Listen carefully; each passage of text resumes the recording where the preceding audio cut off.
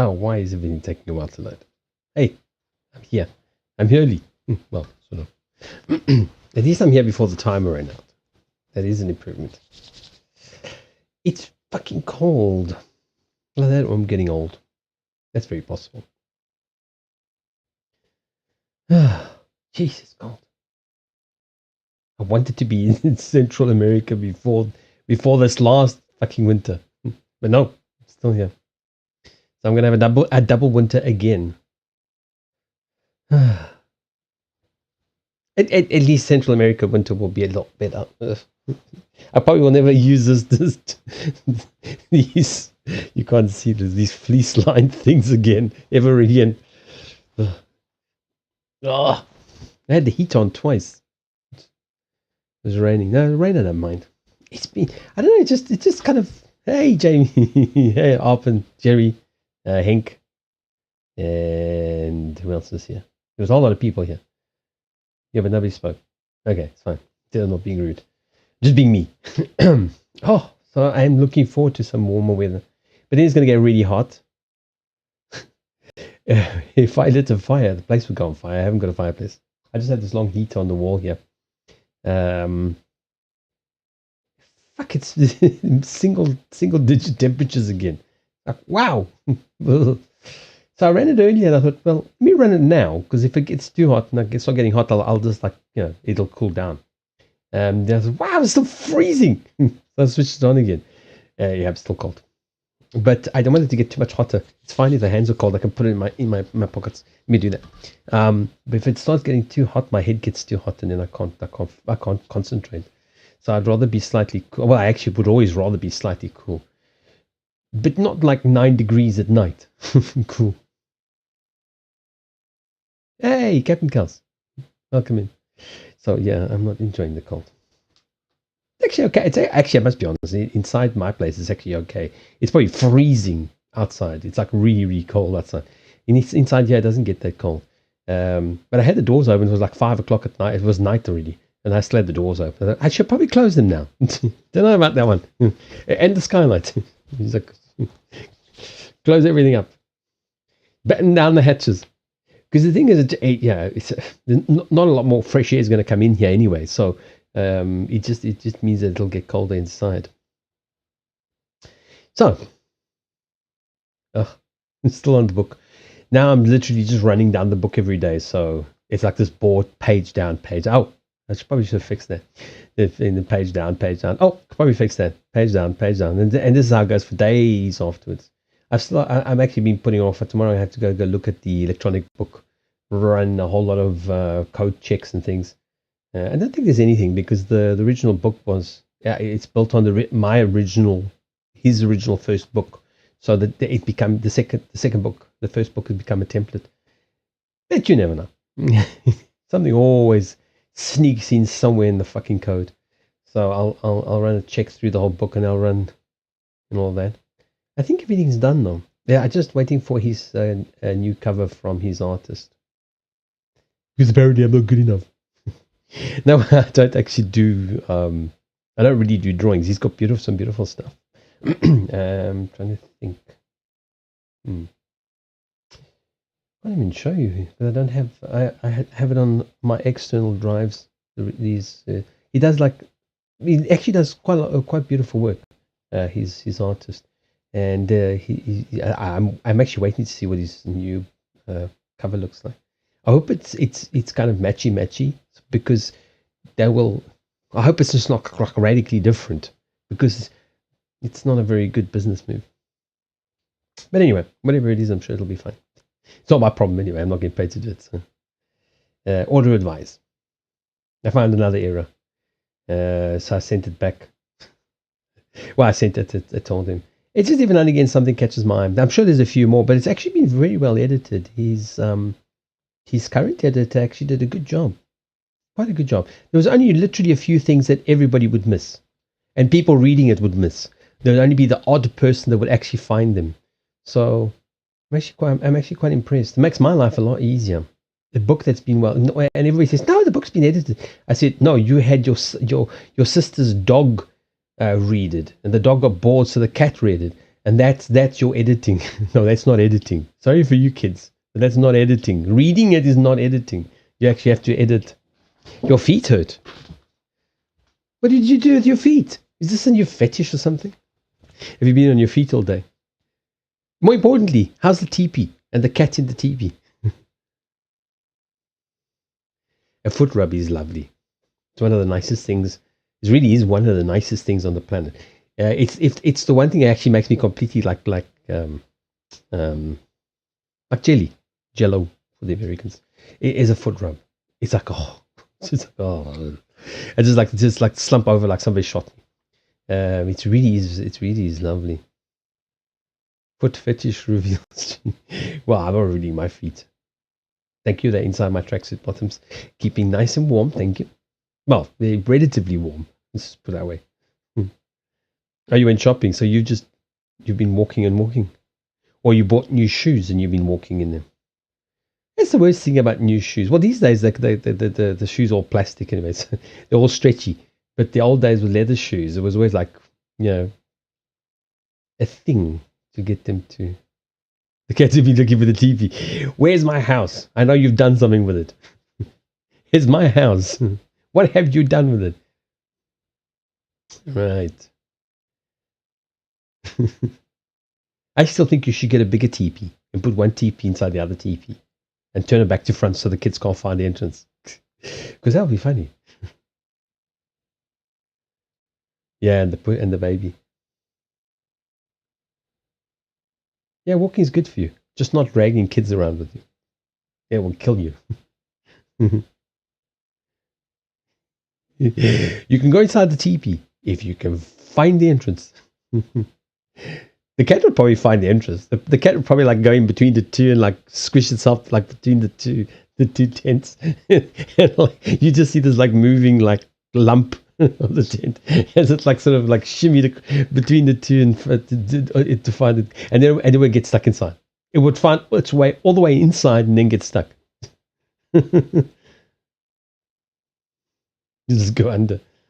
Oh, haven't they got a floor? I thought it was like a it had a floor. It was like a solid thing.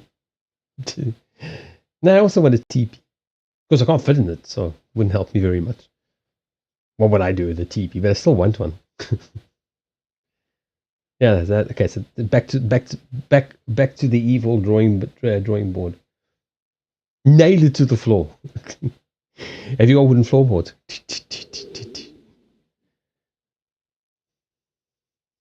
They are cool. They are kind of a practical way to make a tent. I mean, there's not much space inside. It has to be, pretty tall for you to be able to sort of really get in. The relation of the shape.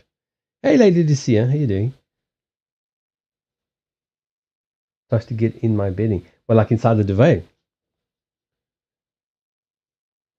He uses a tent.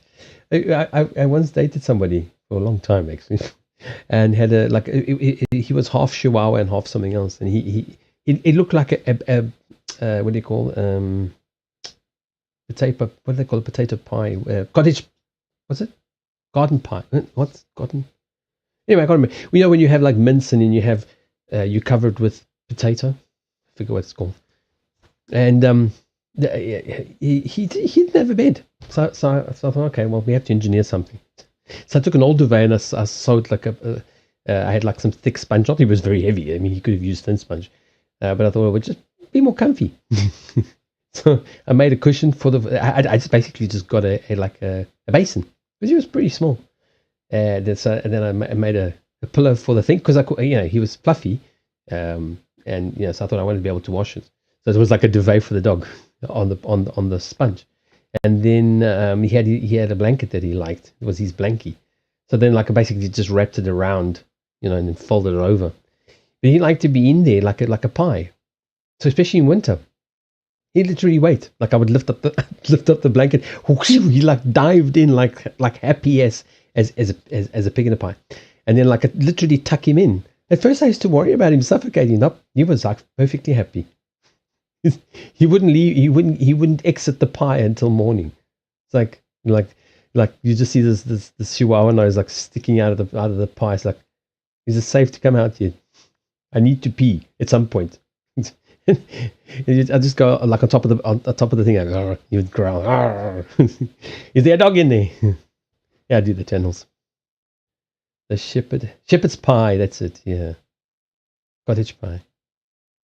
Has lamb meat or oh, I don't know. I don't eat meat, so I wouldn't know. That was a pig in the pie. Chihuahua in the pie. So he was very cute actually. He was really cute. He used to have seizures and that. So then I used to cook for the dog. So we every third day we would eat like kind of rice with vegetables and things, and then I would make more, and then I would keep that, and for like two or 3 days that he'd eat that with some canned meat. I was horrified at what the quality of canned meat was. Like I opened the one, I went, "Whoa!" It's like ugh. I just actually threw the whole can away. I said, "There's no ways he's going to eat that." It's just so it was so gross. And I found this more expensive brand. It was actually very expensive. But he was a small dog, so he didn't eat that much. He tried, but he didn't eat that much. I made sure he didn't eat too much. But wow, that stuff was horrible. It was disgusting. It was so disgusting and so repulsive. Cottage pie, yeah. I haven't had that since I think probably since I don't know. Really don't know. Another thing I haven't had for a long time. I mean, it's a lot of meat. I don't really eat meat, but it is mince loaf, or I don't know what you call it when when you have like I don't know. At least that's the one I know. It had like boiled eggs in it. It's all made with mince and I don't know. Can't remember. And it's got like eggs in it. So as you cut slices, you get like slices of eggs. Yeah. I just don't eat that much meat, so I would never make one. Can you imagine eating that much meat? Mince loaf. But it was fun. Especially cutting through the eggs. I probably have to make a different variation. Yeah, I just fast every second day. At least I try. Now I've lost enough weight, so it's pretty difficult to go a whole day without eating. Every second day. So I generally have a small snack. Yeah, I say small. Sometimes it's not quite so small. So I just fast every second day. A good salad. I don't know. I make the same thing over and over. Lettuce, tomatoes, red peppers. I like the pointy red peppers. They're sweeter. Spring onions. Sometimes I cube up little bits of cheese and put in. If I have boiled eggs, I throw boiled eggs in it. Homemade mayonnaise. Whatever I have. Oh, sometimes I put an avo in it. If I have an avo that's like fairly ripe, which reminds me, I do. I mash it up with the mayonnaise, the homemade mayonnaise and the chili paste, and make that into like a salad dressing. So it's actually kind of clumpy. It's not a very elegant salad dressing, but it tastes good. So I don't care. He's an idiot. Why is he an idiot? I mean, he found the teepee, all right.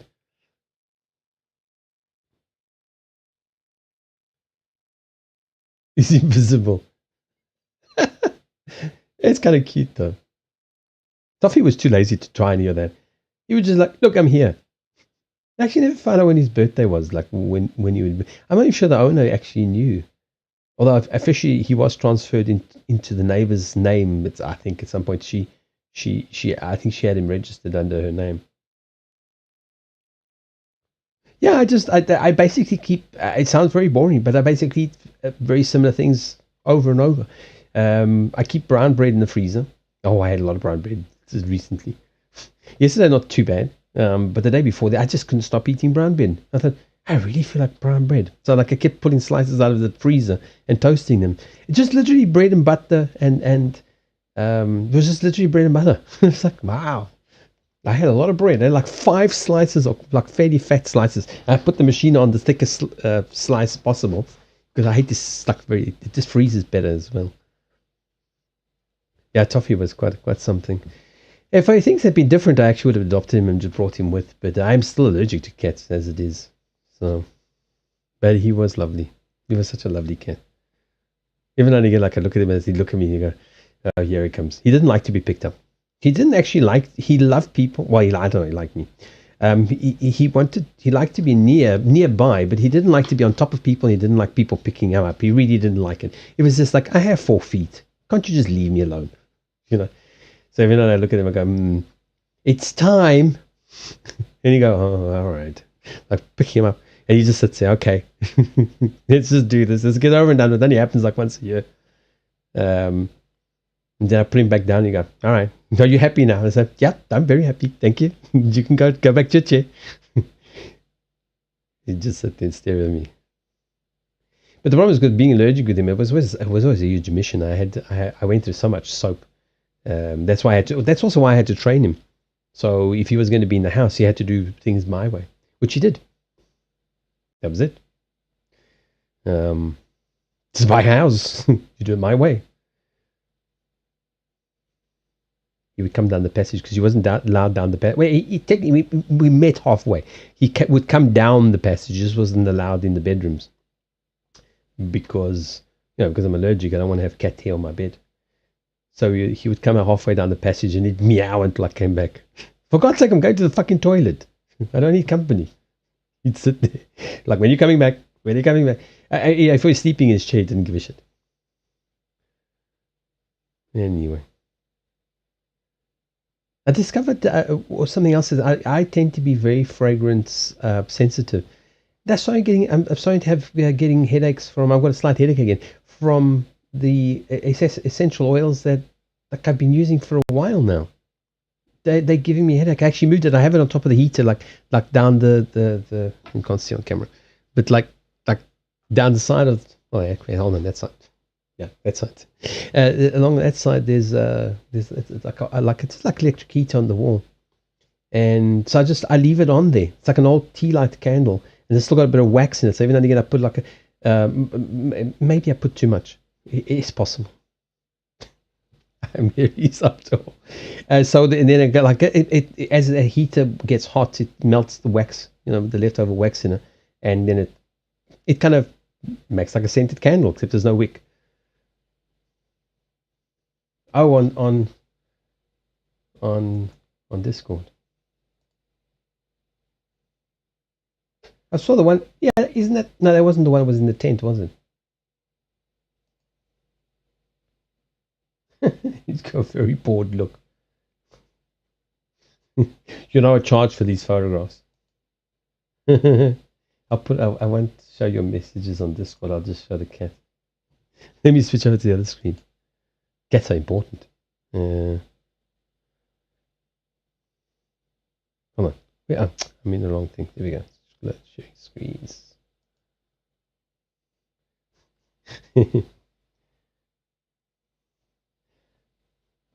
So, let's talk about my commission. You want to take pictures. You want to put you really want to put me on social media, don't you?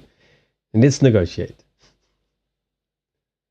Actually, Toffee had this sort of similar shape. He was just ginger. He was even fluffier. He was a really sweet cat. As I said, if things had been different, I actually would have adopted him. I believe there are ways that you can kind of, get rid of the allergies. Or I forgot to pop out the. Now what's happened here? Why does YouTube seem broken? YouTube seems to be broken. There we go, live chat. Nobody's chatted this, that's fine. Let me open up the pop-up chat. I forgot to do that. I always forget something. You've got to forget something. It's not a good stream if you forget something, just in case. Let me put that up there, in case somebody decides to actually chat to me on YouTube. I mean, having said that, I've done a few readings there. Right, so that's open. And now that it's open, hold on, I think it is the plugin working. Yep, it's active. Let me just check. It is working. They're coming through. There we go. So at least I can see messages come in. Excuse me. Yeah, so you might be wondering what that is. It's a very difficult box to open. Enko, you there? It's all his fault, so he's got to be here for that one. You switch everything back to the right screens. You're lurking. Oh, my hands are almost warmed up. I'm actually glad I didn't run the heater any longer. Almost done ordering something. Oh, for me? More present. So now you might you might be mistaken for thinking this is a terror channel. It's not, and this is not terror. This is actually still based on those. So you'd be very surprised. A landline phone number for me to toy with. I wish I had. I still had ADSL. Now you'd think that these would be about the same size, wouldn't you? You would think roughly they would be terror size. It's only 10 a year. For the future when 2G, 3G is shut down, won't call anymore. $10 a year. $10 a year.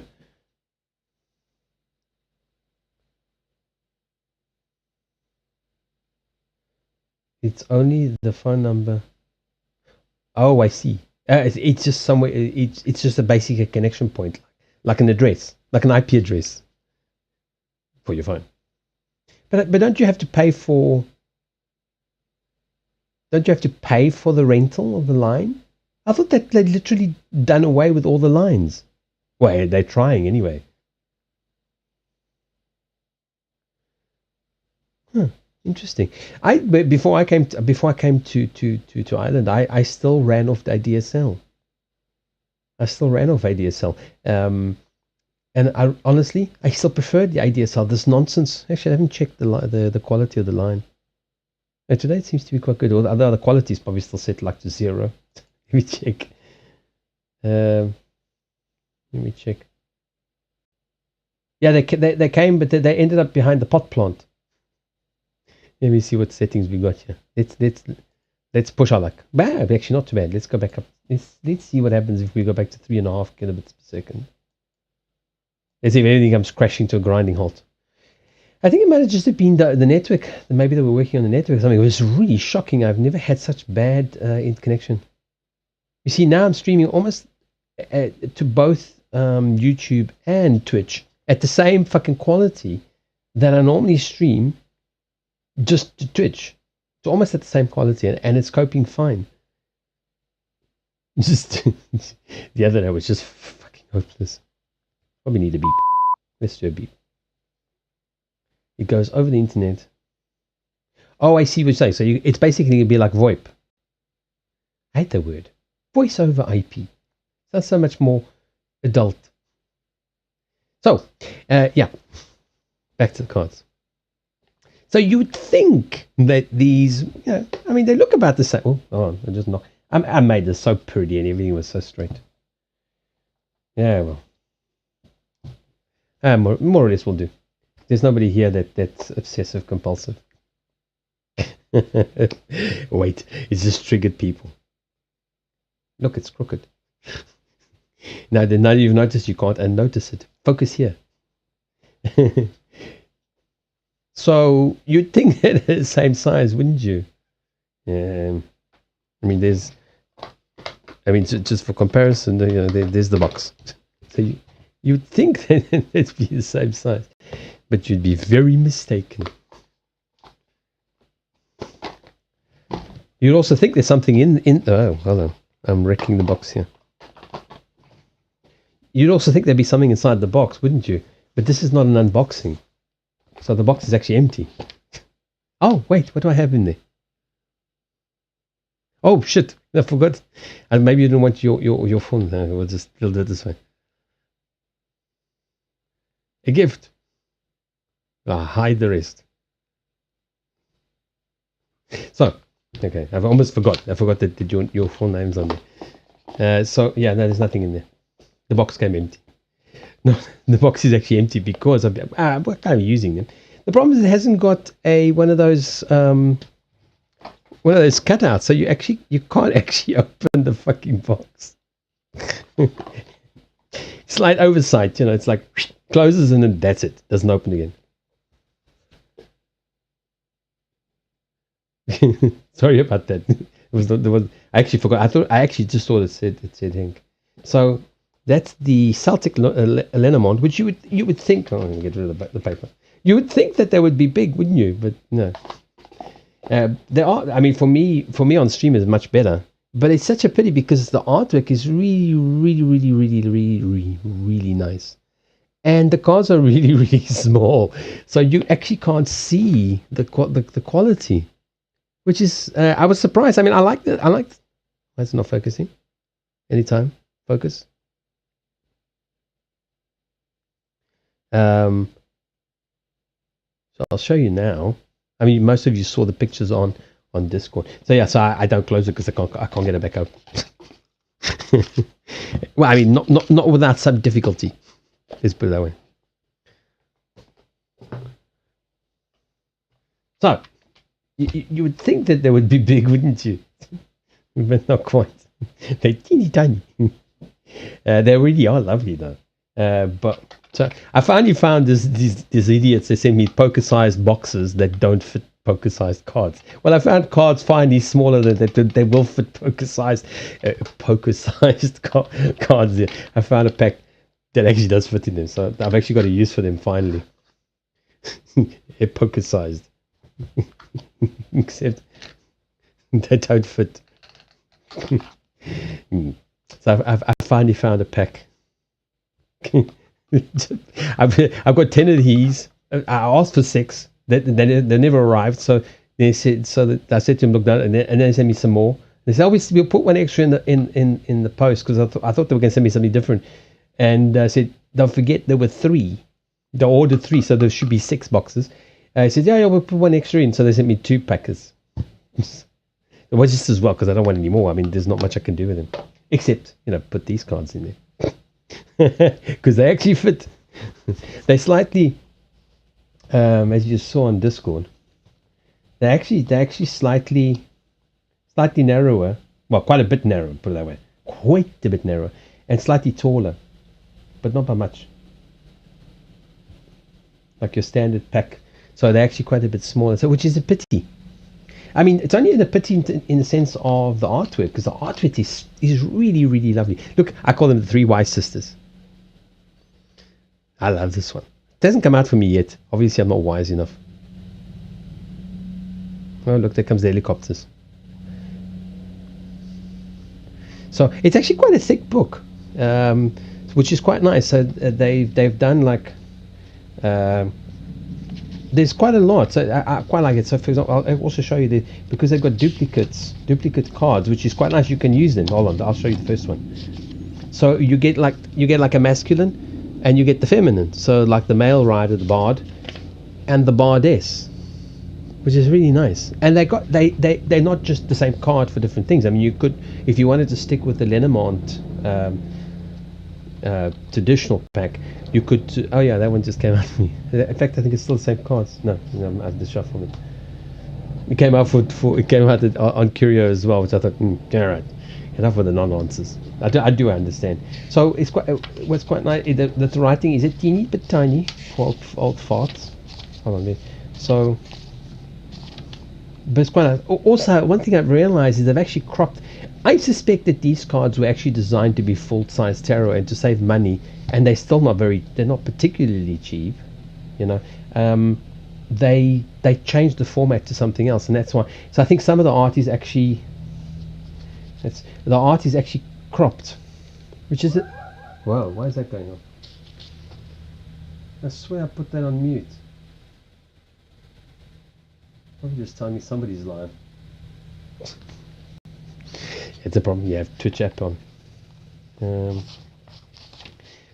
like card 13, you have the little girl, and you have the little boy, which is quite nice as well. So that's the little boy. But on this one, it's pretty much cropped, almost the same as the card.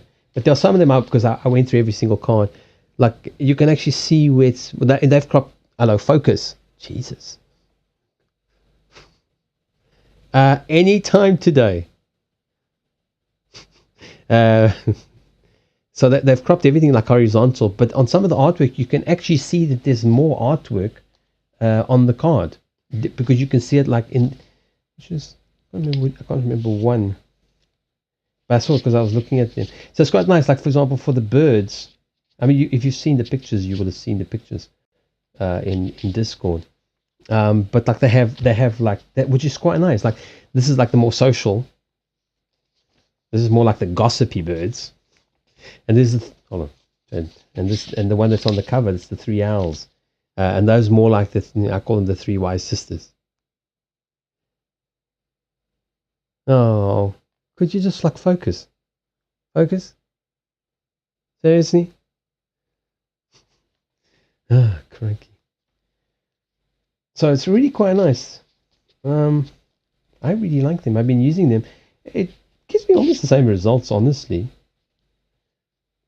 But the cards, I'll show you some of the cards. The cards are really lovely. Unfortunately, they're very small, so it's like kind of difficult.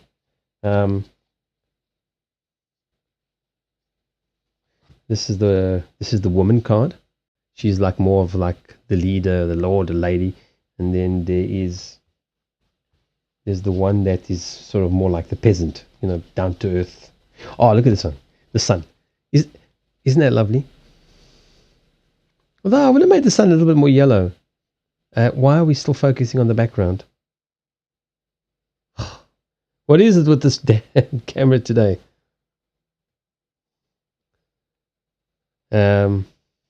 It's still trying to focus on the background. Seriously. It has to fill most of the screen. So that's the sun. And it's still not focused. For Pete's sake. Oh, man. There's the boat, which is about traveling.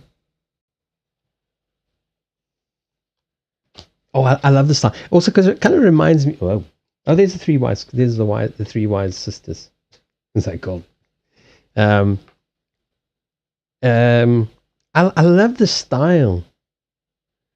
It reminds me of Africa. I know it's Celtic, Normandy. Yeah, whatever. But why is everything kind of wonky?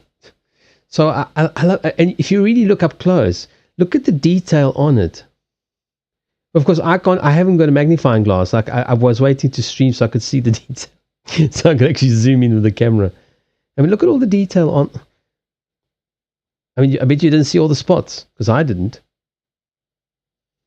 Look at the detail on these cards, and they're so tiny. So it's a little bit sad, just purely from the artwork. But they're nice because they are small. So I don't, especially on stream, you don't really want. Oh, look at this. There's the two of these. The one represents summer, the tree. So one can look at it as a tree of life. There's the male bard. Focus. Any time today. Focus. Oh, they got the cards. Oh, whatever. Give up. This one I find this was a little bit too cheerful. It's like the cloudy day, confusion. And all I see is a perfectly clear day with a couple of one teeny tiny cloud. I feel like this one should have been a little bit darker. Oh, look at this one. Isn't this cute? Abundance, spring, flowers, the feminine. Oh, for Pete's sake, just focus. No, I want to focus on the background because that's far more interesting. Look at that. Yay. The owls are really quite amazing. And this one, I got this one in a reading. Oh, that's the love, the romance one, which is kind of an unusual card because it's got like I think it's oyster shell something, which interestingly also corresponds with the Jack of Hearts. So that one actually. Oh, gee, fuck. Now we're not even going to focus.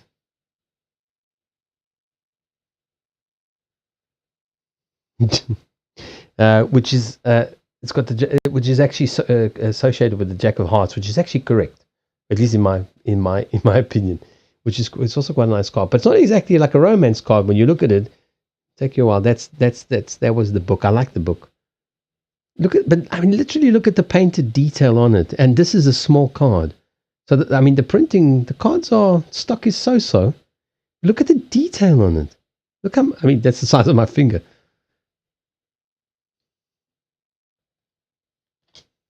The dog, I don't know so much.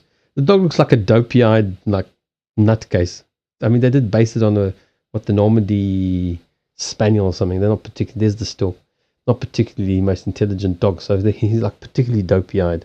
Like, oh, where am I?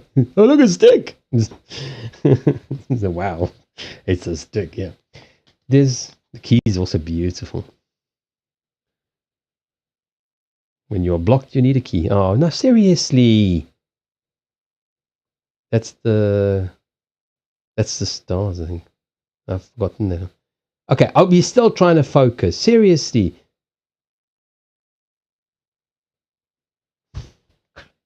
What is it today? It'll focus up there, and then everything else it just wants to, like you see, like even though this is here, it's still trying to focus on the background. There we go.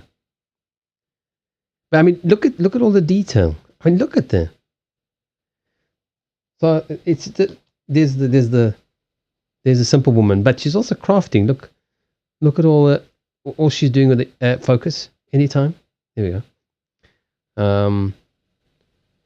She's spinning yarn and making stuff, crafting. Oh, it's closed. Let me open up the queue. Done lurking. I was doing all this for you. Right. Let me open up the queue. Officially. Oh, there's the female bardess. Kind of the messenger. Still not focusing.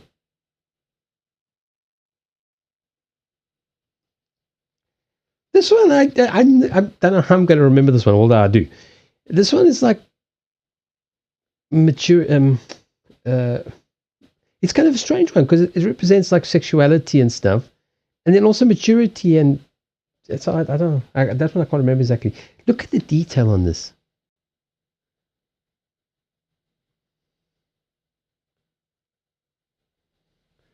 I mean, it's like they must have painted like, hey, deck collector, how you doing? I've got a deck for you. Have I got a deck for you? Focus anytime today. Yeah, focus. Yeah. No. What about over here? There's like the one male.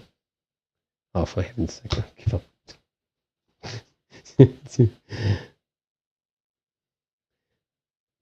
There's blockage, mountain. How can you still be trying to focus on the background? Seriously, you can't even see the background.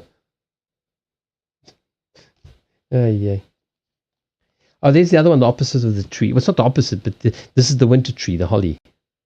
The other one's the oak something, the willow, the oak something or other. No, because I can't manually focus it. It has to be on automatically focused. I mean, I'm not here to do cinematography. Here's another interesting one. That's about it. Right, I'm out of here. Besides, it's a web camera. How are you going to autofocus a web camera? And if a focus is here, it's not going to focus up there. That's the whole point of having automatic focus, is so that it'll focus. This is the lighting. The problem is the lighting. Yeah, no, it will focus. It's just the lighting. It's got a problem with the lighting. That's why when I remember, I tilt it towards the dark. Then it'll focus a bit better. When it's quite close, it fills the screen, so it's got nothing else that can focus on. Or down here, sometimes works, but you see, it's still focusing on the desktop. If I move it here, it'll still focus there. I'll move it. It'll move. I don't know why, and there's no way to set it to center point. If I could get it to like a proper camera, just to center focus with a central focus, then it'll always be in focus because I need the center to be focused. I am very focused. I am focus personified. What was I saying? Oh, hello. What's happening? Somebody tipped. Oh, unfocused. Hank, thank you very much. But the autofocus actually works relatively well, except when I'm trying to get it to focus on something singular, like close to the camera, like with the cards. Then it has to cover a certain amount, then it will start to focus. And I think it's also got to do with the fact, I think part of the problem is because it's a 4K camera. I bought the 4K camera so I can crop in on myself instead of having like showing you my green screen's only 1.5 meters wide. It can only go so far. And also, so it literally only it zooms in down onto the thing. And I suspect part of the problem is that the camera may actually be focusing on stuff that's outside of the picture, and that sometimes causes the issue.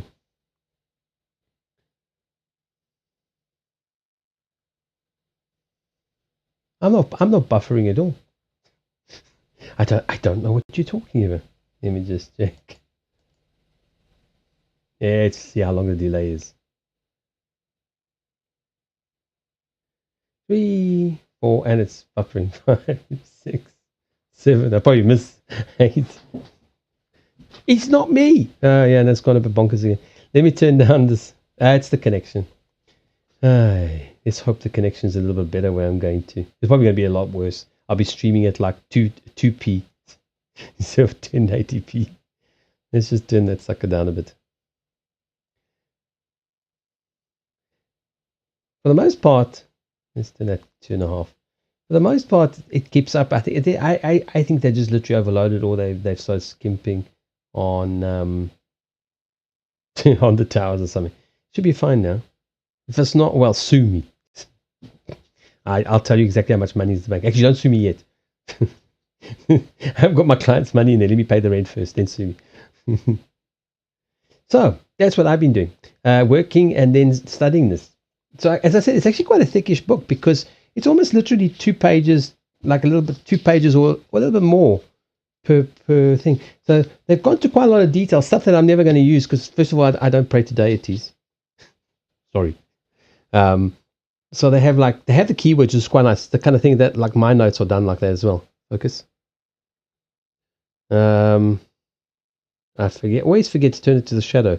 Focus, usually focus is better. So you've got like keywords, then you've got like the association with the original card, which there is no association. I don't know why they bothered, because this is like a tarot, except unlike the tarot, it doesn't follow the normal cards. Then it's got like the description, which is quite nice. It's actually got a description of the actual picture. It actually describes what's going on in the picture in case you can't see all the detail. In fact, there's the one, it's not even in the card. I'm going, where the fuck is what's the hay or something?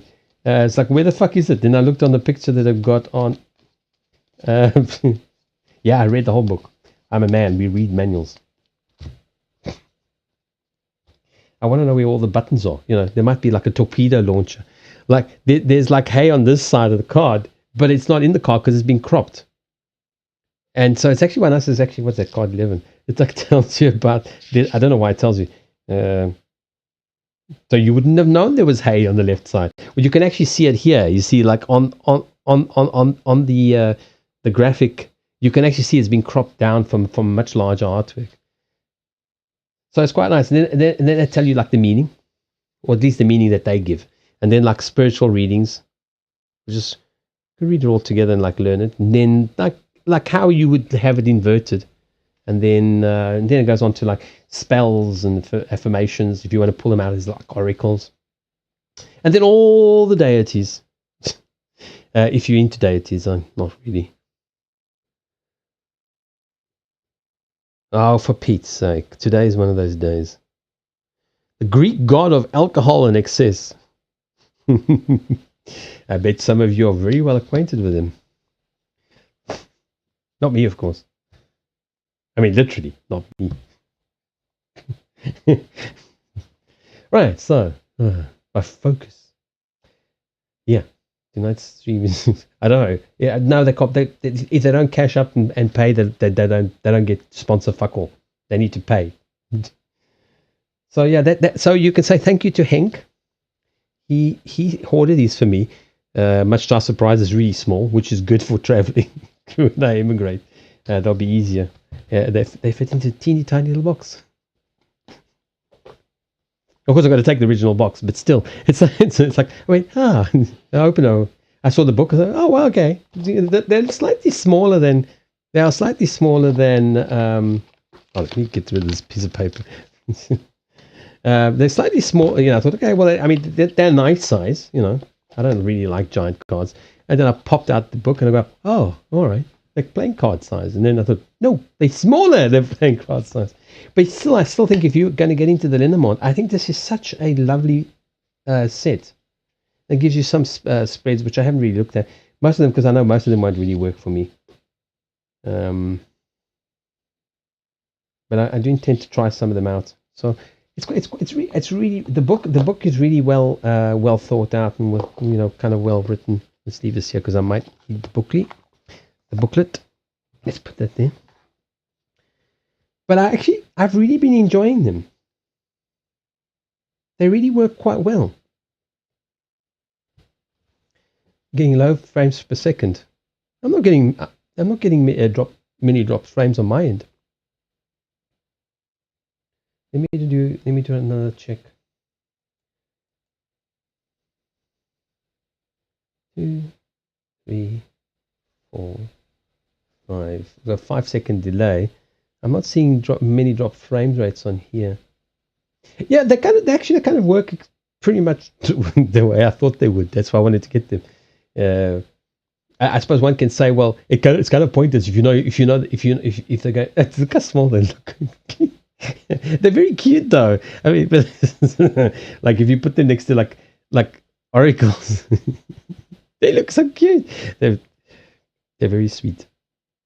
I do like them though, but I mean they really are tiny.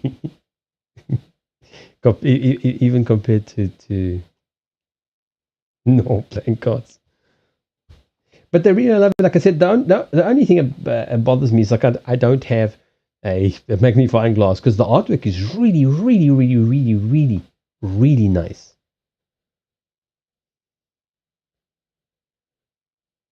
I don't know. I'm gonna have to go in. I'm gonna have to go in. I think next week when I'm out in town and go and complain.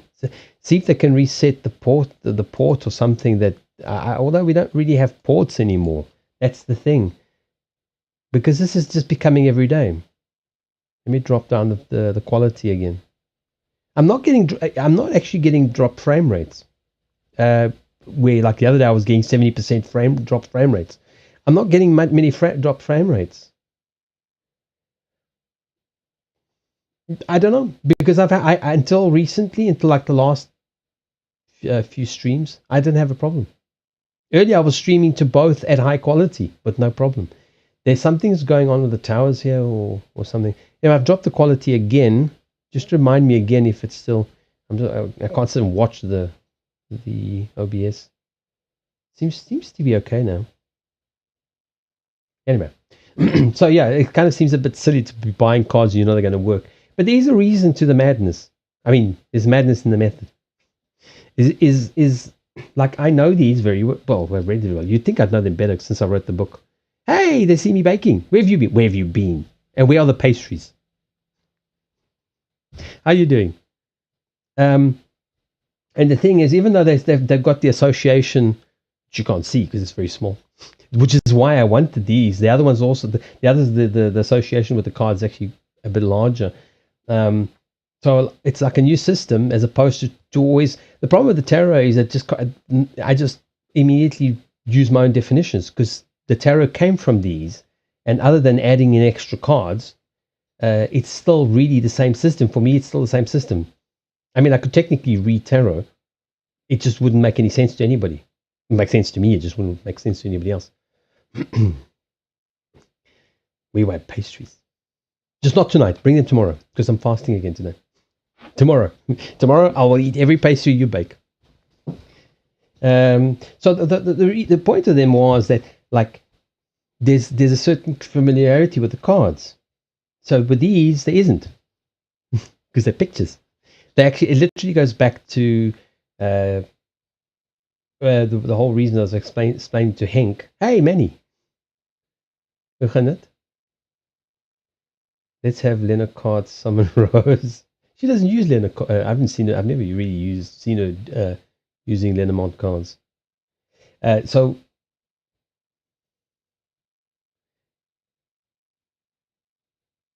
I thought you were in the. I thought you were in the queue, Hank. Been summoned. We do that. We do that around here. We call people. Sometimes, often it works. Yeah, I don't think I've ever seen you using them. So, like, the whole point was to dissociate the established. Yeah, but that's why I opened it, because of you. And then you weren't even in the queue.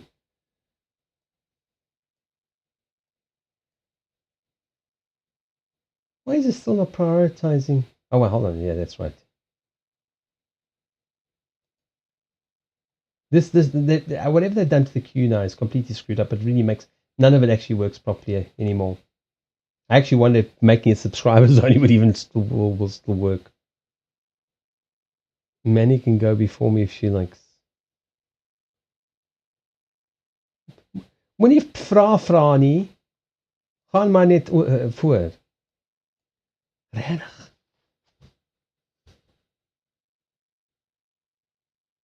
Ek vind maak nie saak nie.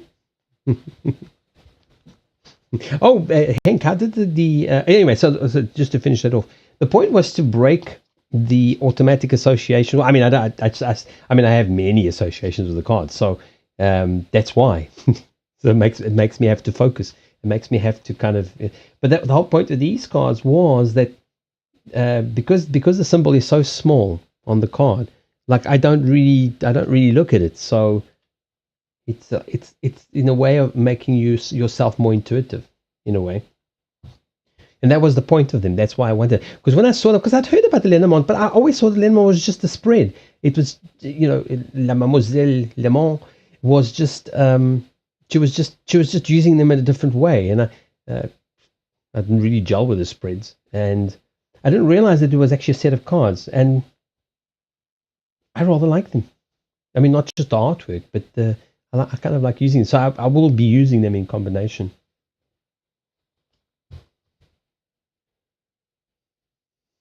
Well, you can't have one. I don't. Hold on. Oh no, Henk. I wouldn't do the 9 square with these because, like, I'm not entirely sure I'd be able to. Oh, that's why you want. That's why you called for one. Oh, fuck. Yeah, but I don't know how to do the Lenormand spread. No, I'm not. I will do mine, but I won't do the Lenormand one because that's why I changed it, because it doesn't work for me. It doesn't make any sense to me.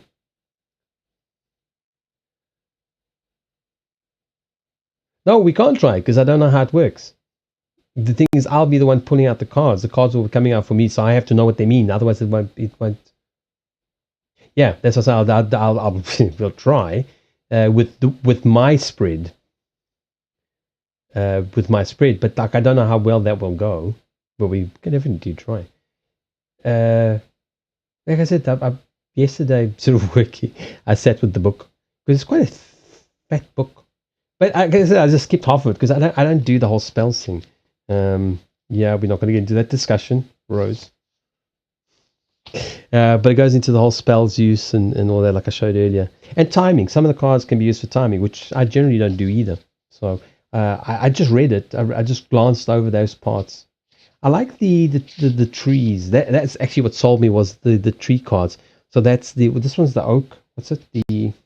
Oh wait, no, that's. I actually don't know which number the tree is. The lady. I think it's further back.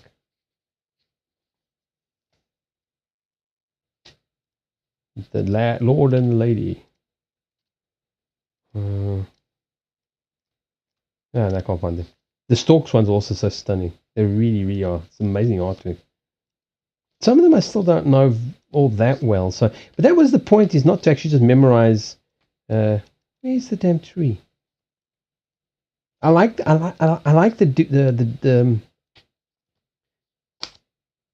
two very, like, this one's quite nice. Like the snake. There's two different snakes. There's the fierce snake, as they call it. And then they have the snake which is shedding, which is changing, which is change.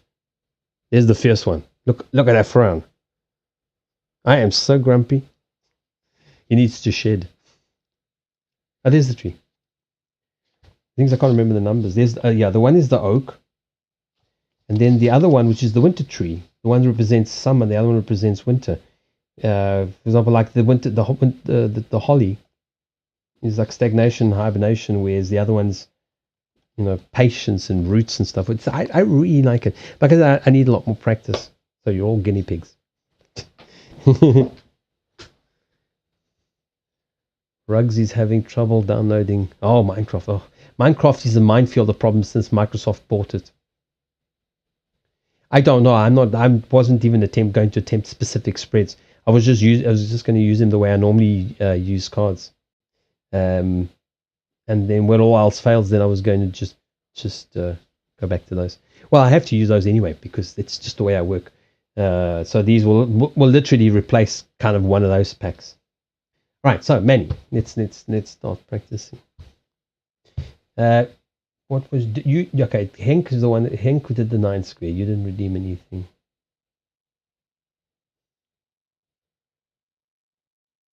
Yeah. It's like you've never been here before. Well, I don't know. I'd like at least a topic. But at least make this about you. Like a good Leo. No, I was looking for what I could redeem. No, we'll just whatever you want to. Oh, by the way, I suppose probably should do this. There's some rules. They need to be edited. But that's how it works. So whoever's watching, who hasn't been here before, and if you haven't, why haven't you been here before? Being scared of me is absolutely no reason. Let me grab Manny's nickname on this side.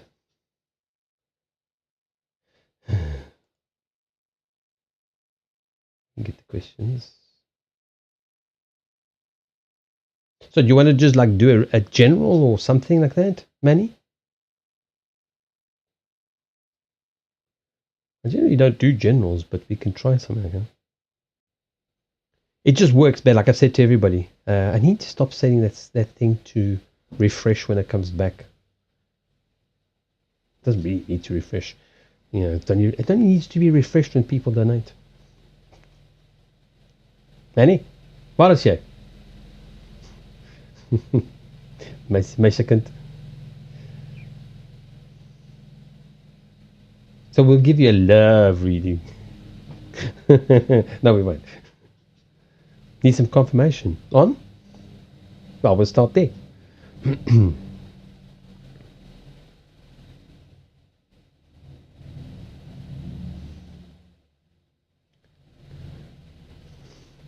I don't know. I don't know what to do. I'm going to have to go in and complain. Maybe, like I said, they can reset the account or something. In the old days, they would reset the router. Let me just set this down to minimum again. It's like it's only I can do. I mean, I've never had this issue before until recently. Yeah, let's just set this down to like 1,000 kilobits per second. The other day it didn't even make any difference. I mean, I went almost like down to 0 kilobits per second. It's still bombed out.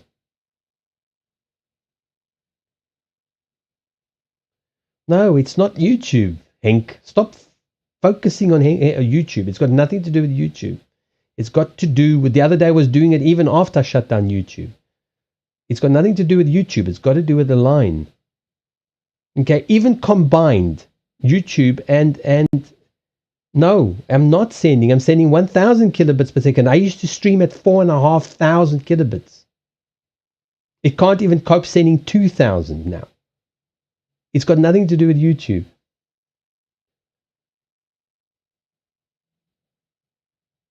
Let it go. This time it's got nothing. The YouTube is not to blame. Even after YouTube is no longer. No, at this case, even and again, I see it glitching on my end. I'm actually not getting a lot of drop frame rates, which is surprising. But I see the connection comes and goes. Like the. See, now it's sitting green. Hello, Ghost. How are you doing? just press pause and then play on the app. That will at least catch you up to the speed. No, this is an intermittent problem. This is an intermittent problem now with the connection. This has started about a week ago. I've been streaming to both channels for a lot longer. I said I literally occasionally, when like I would stream earlier during the day, I would set it down to about 2.5, 3,500 kilobits per second. Now I'm literally streaming at 1,000. That's a quarter of the quality I used to stream at. So this is not even to do with dual streaming. Am I on the right path, or am I overdoing it again? Do I need to slow down? Do you need to stop asking questions? Maybe refresh your messages on this side. I don't think a Leo could ever overdo anything. That's just not possible. Ah, what the hell? We're not going to do a card for the evening. Yeah, who needs a card for the evening? Nobody looks at it anyway. I do like the back on of the cards. I thought, you know, after the complexity of the thing, I thought it's like relatively simple. But even if you look at it, I mean, look at the detail in there. I mean, it's limited by okay, focus. It's limited by, of course, but you know, by the printing as well. But I mean, look at the detail on the whole pack. It's as I said, it's such a pity that they are so tiny. It just purely from the art point of view. Well, I don't know. I think at this kind of size, they kind of look rather bland. I suppose I don't have anything else that's yellow, so except for the cat cards are sort of yellowish.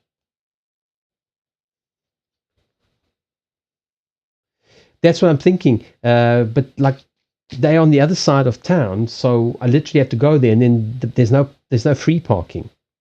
So I'm thinking is I have to go into town on Monday. So what I do is there's a place that I park where I don't have to pay.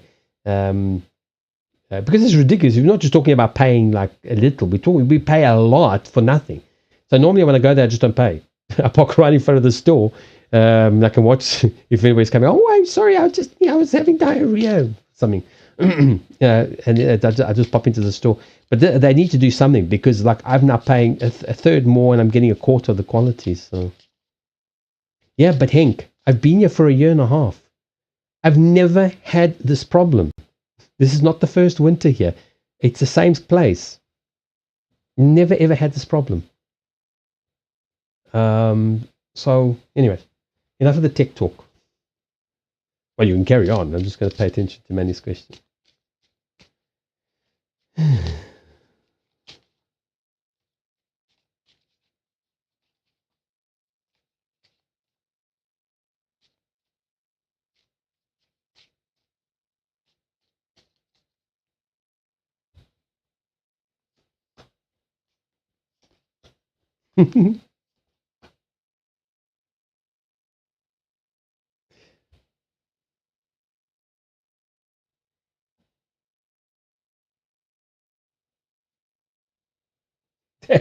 That's a set of three strange cards.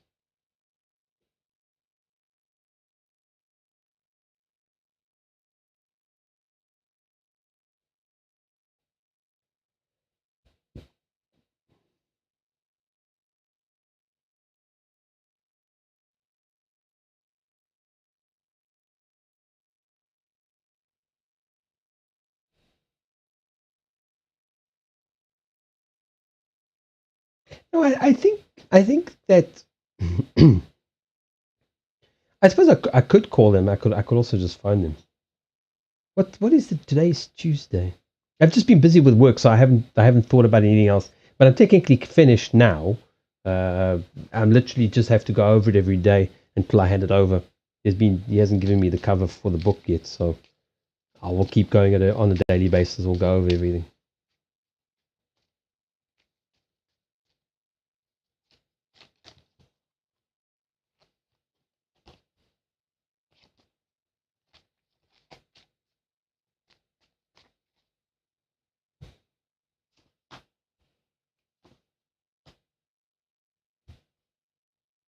Yeah, I see. It kind of look how small they look. They're so cute. They're really cute. They're like mini tarot cards. They're smaller than the my small tarot cards now. So I think it's literally what they said is that I don't think you are overdoing it. There's a maturity about that. That's the card I pulled out earlier. Again, here we got taking charge. We've got in almost the same position here. We've got the King of Diamonds, which is security, achievement. There we've got community. We've got almost like an abundance, and we've got putting down roots. So I don't think you are overdoing it or on the wrong path or anything of that nature. I think you've just taken charge. Besides, I don't think you can overdo anything. You will know if you're overdoing stuff. I know people say, "How will I know?" You will just know. I mean, you will know. You will know when you're when you start getting obsessed and you feel yourself obsessed about something, then you're overdoing it. So I don't. I see you reaching a goal. Let me double check the anchor again because I know it's about putting down roots.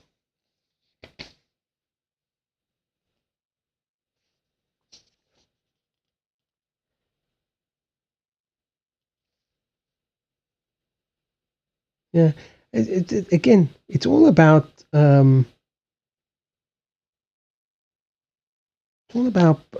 in a sense, security. There's abundance. It's also about abundance.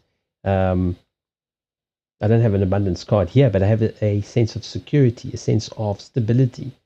And the King of Clubs is about taking charge, which is good. There seems to be weighted more towards goals rather than spiritual stuff. There seems to be more geared towards goals as opposed to just, spirituality per se. There's a maturity coming into a maturity of mind, maybe. Also more tranquil. You see me a lot more. You see me a lot more at peace now. At least I feel that. You feel more at peace, Manny?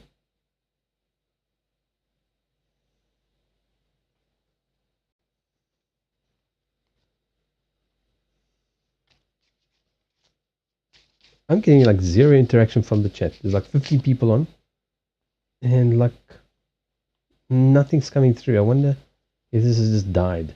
Oh, okay. There's many.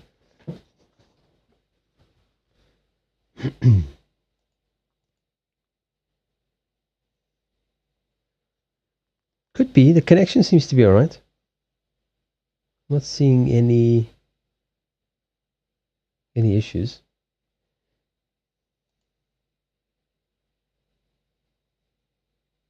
There's been no chat on YouTube, so I don't have to worry about that.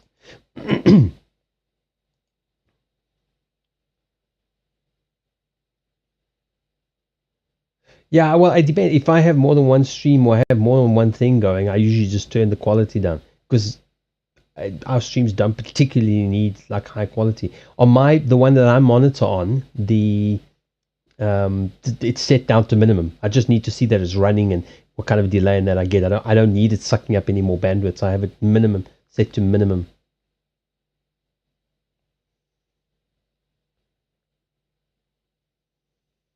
Nowadays, well, I mean that's kind of normal.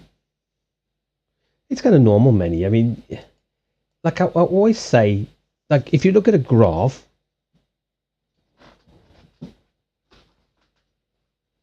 yeah, sometimes I set it to auto as well. But if I have like today, I was on Courier, I was on Rose, I was on somebody else. I don't know. I was on a few streams just while I was working, and I just had them open just to support people.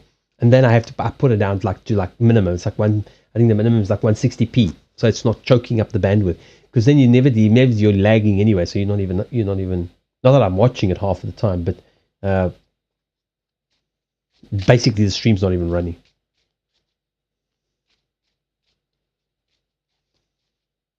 For me, that's the consequence of going too hard at it, not resting enough. Well, initially, yes. But I think, well, okay, let me just finish with Manny before I start jumping around. I would never do that. Never, ever, ever, ever. I would never jump around. So, who's next? Yeah, Manny, so as I was saying, look, there's the fun, there's the, you're doing fine. Look, you've got Seven of Hearts. You've got laying down good foundations, good news, solid foundations. You've got the long-term emotions card there. You're doing the work that you needed to do. That you fought for a long time to do it because you were so concerned for to get down and doing it. You're not actually doing it, so that's why you will have peace. You will have more peace than you had before. And a lot of people think, suppressing the emotions, suppressing the overwhelming emotions will actually bring peace, but it doesn't. It actually it just makes it continuous. It doesn't actually ever stop. We pretend like it does, but it doesn't. I'm trying to learn more about Greenwich stuff, not because I want to do spells, but more to learn to ground better. Yeah, but the thing is, there's nothing. I mean, I study things. I mean, I looked at we're not going off topic. I promise. I looked at flat Earth theories as well. I don't think either theory is entirely correct. But I looked at them. I don't go, oh, that's just nonsense. So there's nothing wrong with studying anything until you're bored with it. Then you move on to something else. Constantly with my head in the clouds. Well, I mean, you can do it too much, but there's nothing wrong with that. Lately, I'm trying to keep my feet on the ground and my head in the clouds.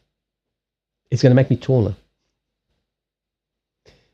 So, I mean, if you find that it's becoming an avoidance, but I don't think so. Look, you've got all the cards of happiness, of contentment, of peace, of abundance, of taking charge, of all of this. They're all here. Yeah. Until you look at it, almost anything. It's a nice theory until you look at almost anything to do with flat Earth. So, oh, you can see it's flat. I said, you can see it's curved. You can see it's straight. I said, no, actually. Table Mountain has a cable car. It's a kilometer up. You can look down at the Earth, as I showed you the pictures the other day, and you can actually see the curvature because you can see so far out to sea. Oh, that's just the camera lens. I said, look, these are not camera lenses. These are just normal eyeballs. You can take a ruler and you put it across the horizon. You can actually see it. There's only one other explanation, would be an oval. If it was flat, it would have to be oval. It would have to be pretty small as well, because a very, very, very large oval wouldn't work either. It's like that. Anyway. So, Manny, I think what you're doing is working. It's bringing you peace, and that's what I'm concerned about. Herbal medicine courses. Yeah, I think you should. I've told you quite a few times when we do the chakra readings and all that, the King of Spades comes out. That's the teacher. I told you that, I think, the other day. You're coming into a role of where you are learning about stuff that you will then be able to explain to other people. In a sense, that's part of my growth to go to South America. I think there are things, not just because it's there, but there's things that I'm going to be remembering a lot more, and I need the peace and the quiet and that I cannot get here. That I will be able to sit down and be able to write. But he built 2 pillars tall enough apart to shine a laser through them at a straight line. If it would go through both holes.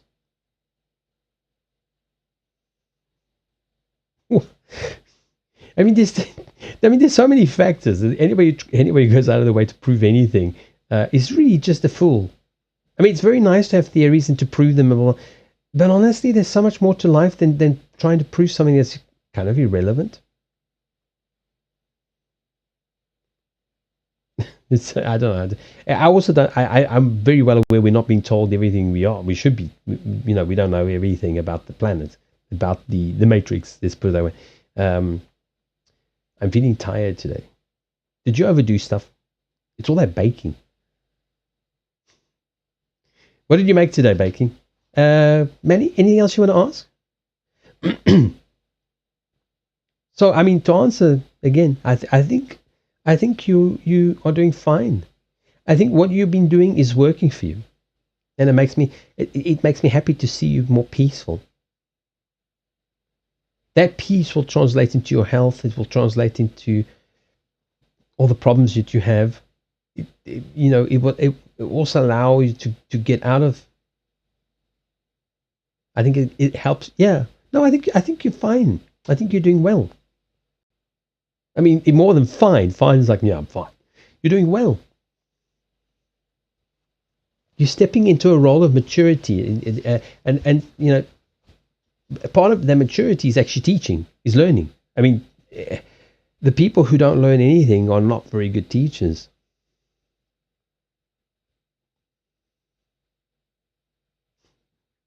I don't know about fine and fine, but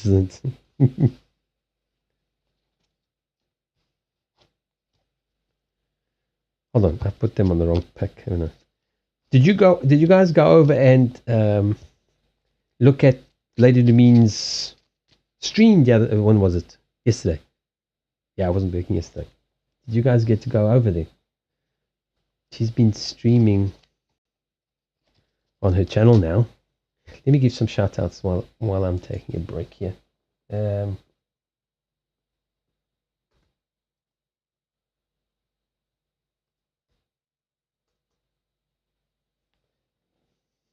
Next time you're going to ask me how I'm doing, I'm going to answer fine.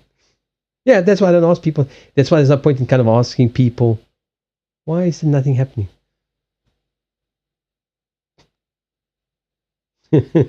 Is Twitch broken again?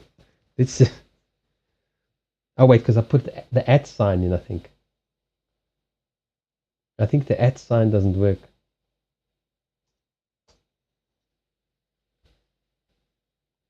No, apparently nothing works. Alrighty, all right. Let's hold on a second. Oh, I know why. I typed. That's not. I can't see from here. That's better. There we go. Now we're actually getting some shout outs. I should probably, instead of typing a 1, I should type an exclamation mark. And you should also go over to Rose to see if she's got a clip for us. Oh, I turned it off the other day because it was. Can we get a shout out for you? I don't know if Rex is here actually. Let me do it for you. Where is the shout out? Oh, damn it. Yo, Erica. I'm not gonna find it. Fuck yeah. Coming to see. I had to turn them off the other day because it was so laggy. It was so laggy that the Gentle Spiritualist was on for like an hour. Just frozen. Who else? Who else here needs a shout out? Who's here? Anyway, let's just do this. Why?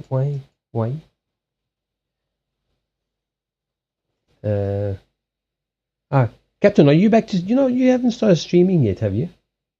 I mean, gone back to streaming. You should just copy and paste. I have these things in a.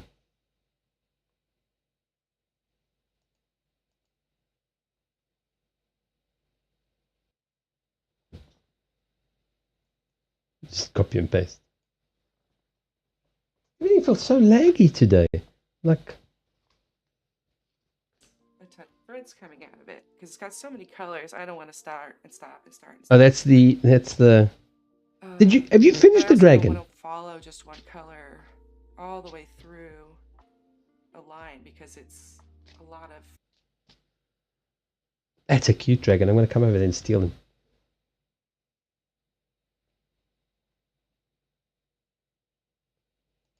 That's I love the colors. I suppose it's all red. Right. So Manny. Then it's Henk. And Henk, are you just debating whether I should ask? Okay, Henk, you had a 9 square. You around? Because I know you've been sort of coming and going.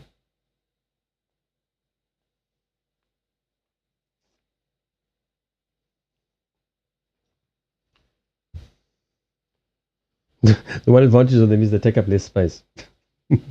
Right, let's. Although technically, I'd normally split. Let's see what happens. Normally, I split the packs. I don't use one pack for the whole spread. So let's see how that one goes. Where can I put this?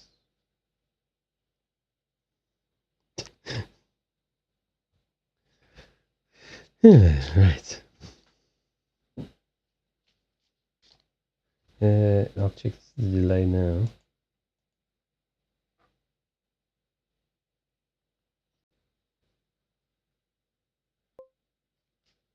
I've got about a 5-second delay on my end. The connection seems to be fine though, but it's literally streaming at ultra low quality.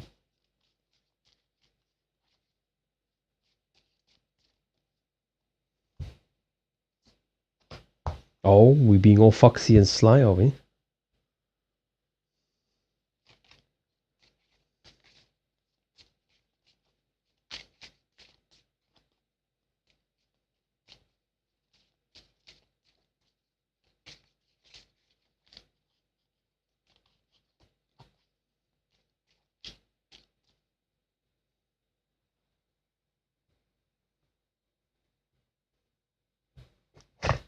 It's so small.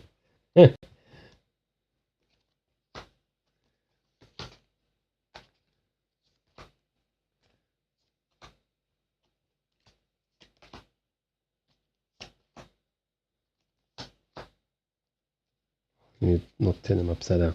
I don't really do upside down cards, and it just annoys me when they end up upside down.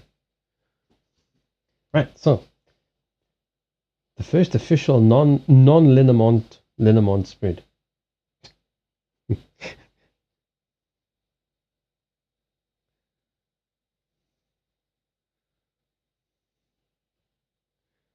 Right, now these can go somewhere. Hey.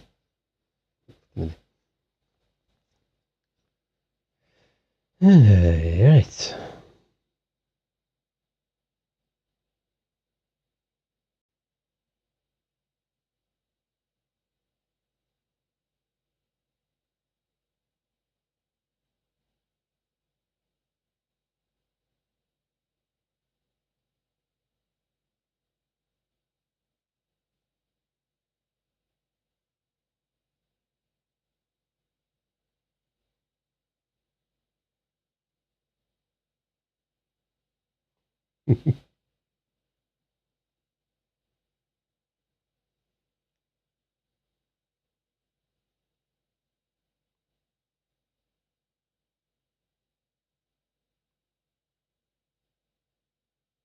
The part that I don't understand too much, I mean, it kind of makes sense, but I'm not really sure.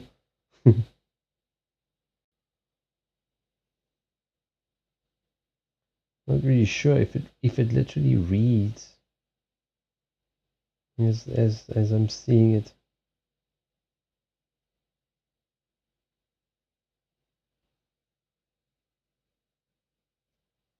I'm gonna check what's the other meanings on the home.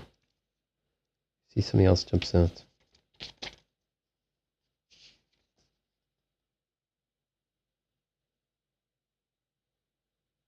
Yeah, that's what I was thinking. So, right, recent past. Recent past is kind of, in a way, which it does follow actually as a pattern, and then there's a little bit of a warning about this. Kind of leaving the comfort zone of home. That's the home, but here it's representing an exiting of that comfort zone, looking towards the sun, looking towards opportunities, and kind of in a way also stepping into your own power. That would represent you.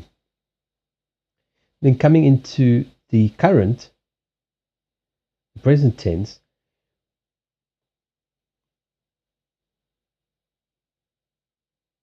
it got you literally transforming,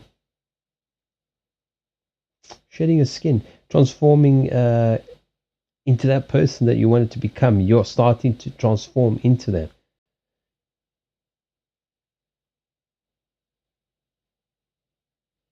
Putting your cleverness into practice.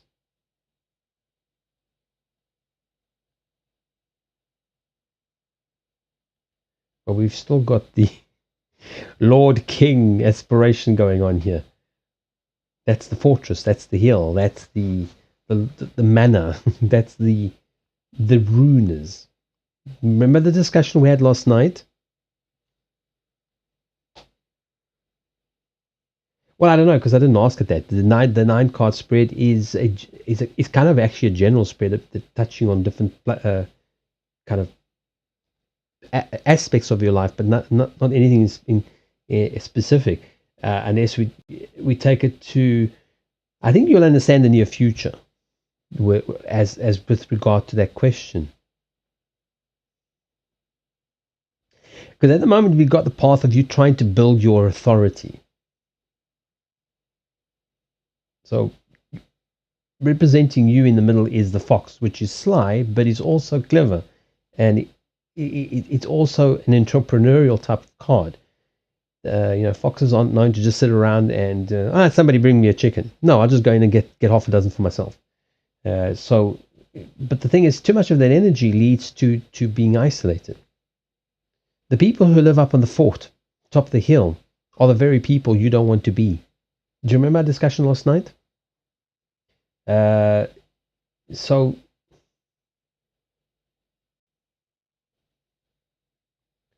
someone is on YouTube. They are? Jesse. Oh, hello. Sorry. When I'm doing readings, I don't really look at the chat very much. Hello, Jesse D. I stream both to Twitch and on YouTube. So the YouTube comments are up there, and then the rest is Twitch because we don't get a lot of people there. So how are you doing, Jesse D? And thank you. They see me baking. If you would like a reading, you just have to stick around. If you do, speak up and tell me. I'll try and add you into the queue. I have a queue, but it's based on Twitch. So we'll add you in if you are about and you still want a reading. Then I'll add you into the queue.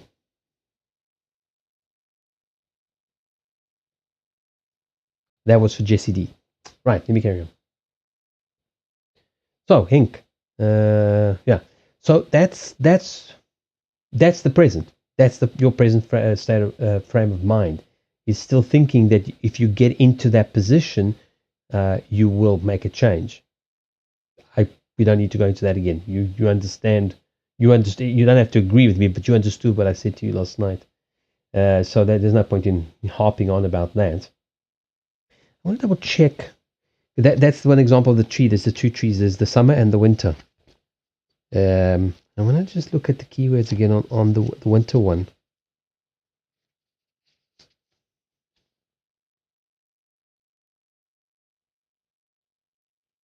Yeah.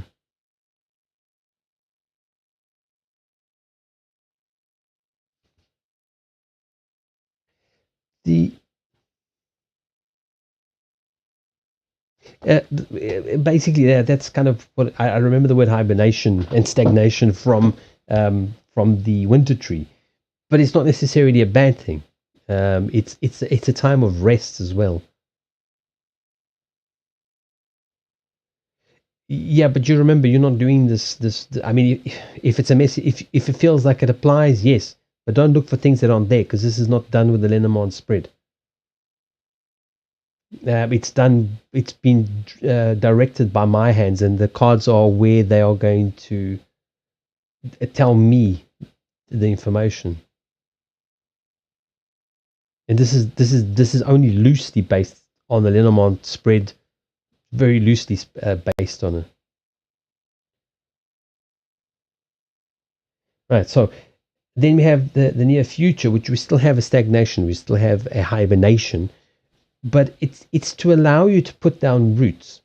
It's allow you to anchor yourself in life. So in a way, it's actually just to prevent you from rushing off. Because if you could rush off now, you'd be rushing off. And that's not what you're supposed to be doing. You're not supposed to be rushing off. There's the cross to bear. Okay? Remember what we said last night? It's not your cross to bear.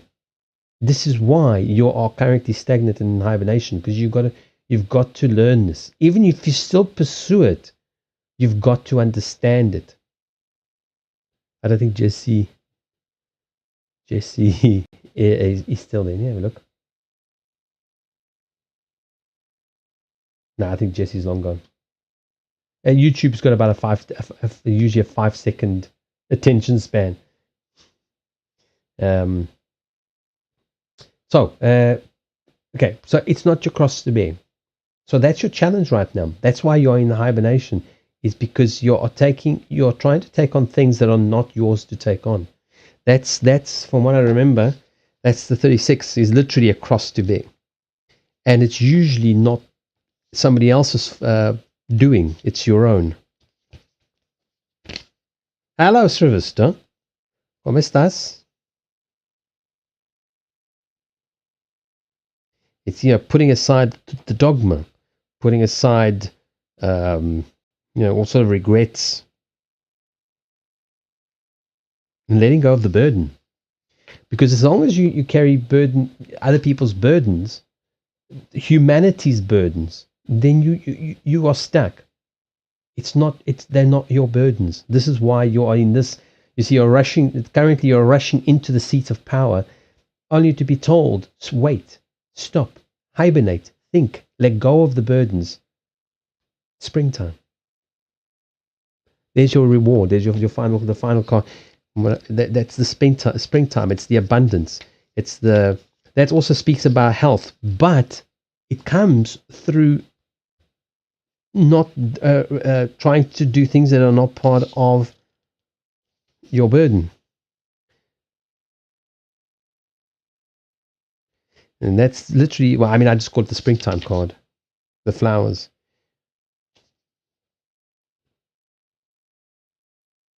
The divine grace, being touched with the beauty of the world. It also points to the kind of artistic creativity in which you channel the divine. Do you understand? Does that make sense? I know it makes sense to you because you're intelligent. Can that also be read as yes? You see, the winter tree slows down growth. Okay, where the summer tree has put down roots and it starts to, it's still evergreen. It's just that it's slower growth. That's why it's kind of a hibernation time. Half naked young man. Yeah, but it's mostly because you're trying to take on the burdens that are not yours to take on. And that's why, in a sense, that's literally the cross to bear. That's literally, I call it the cross to bear card. How are you doing, Sylvester? Thank you for joining. Do we shout you out on YouTube? Do we shout you out here? Oh, actually, one second. I've got it on copy and paste as well. Oh, here's my copy. Here's my thing you got. Much easier than typing this shit out.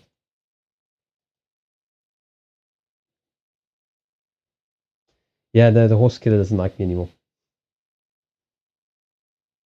This is just an you're bald. illusion, right? I'm not actually bald.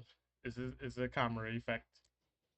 It's kind of like a add-on thing. I'm not actually bald. Actually, yeah, I'm fucking bald. What have I done? I can't remember what your YouTube channel. So you're welcome to post it. I'm not sure if you're still doing the YouTube thing or both, or you are. Yes, but it's not your cross to bear. That is part of the reason why you found yourself where you are. It's stopping you from getting to this because he's wearing a shirt. Yeah, it's a rare occasion. That's why they clipped it. They clipped it because he's got clothes on.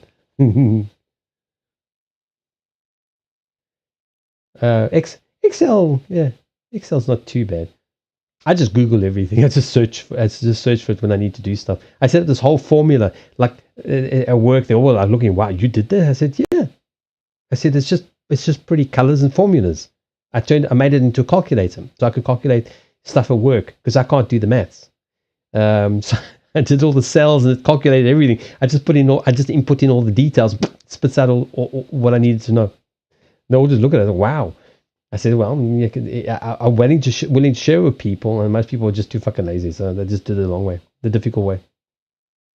All right, so let me carry on reading. What I'm doing is the indecisive. Well, I mean, there's no right or wrong or have to or anything, but you're not wearing pants. Well, at least you got half of it on, so that's okay.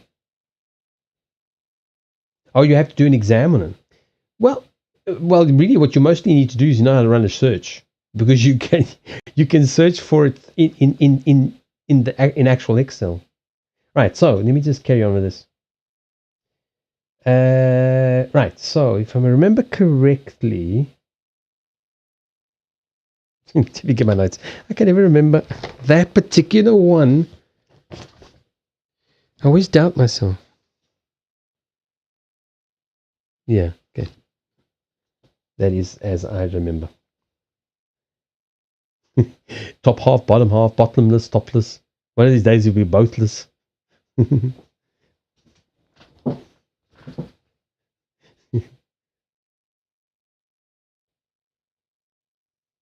You can't search for the formulas. Yeah. Well, I'm sure they won't be asking you like incredibly difficult ones because like some works for everything. Pretty much.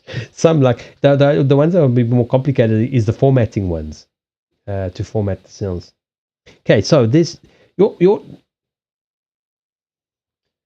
it's interesting in a way. Your desire really is for to go into that kind of hibernation and actually get over it and actually shed your skin and move forward out of the comfort zone into a new into a new era. And now the reality is you're still taking on the burden that's not yours, the cross to bear. It's not your cross to bear. So in reality, even though you think you're doing this is what your desire is, you're actually doing this. You're taking on things that are not your cross to bear. The subconscious wants to move into this period of peace and abundance and springtime.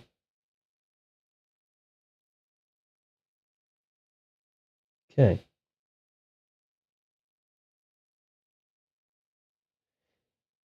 The hidden is that you're coming from a sunny disposition into this, what we discussed last night. Okay.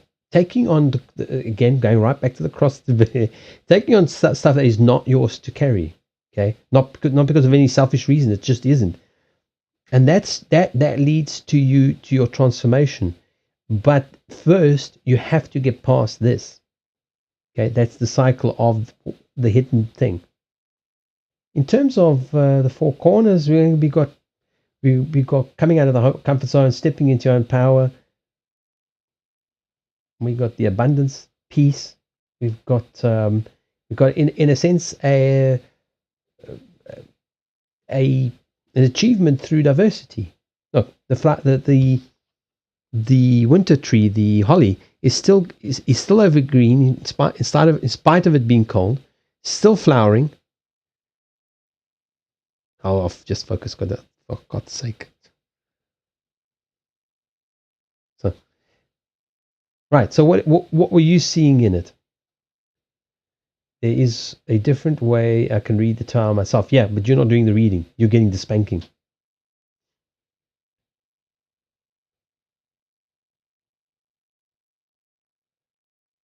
No one has a cross to bear. That's the point. Is no one actually has a cross to bear. It's a self-imposed thing. And generally when we don't want to work on ourselves, we work on other people's problems because it's easier. I'm going to fix you. Yeah, how about you fix yourself? No. You're much more important than me. So I'm going to fix you. I'm going to fix the world. I'm going to fix everything. How about we just fix you? No. The world's more important. We have to fix the world. How about we just fix you? Look at it this way. If everyone fixes themselves, the world doesn't need fixing. This comment makes more sense in light of what we spoke about yesterday. When you fix yourself, if everyone fixes themselves, I'm not saying that you have to do it alone, you don't have help, but everybody's avoiding what they need to do and trying to fix the world and trying to fix what is not theirs to fix. If everybody focused on themselves and fixed themselves, all of the things we discussed last night would just evaporate. The whole entire planet, flat or otherwise, could be changed overnight by one person. That one person is you watching. Okay? One person can change the world, but they don't. That's the point, Jerry. So one person, people always say, oh, one person can't change the world. I said, no, one person does change the world, but that person never changes the world. So the world doesn't change. They're always looking outward, crosses to bear, things to achieve, seats of power to get into that will help change the world. The world doesn't need to be changed. The world is as it's supposed to be, as people have asked it to be. The lesson has to come from within. So the person who can save the world is the person. The person's not doing it. So if the person doesn't do it, the world doesn't change. And if anybody comes along and tries to change the world for them, not only will they get upset, because when you start shattering people's illusions and shaking them out of the comfort zone, like where you started out, they get very upset. Sometimes they get a gun and they shoot you. So that's the thing, is the change is always within, not now. It's not to say that you no longer have charitable organizations, you no longer try and help your neighbor. No, that is different. That's communitarianism that we also spoke about last night. That's being a community, more than humans, just remembering the community of souls. But everybody's got their own life path. So if everybody changes their life, the whole planet changes. Everything changes. We could change it in one split second. If everybody changed the way they see things, the way if they understood the soul, if they understood the spirit, like this, then everything would change. The entire illusion would be reset. Everything would be reset. It's not, because people don't want it to be reset. Does that make sense, Hank? I just also wanted to see you. Is that what you're talking about? The tower can be seen. Hold on, let me scroll up and get your messages. There you go. I still had Manny's messages on.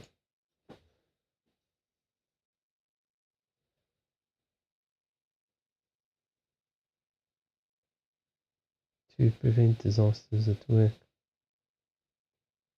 There is also a different way I can read the lower one myself. The burden. Oh, I read tower. I didn't see lower. The lower one myself. The burden is the burden of healing.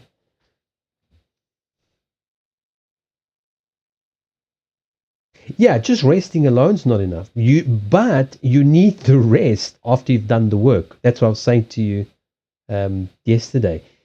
You will have discomfort and your brain will go into that thing, oh, I've overdone it. The body can handle a little bit of overdoing. What it can't handle is continuous and non-stop stress. That's what it doesn't do well with. But a bit of stress, then you have to rest. In your condition, you will have to. And if it takes you 2 days to recover, that's fine. It's trapped in an illusion. In a delusion.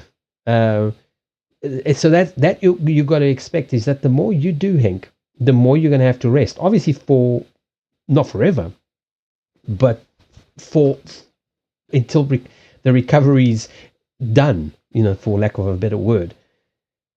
then so you will need a lot of rest. And that means not sitting on Twitch and stuff like that. It means literally just resting, and that you're going to need. Physio and me today agreed I made the right choice in not pushing hard 2 weeks ago. Instead, we are going for maximum alternation. Alternation? Resting on. Yeah. Trying to do. Yes. That's the point. Yeah, but that's what I also alteration, alternate. I'm not sure what I'm still not sure what you mean. Yeah, you can't. Hey, LHT, how you doing? You can't push you can't push like you could when you before all of this happened. I don't know. We know as what Barney is. Barney comes and goes under different names these days, and he's surprised we all know it's him. That amused me more than anything because I sent him a message on his private messages. I said to him, and he says, "I said you would know. We know if you look at your messages. What messages?" I said, "Your Barney messages." So Barney's coming to his own. He's coming to his own terms of things. I'm happy to see the hair start writing his book because that's going to be his revelation. Alternating between doing something. Yeah, I still think you have to hit certain limits. What we're saying is not hitting the 150% limit. We're talking about hitting. In other words, every day or every exercise, you do a little bit more. Because if you keep doing the same, nothing changes. You always have to do a teeny tiny little bit more, and that gradually builds up the strength. Yes, I don't think, but that's like with everything. No system works optimally at 100%. It just doesn't. That's why people are getting sick and dying from unknown causes. Well, I can tell you what it is. It's bad health. It's bad lifestyle, bad everything, and it kills you. It will kill you. They say, "Oh, yeah, he was too young. He was too young to die." I said, "No, he was killing himself already." So yeah, no, I agree. I like this new physio. She can stay. She's rational, but don't, like I said, follow whatever she advises, but never be concerned about the discomfort. You can. We'll wait for you to get back. They see me baking. We are kind of finishing off with Hank, but you are next. We'll wait for you. Just in case anybody went a reading. I normally do normal cards, but just I got the Lenormand cards recently, so I've been practicing. Oh, she suggested meditation. Wow, I like her even more. She can definitely stay. Oh, she agrees with me. She can definitely stay. No, I'm just kidding. No, but I do. I'm very, very pleased that she has come into your life because she's pushing you. She's pushing you like a little bit, which is what you need. And the more you push yourself a little bit, suddenly you're doing a hell of a lot. And you realize, shit, I can't remember when I was like, I couldn't do anything. 5-star reader. I don't have any stars. I haven't heard that for a while, Sylvester. We've missed you. Checks in the mail. There's a few of them. Shh, don't tell anybody. Because next thing I'll have a million commands instead of just hello. Actually, the only ones I've ever added in are the ones that still say hello in some format, except for the Joyful Moon. I can't add the one he normally uses. It doesn't accept funny characters. Well, not funny characters, but foreign or non-standard alphabetic characters. He always types hello with the two little dots on the O. The bad one from my past would have literally said you're barely doing anything. Well, I mean that is true if you are barely doing anything, Yeah, but that's the thing. But that's why I that's why I reminded you. This is just laughing at Shivers. That's why I reminded you, Hank, is that you have to feel that discomfort. I don't want you to go into this like panic. I wish this microphone would stay here. And I need to actually move it closer to, but then it doesn't retract as much when you're back. You come back. You've come back too quickly. Go away.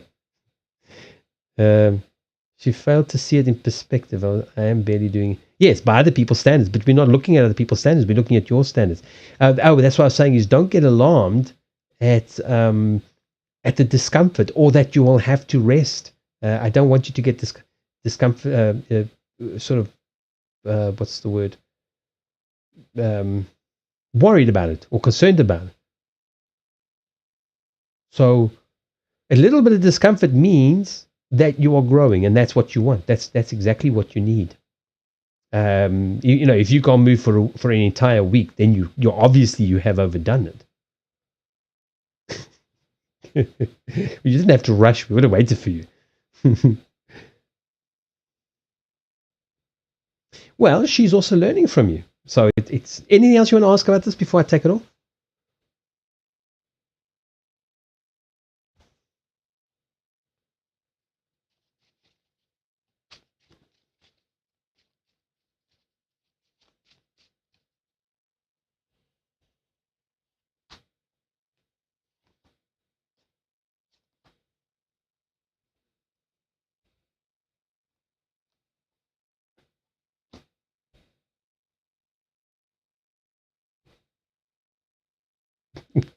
I don't know if I should say this or not.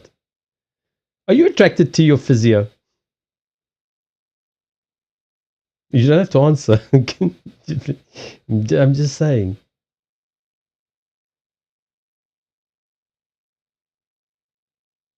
Okay. Either way, we've got victory. We've got the. I don't know. I don't know why I say anything. This is the Two of Hearts.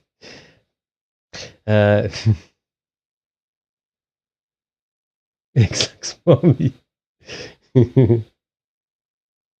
She's much older than him. She's at least 30.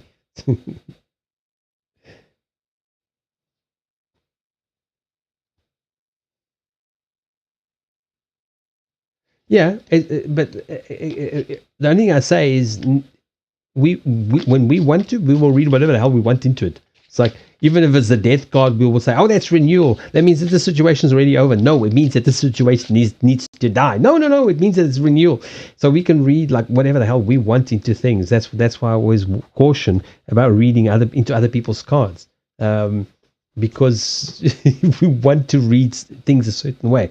Like, and I understand, because I also understand. I actually one of the few people that I actually get readings from now is from Curio, because even if it's not 100% spot on, I still get the messages. I still kind of get the kind of, it doesn't say confirmation, but I don't know. Nobody else is on. There's only a few people that I would get readings from these days, honestly, because there's only a few things I need to know, and there's and most people can't tell me those things. It's like, what's the point of getting a reading when I already know what I need to know, and I'm not getting any more information. I haven't put the audio on Discord. Hold on, there's my channel. Are you in there? It'll take a while for some reason. Here we go. Oh, no, there's nobody in there. Okay. Right, then who's... Oh, They See Me Baking is next. This...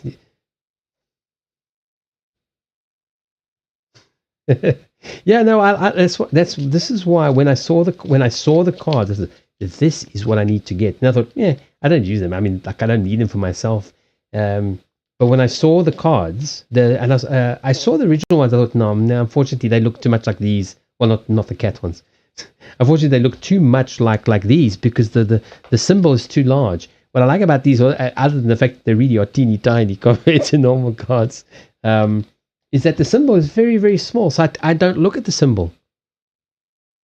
I literally just I look at the card, which I like. That's what I was looking for. And the gilded ones, and eventually I think I will get a pack of the gilded ones, just to kind of, wow, these cards are really taking a weird wet bat. It's, every time I drink and I forget and I drip over the table. What I like about it is that it's much harder to follow as a viewer. Yeah, in a way, because most people don't. That's also one of the reasons why I decided to also get them. Is because, like, let's face it. I mean, I can do tarot. I just this is a much better draw card than the tarot, because everyone's doing tarot. Not many people are doing the Lenormand or playing cards.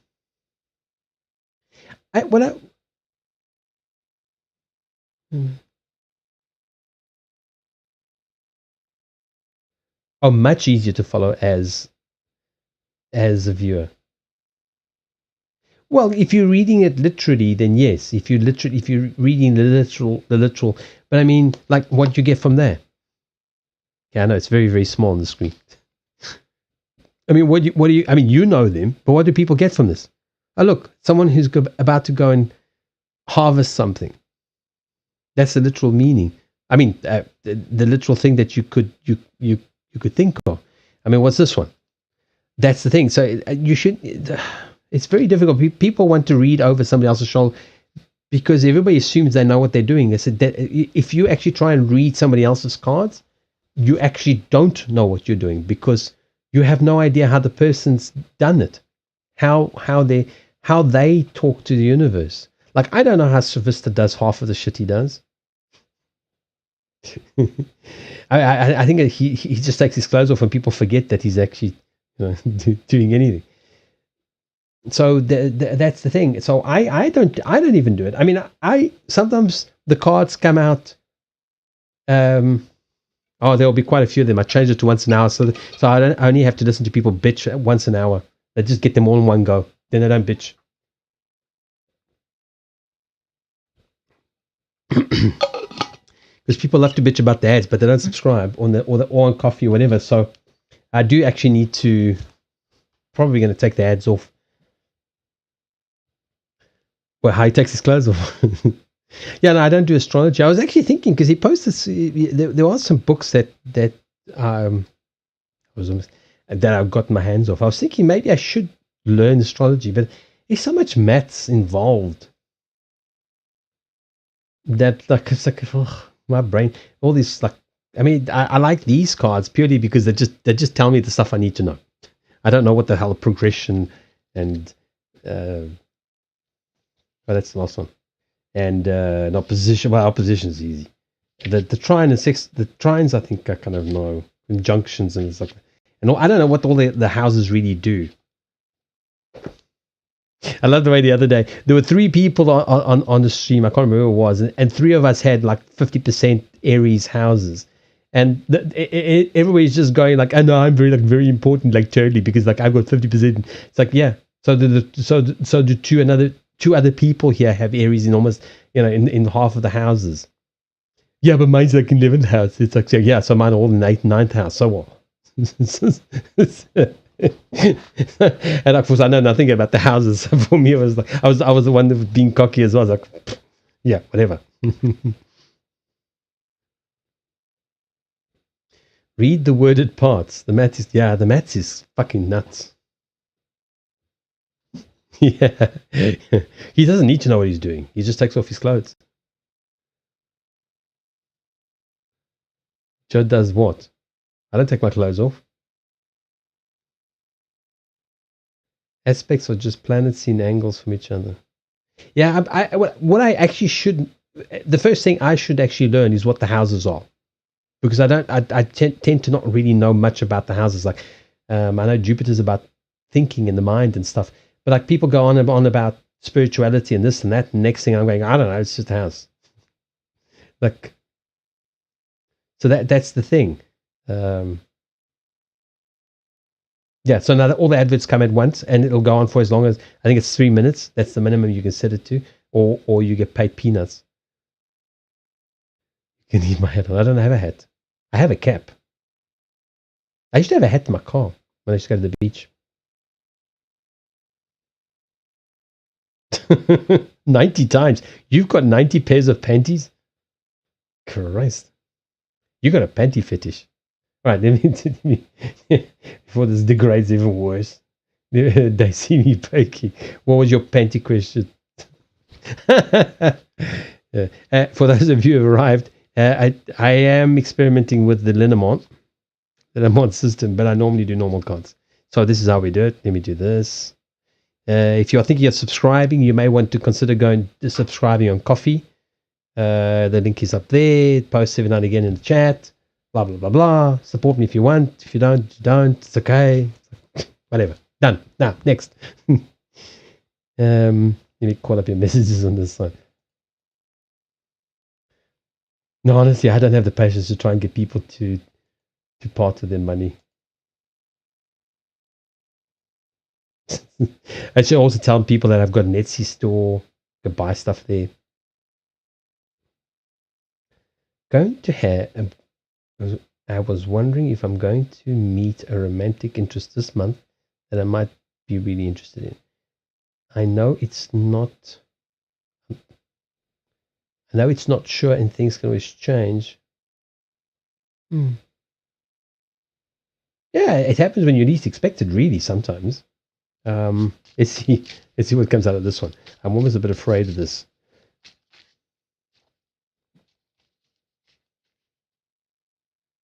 Okay, I don't want them to be upside down. I don't read upside down cards. If you don't know the cards are supposed to be upside down or not, then you probably shouldn't be reading cards. That's the way I look at it. But then again, I thought I should maybe actually try that and see if it works for me. I've always just said, no, I'm not doing it.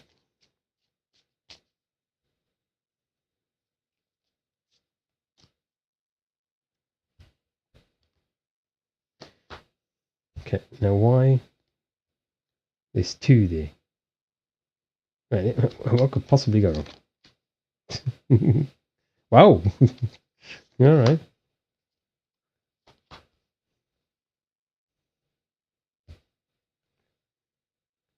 That's a lot of cards. What's interesting? Jerry?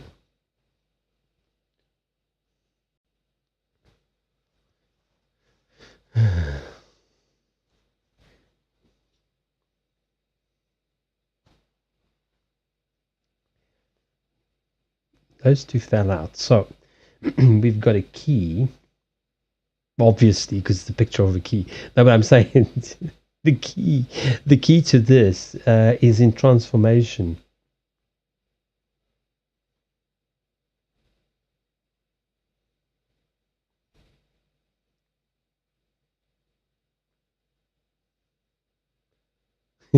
Yeah, me too. They have invisible writing on it. I've made invisible crypt notes. Only I can see them.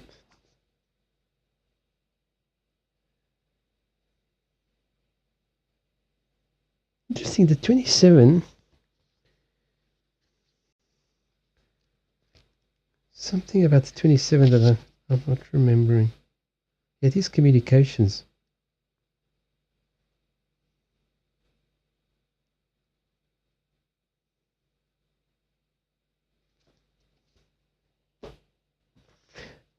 They do speak together. I was just trying to see if there's something else. Okay, that's a ring. I know it doesn't look like it. It's a strange card. But she has got a ring. So, see? It's the ring. Never mind his dirty hands. He's been working in the fields. Pay no attention to that. See? He's been working in the...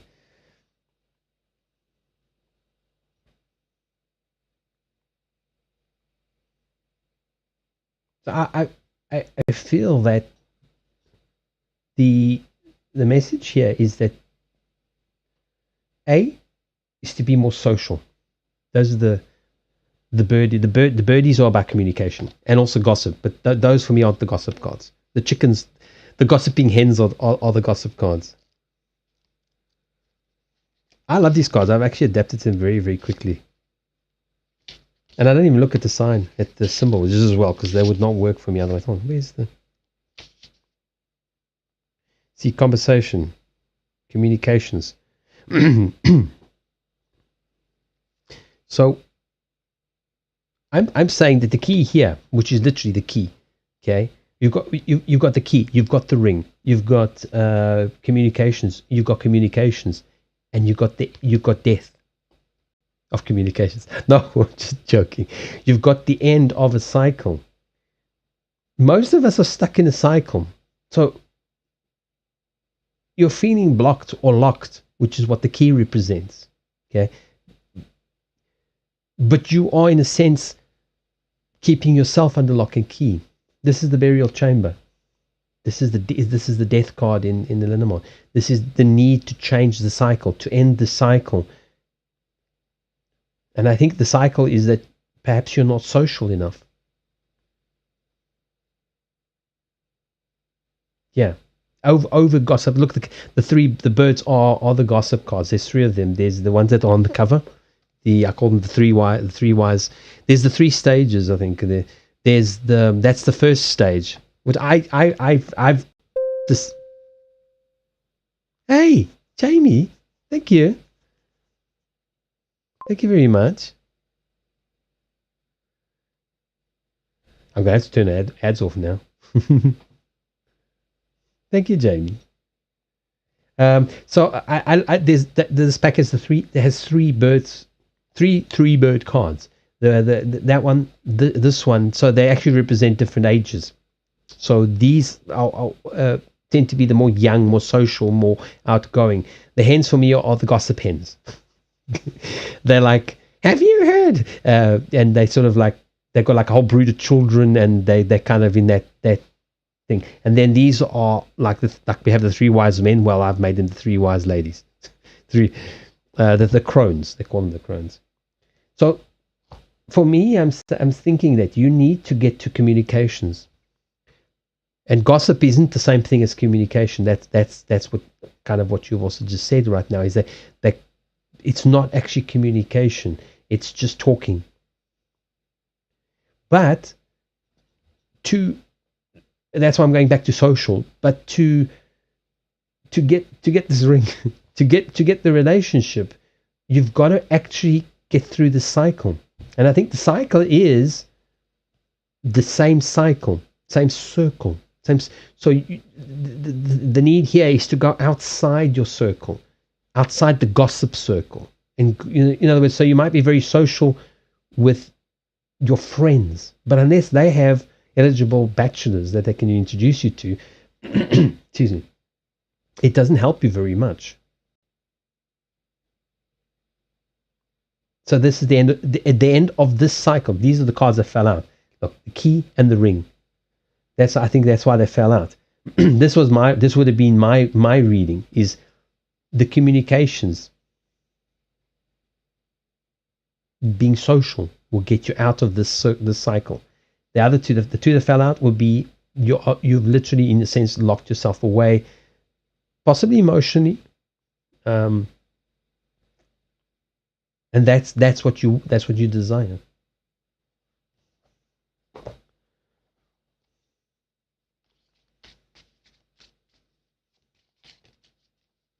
I actually really like these Lenormand cards. I'm sorry for you people. You might see them a lot more. I'll see how the mood goes. The whole point of them was to make me connect more intuitively than I already do.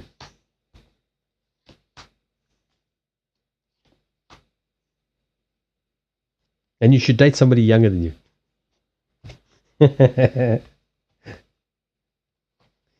Okay, now I think there's a message here. I think actually that's the truth. You should date somebody a little younger than you.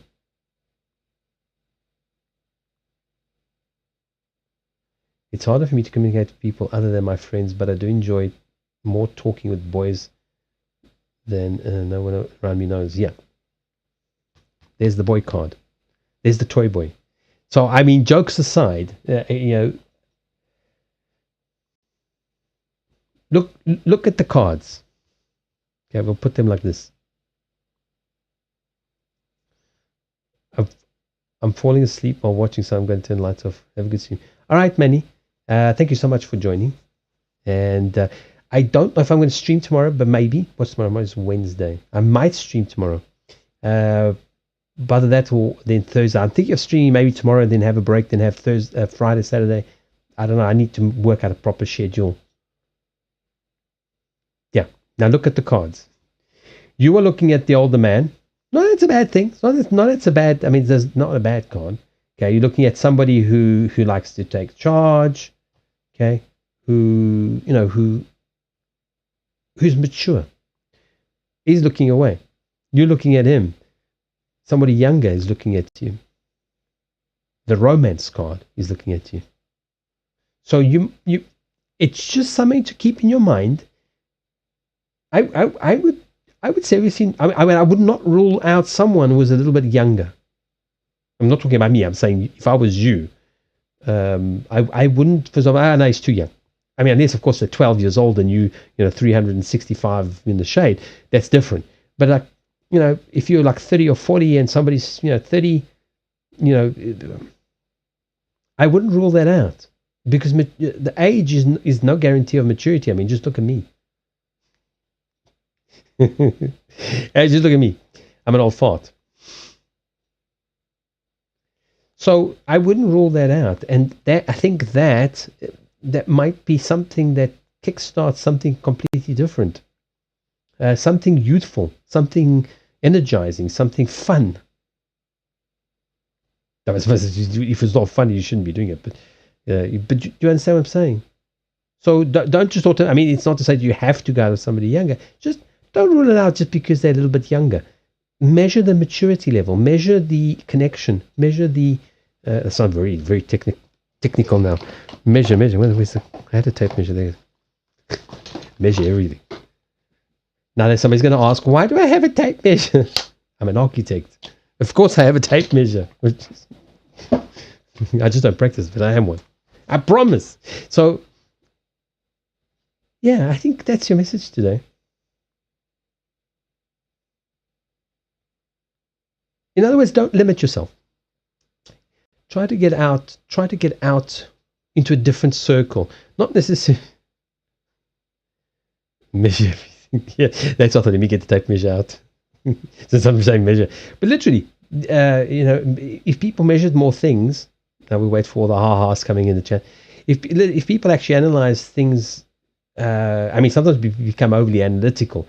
But if you actually start looking at stuff without the rose-tinted glasses and without the lust, because when you get into the lust, nothing matters. It's like, everything, it'll be perfect. No, you're no longer thinking clearly. You are now under the influence of lust hormones. There's no rationale. So it's good to be a little bit analytical beforehand and have a look. And I don't know. I think there's a message there for you. And sometimes you know what? The Jack of Hearts is not necessarily always somebody younger. It represents youth. It represents a romantic sort of feeling. Unfortunately, when it's not coupled with mature cards, like that's a couple. Okay, when you have the Queen of Hearts and the Jack of Hearts, you've got a couple because you've got maturity that comes with the truth about emotions, the romance card, the stability of the Queen of Hearts, which wants that steady relationship, and we've got the passion. So when you put them together, that is the romantic couple. I mean, you can also put it with the King of Hearts, but the King of Hearts is more set in his ways, where the Jack is more flexible.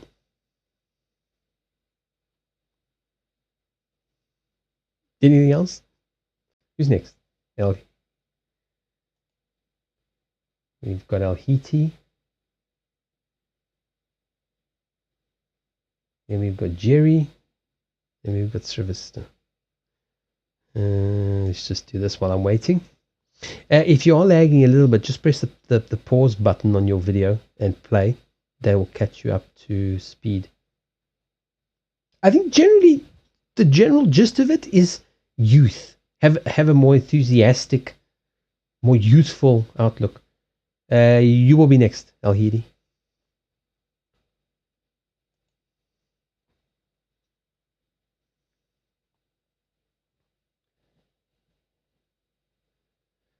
I think that was it.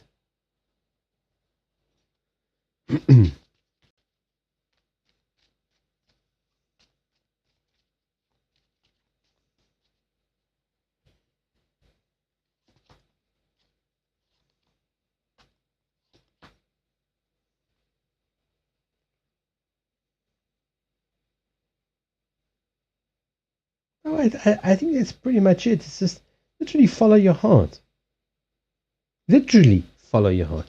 If you meet somebody when you don't, in other words, don't prejudge people. Oh, he's too young. Oh, he's too old. Oh, he's too this. Oh, he's that. Is literally, how do you feel about that particular person?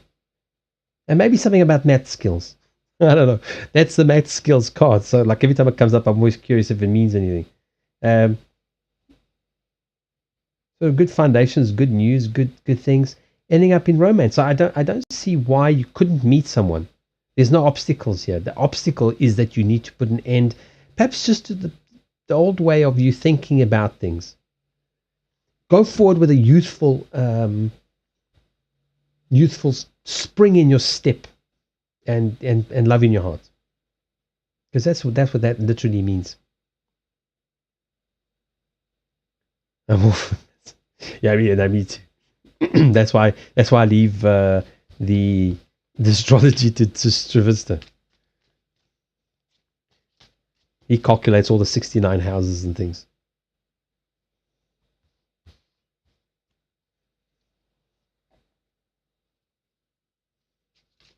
I keep thinking I should probably at least try and learn astrology. I mean, it's something that I do like. I just see all that maths and I go, oh my god! And it's all these technical terms. It's like, this is so much easier. It's just like, just make it up as you go along.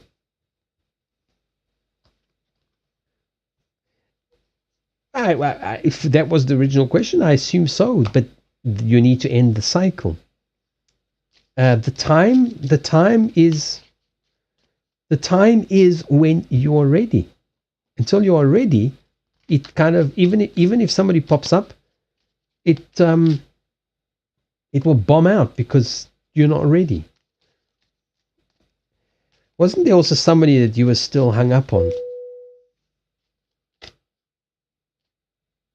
Hey, Unique. Thank you for the follow.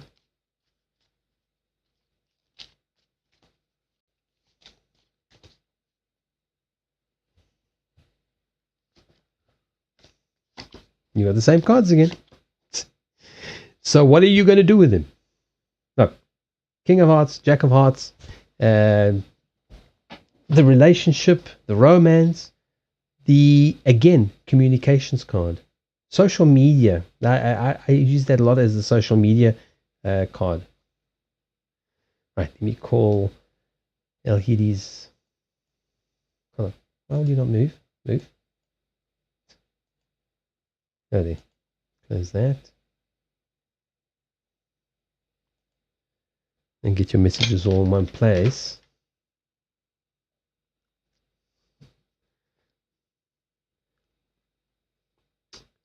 Great. Oh, who's here? Oh, a unique name goes here.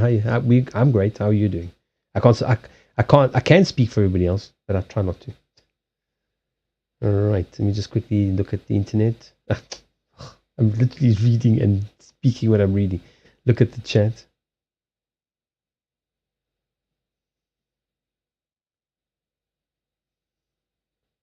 No problem, Alhiti. There's not that many people in the queue, so there's not a lot of pressure today. Going to sleep because I'm tired. No. Oh, going on a trip. Where? Are you going to meet somebody?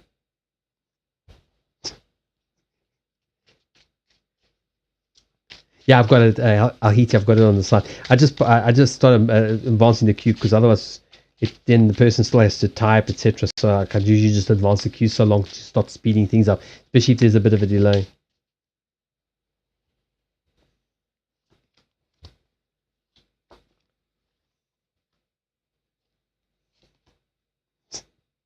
I don't know. Keep your eyes open.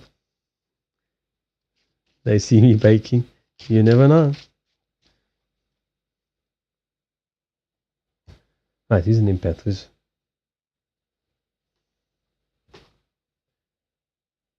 Yeah, no, I don't think many people know their ascendant unless they're actually into astrology.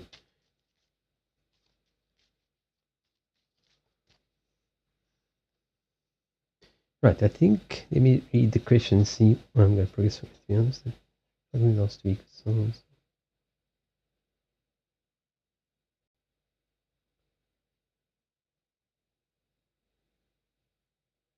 Ah, okay. Yeah, this is what I tell everybody about. And again, like I always say, there is no right or wrong path. There's just the path, and what you learn along your path is the only time one can really say you're on the wrong path is when you have to feel something, or you have to experience something, you have to learn something. I call it remembering, and you choose not to, and you avoid it. Then that one can say is the wrong path. But whatever path you are on is the path that you're on. So I always remind people, because people worry about being on the right path or wrong path. There's no such thing, honestly. So let's see what the Lenormand says.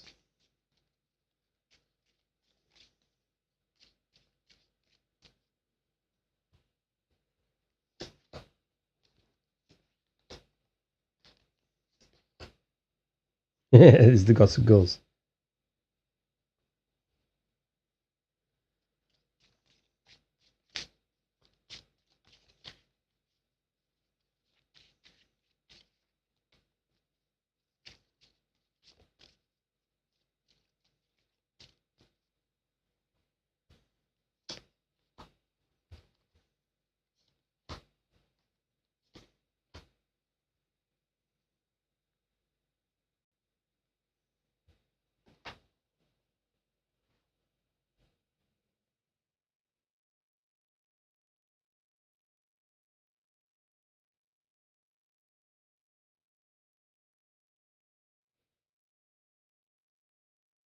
Do you like to journal? I know it's on the card, but that's just a thought that kind of. Let me scroll back down. Um, if you like to journal, there might be or if you've thought about it, might be just a good. Might be good therapy. Unique. It's exclamation mark hello to join the queue.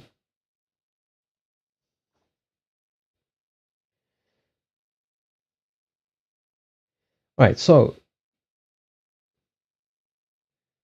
are you on the right path? I would say yes, because what you're experiencing now, I think these little, they're so cute. But when I was reading the card, I was kind of laughing because I had exactly what they say in the definition. It's like the little mice are so cute, but they're actually being very destructive. So what's happening?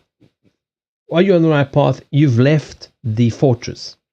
This is why you are experiencing what you're experiencing. I remember we kind of touched on these subjects. So now you've left the fortress. You've left the security of what was before. Okay, and now you're finding these little fuckers, these little thieves, are kind of, just wreaking havoc in your life. All right, that was a bit slow. Should mute myself ages ago. However, you're going into a nurture into a phase of of nurturing, and you need to nurture yourself as well. They are cute, but they are destroying. The little thieves. They've snuck into the grain store, and they're literally creating problems. That for me, that represents all of his emotions that he's having. We'll get to that as well. So then we come to the mother hens, which for me is a more of a maturing process. It's kind of a coming of age in a way, and a maturing into the things that you are starting to experience.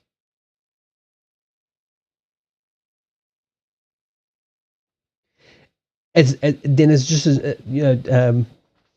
kind of just general advice. The last three cards, I say, possibly I wouldn't go with communications. I would literally just say, write about it, like write to yourself.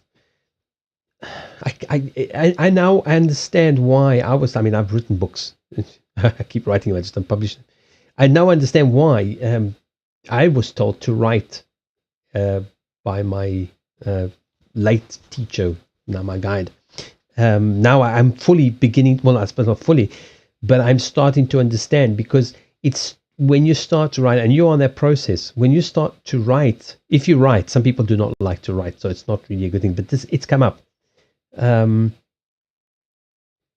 You will be stepping into your power, into yourself as a, as a man, as a person, as a leader. And I think that will help the process. And then you're literally getting into your springtime. Now, about the emotions, that's just that's a physical thing. That's a physical answer. It's not really an answer for the cards. Trying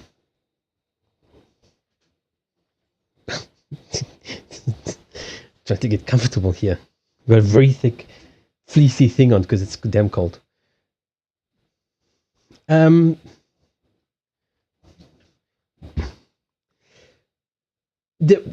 actually gave this advice the other day on, I don't know, somebody else's channel. Yeah, don't you love people give advice? I love when people give me stupid advice on other people's channels. They know nothing about the situation. And they're giving me like tarot 101 advice. I'm going, oh, for God's sake. You just be quiet so the person can do the reading, because the person actually knows what he's doing. You don't. Or at least not regarding this particular situation. So what I would advise you with the feelings is, there's no real way to block them. I mean, you can block it, but there's no point to blocking it. And I'll explain why. This is why the journaling, or maybe meditation, it could also represent the meditation, okay, will bring you to this peace. So what you need to get in touch with is your own emotions.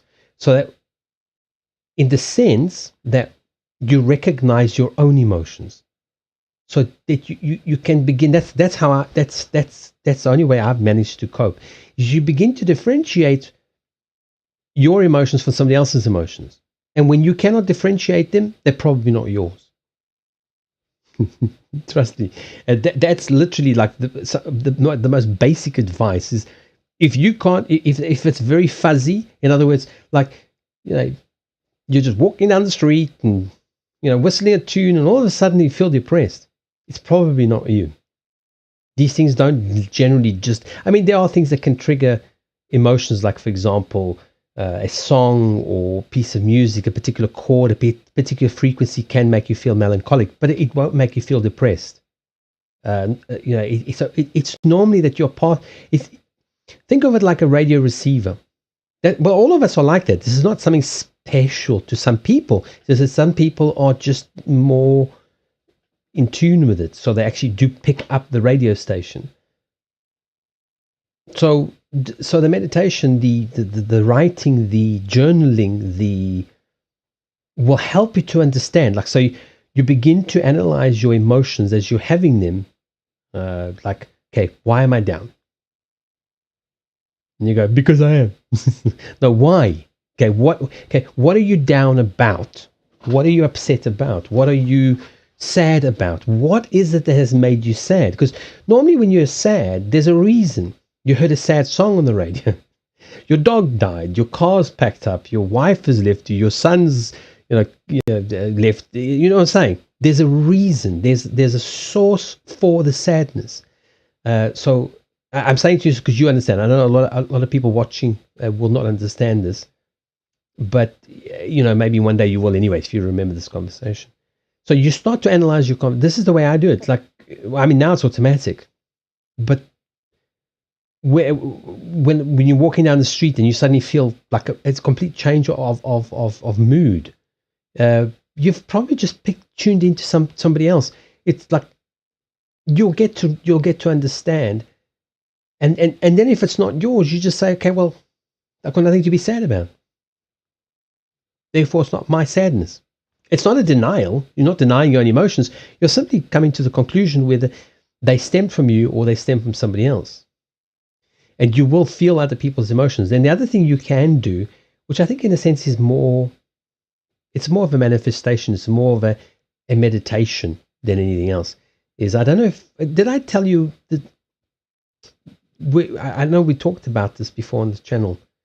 Did I tell you how I used to meditate, and how Edna taught me to meditate, to do the whole light and the gold egg over that and the light. Did I tell you? Because I don't feel like repeating all of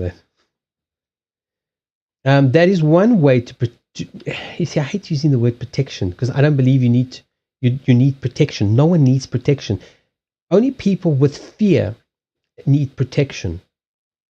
Okay, there's nothing to fear on the spiritual level. Hollywood has made all these demon possessions and all that crap. It's all nonsense. It's not. It's all fucking nonsense for the most part. It's fear. Right. So okay, I know I've talked about it, so I'll just briefly tell you. So what you can do. This is what it was Edna's advice to me, and was sit and meditate until you get into a relaxed state. So where your mind's relatively calm and you're not thinking, oh, I left the stove on, oh, I left the car running, oh, the cat needs, I don't know, whatever. Where you get to a state where you're calmer, your brain is calmer, and then you start to imagine like a shower of white light. The reason for all of it is, I think, largely is a meditation, but it helped me, so it will probably help everybody else as well. I tend to do that before I stream, and sometimes when I meditate, but I don't go through these steps as much as I used to anymore. So you imagine like a shower of white light. So you can even imagine the heat, the warmth on your body. So it's literally like a shower of white light, and it goes over you, through you, around you. So you imagine like you literally are inside this white light. You want to make it pink? I don't know, make it pink. It doesn't matter. Also, it's just a meditation. It's just that people always think of white as, first of all, white includes all all the colors of the rainbow, etc. So you imagine yourself being surrounded by the white light. So for me, it's like a shower. It comes down over you and around you, and there's no part of you that kind of sticks out of the shower. You are like in the egg, in the nest. Then she also used to say, then imagine that like you're in an egg. I don't know, I imagine an egg. I can't remember if she said a ball. I just imagined it as an egg. Like a gold egg. Okay. And you literally pour the egg over yourself. So in other words, while you're in the light, like the egg goes over and around the light, and you create like an egg around you. Then that was her step, but it's not mine. This is what she told me. She probably got it from somewhere, but then like you are inside the egg now, obviously. So you are protected by the white light and the egg. She says now the inside of the egg is like the back of a mirror. So, I mean, I don't have a mirror, but the gray side, the back side that's not reflective. So you imagine that is on the inside, and the gold of the outside of the egg is the mirror. So it reflects whatever comes to you is reflected off. Okay, and then she was very rather sort of symbolic and superstitious and stuff. So she said, I don't know, I can't remember which angel it is, the blue light of some archangel, something or other, that then would light up the egg. It's just a ritual. I don't do rituals, but you may find that the meditation of that will help you and will make you more calm. So make you less prone to continuously feeding other people's emotions and getting lost in them. So for me, the way I imagined it is, it would be like a light that would sort of go on over like. Oh, wait, I have an egg here. Let me get rid of Mickey. So if you imagine you're in, I'll put it up here because it's very small. So you're inside there, okay? And then this is the gold egg. You're inside with all the white light, and then like I would imagine like a light on top that would turn on like a blue light, and then like almost like a space age laser, like sort of very sci-fi would go around the egg, come back up, and then just be a light, go back to being a light, and kind of make the gold look blue. It's just a meditation technique, really. That might bring you peace of mind, and will help you to focus in, and then you can also then meditate. After that, you then meditate further with affirmations, whatever you want to do, and that will help you to calm your mind, because the emotions that come in from other people can be very confusing at times. It will come in from your wife. Whether people are guarded or not actually makes almost no difference. When people are very emotional, those emotions go radiate outwards, and you will pick them up. And then you just simply go, right, that's not my emotion. You can ask them. Like I sometimes will go into a shop, and I've done it several times. I'll go walk past somebody, or I'm talking to somebody, or at the till or something, and I'll ask them. I said, "Why are you depressed?" And I just ask them straight away. The reason for that is not because I'm nosy. It's just that I acknowledge the person. So when that person's feeling depressed, I feel it when I walk past or when I'm close, and when I ask them, they will deny it. And I say, "Okay," and then I leave. Then for the rest of the day, the person's focusing on me and not on their problems. So it's a way of getting recognition. So look at the emotions and the things you're starting to sense.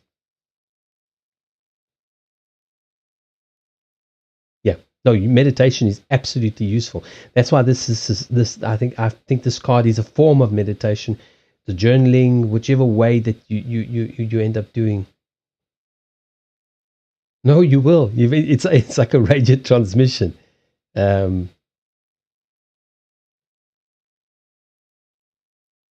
Yeah, because remember this: you can feel the emotions, but not take them on.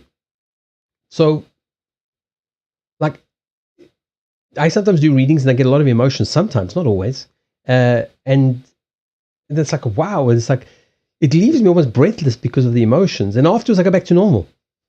Because it gets to the point where I go, okay, that's enough. These are not mine. You take them back, thank you very much, but they're not mine. I'm not taking these on. So you think of it that way, and then you literally, even if you imagine just pushing back on the emotions. Okay, these are not mine. I don't have to feel them. I felt I felt them in the sense of like I picked them up. I said, okay, this is depression, and you put it back down, and you don't take it on. So that will help you you will feel drained because imagine going on this roller coaster of emotions. Like you go from one person's depressed, the next person's suicidal, next person's extremely happy, the next person's horny, the next person's, you pick up all those energies. So you've got to, in a sense, what you've got to do is you've got to live in the world without being a sponge. And that comes over time and practice. That's why these meditations are very useful, not in the sense that, like I said, I don't believe you need protection, but they help you to master your own feelings and your own emotions and your own brain. Yeah, no, Al-Hidi's it's quite an interesting person. I haven't been here for a while. That was nice to see you. Actually, you were here, I think, the other day, but you didn't say very much. So that's all I can think of right now that would be helpful. Is focus on yourself, because once you start, like, I know when I'm depressed. Like, I don't tell people, but I know when it is me, and then I know when it isn't me, and I'm going, wait a minute, like this makes no sense, and then I laugh and then it's over because I realize that I'm literally just. It becomes like a tidal wave, like so. Think of it like on a very hot day, and you're inside the house, and the house is well insulated, it's cool. And then when you go into the sun and you put your arm out of the door, for example, you can feel the sun hitting it and you feel their heat. Emotions are a lot like that. But if you pull your arm back out, you stop feeling them. So look at that as not, you don't necessarily have to you don't have to sit and listen to them. That's the point. You don't have to. Just because you can do it doesn't mean you have to. I mean, the people that you're close with, the people that you're also open. You see, that doesn't help you to be feeling other people's emotions that have no interest in helping themselves. You're just wasting your time. So, like, if you have a friend who's going through difficult times and they're not admitting it, it doesn't serve you. It doesn't serve you. Nothing is achieved by you being in the same state. Like, say, if somebody's highly depressed or highly demotivated, whatever, it doesn't help you to become highly demotivated. It doesn't help. It doesn't help at all. What helps is for you to actually be the opposite, to be yourself and to be your positive self, and So I hope that helps. No, you can't. That's the biggest thing. This has been now the biggest ongoing discussion on this channel. Is it's very difficult for people to grasp, because it took me a while to grasp as well. It's out. Did you see the text? What text? Text for me. Text? Or does Twitch hate me? Text?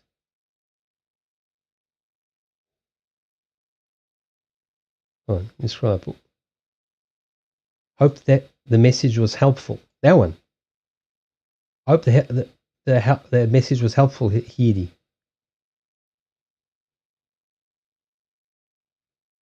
No, I don't see anything. I don't see any message posted. No, Twitch didn't post anything. Maybe it was too long or something.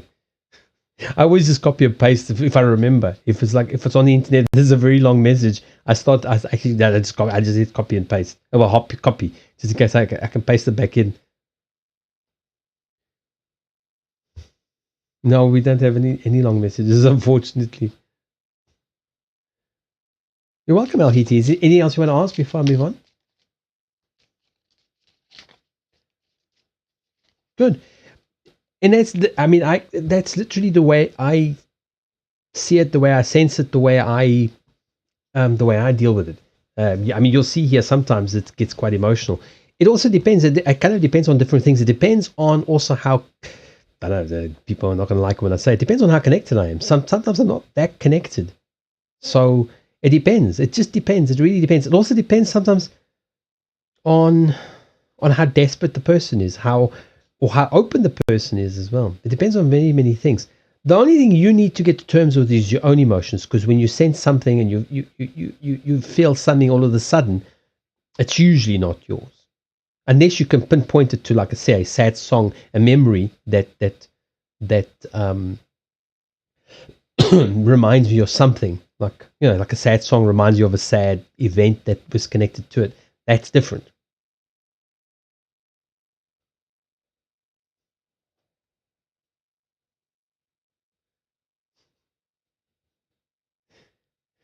Yeah, we saw that one. We saw one, the number one. We didn't see a message. We just saw. If you posted a long message after one, I just saw one.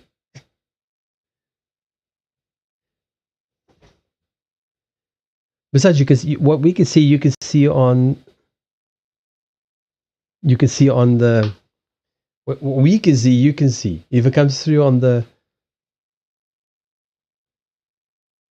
You mean you typed a big message? Another big message?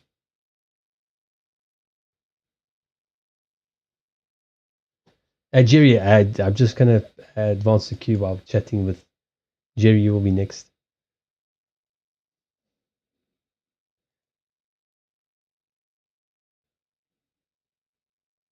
There was a message on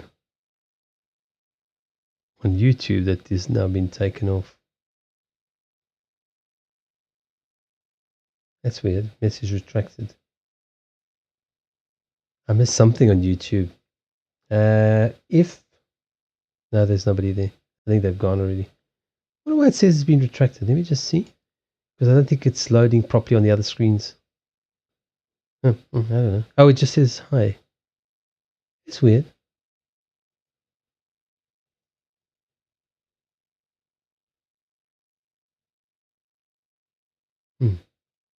Oh well. Hello, Alexis. Don't think you're there anymore, but I just saw your message now. I was in the middle of reading, so hello to you.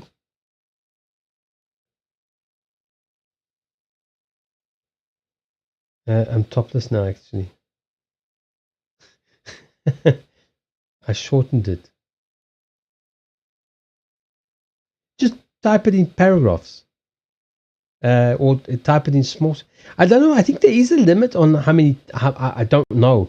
I used to have it. I used to have it set on the channel, but I turned it off because I would stop. It's mostly the only reason to actually have it on is just to prevent people from spamming like huge texts of crap, you know. So you put pants on and then you took the shirt off. You just have taken everything off, then you'd be comfortable. A 9-card reading.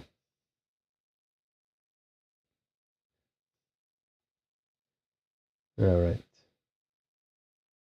Go back to there.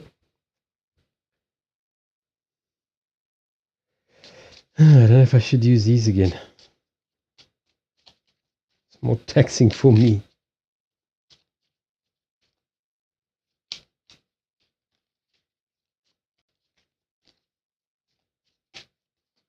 "500 characters is the limit for a message."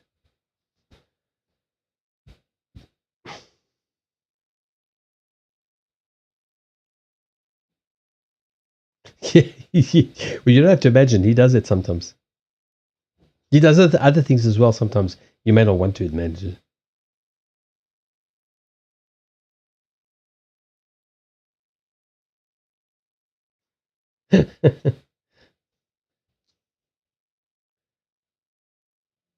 All right. Let me get these out of the way. Why am I shuffling them? I haven't used them. It's just automatic to pick them up and shuffle.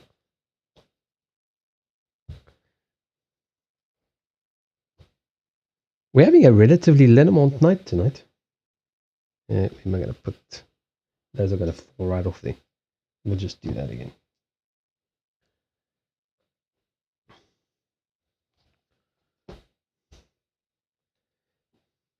Where did you go? Did you get swallowed up by a TP again?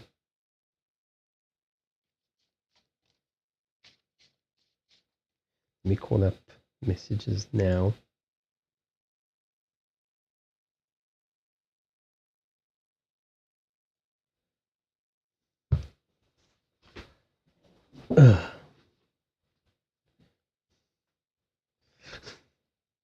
Yeah, the cats have not forgiven you yet.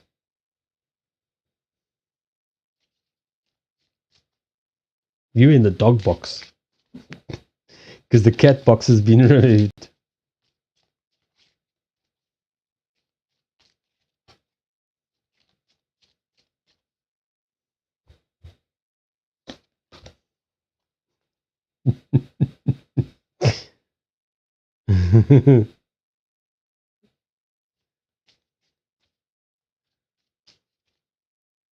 I definitely need a teepee. Fuck knows what I'll do with it, but I definitely need one.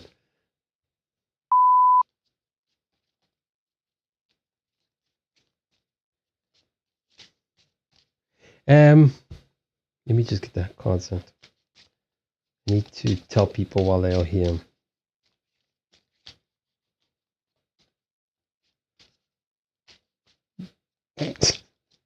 No, I need a house, thank you. TP living is not for me. Oh.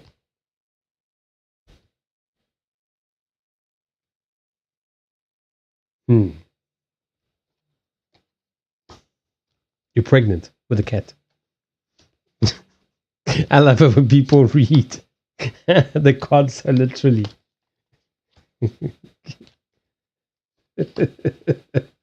and a dog. You're pregnant with a dog, with a cat and a dog.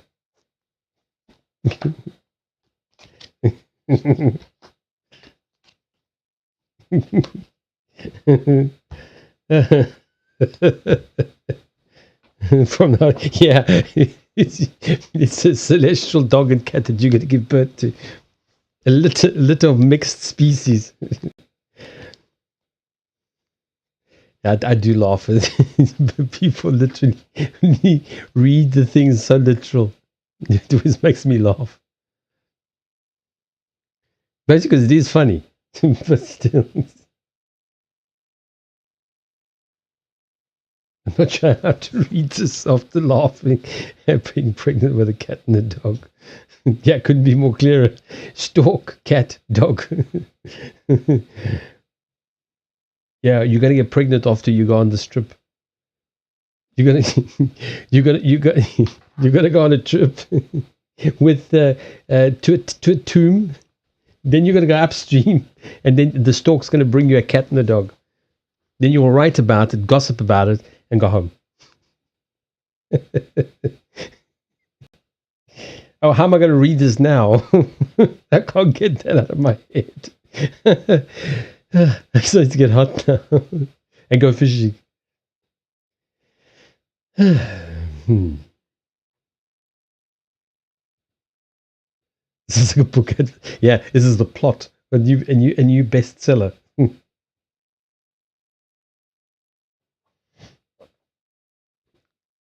Interesting read.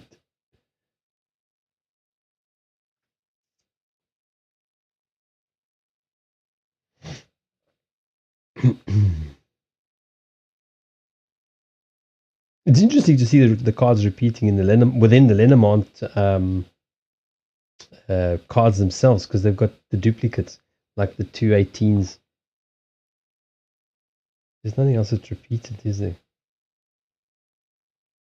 That's just the man's best friend.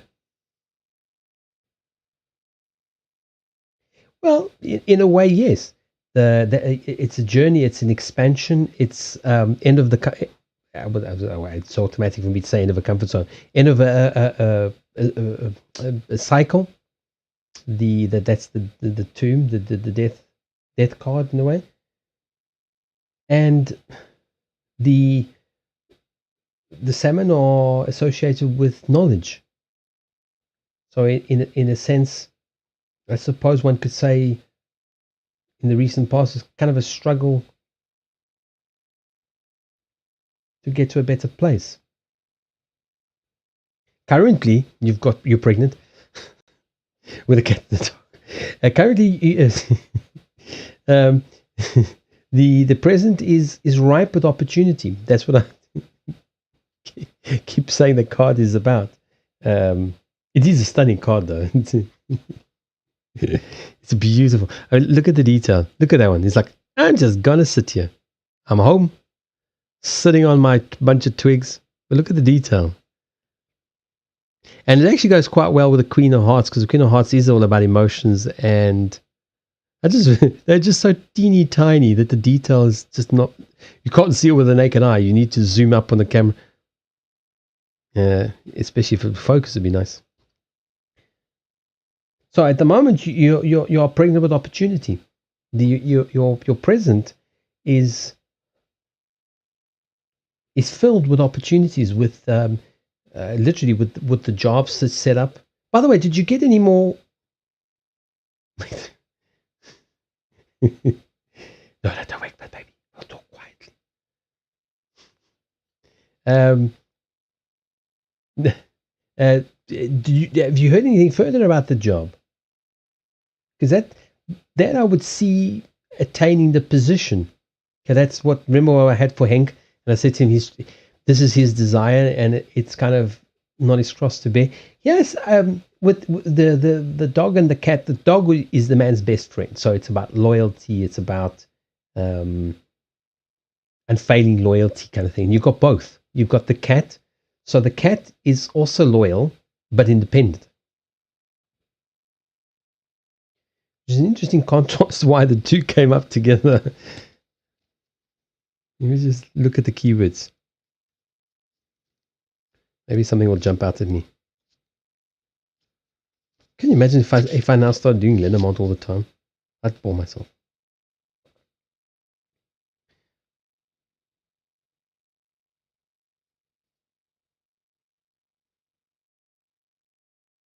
Yeah, it's literally just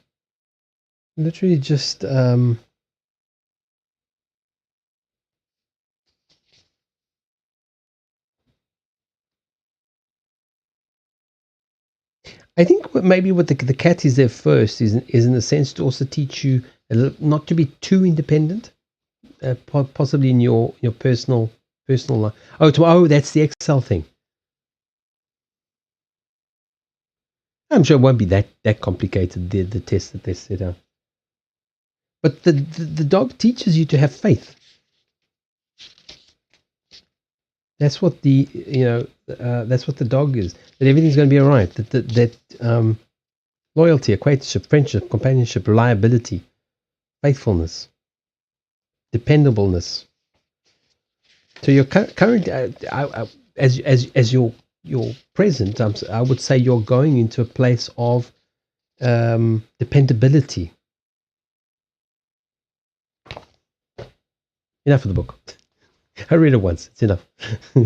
Except for these, the Astros, I cannot do that because the Astros are good. They've just got information that I just don't know.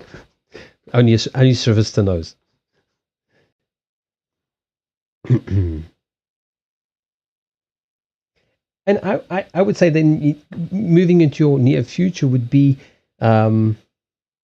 communications, okay, social, and literally getting the position, getting into the top of the hill. Does this look like it's crooked?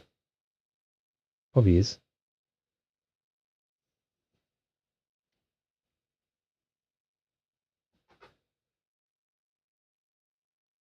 As a desire, that's right. I can never remember. As a desire is to kind of, in a way, is the well, I suppose actually literally is the communications of whether you get the job or not, but it's also the knowledge which goes across there as well, getting into a better position. But I would say, I suppose in this case it could also literally represent the test tomorrow.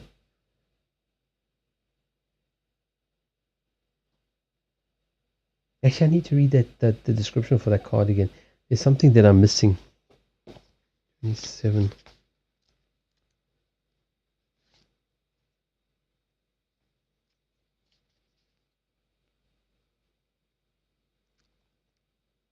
Yeah, I think it literally. It's about documents, written communications, etc. Mail correspondence. So I imagine it's actually probably about all these tests and these hoops you're jumping through.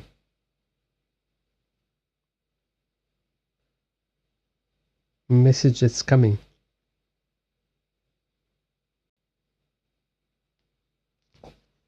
So I think this is literally attaining a better position.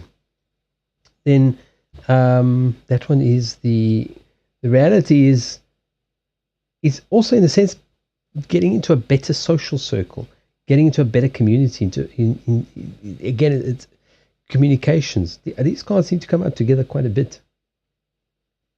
And the subconscious is really a desire to attain that what is at the top of the hill, that goal, which is nice. The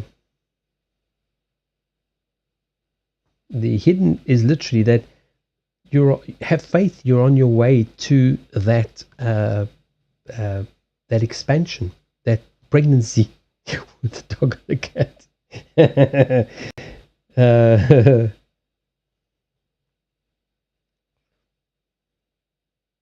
In the 4 corners, you've got movement. You've got the traveling, the expansion. You've got the gaining of knowledge. You've got the attainment of stuff, and then this could also represent a contract. Okay, this comes as the final. It could be the contract, the employment contract as well, because that's what's first and foremost on in your mind at the moment.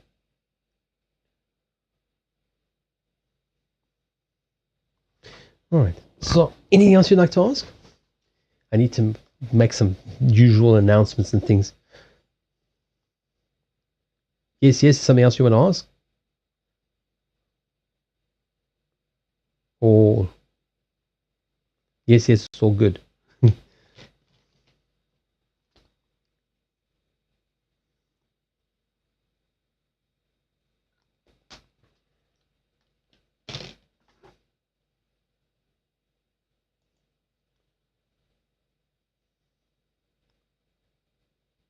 No, Joe's never doing a dancing stream. You're welcome, Jerry. Glad to see you. Like I said, like last time, I'm glad to see you doing well.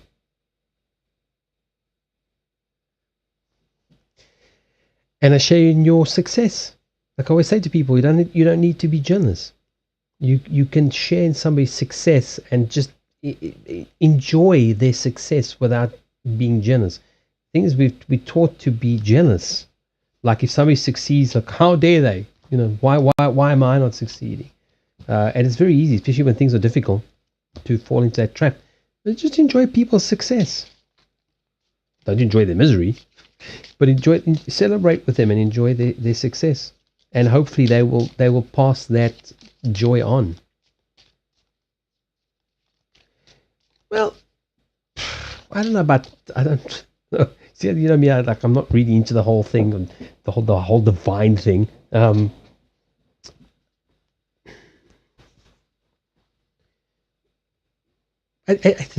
think it's just it's a learning curve that we go through. So it's just the alignment of things, so that when we're finally ready, or we finally decide to move forward, that we can then step forward. And until we step forward, we don't step forward. We just don't. We sit and complain the whole time why we're not moving forward, and we don't move forward. And that's the trouble, is that you spend all the time thinking about why we're not moving forward. Well, maybe not even that, but not actually doing what we need to move forward. So I think the divine timing is just when we decide to move forward. We say, okay, well, this shit's boring the crap out of me. I need to do something different, and that's when things then kind of happen. And we just label, oh, things happen for a reason. Yeah, because they're supposed to happen.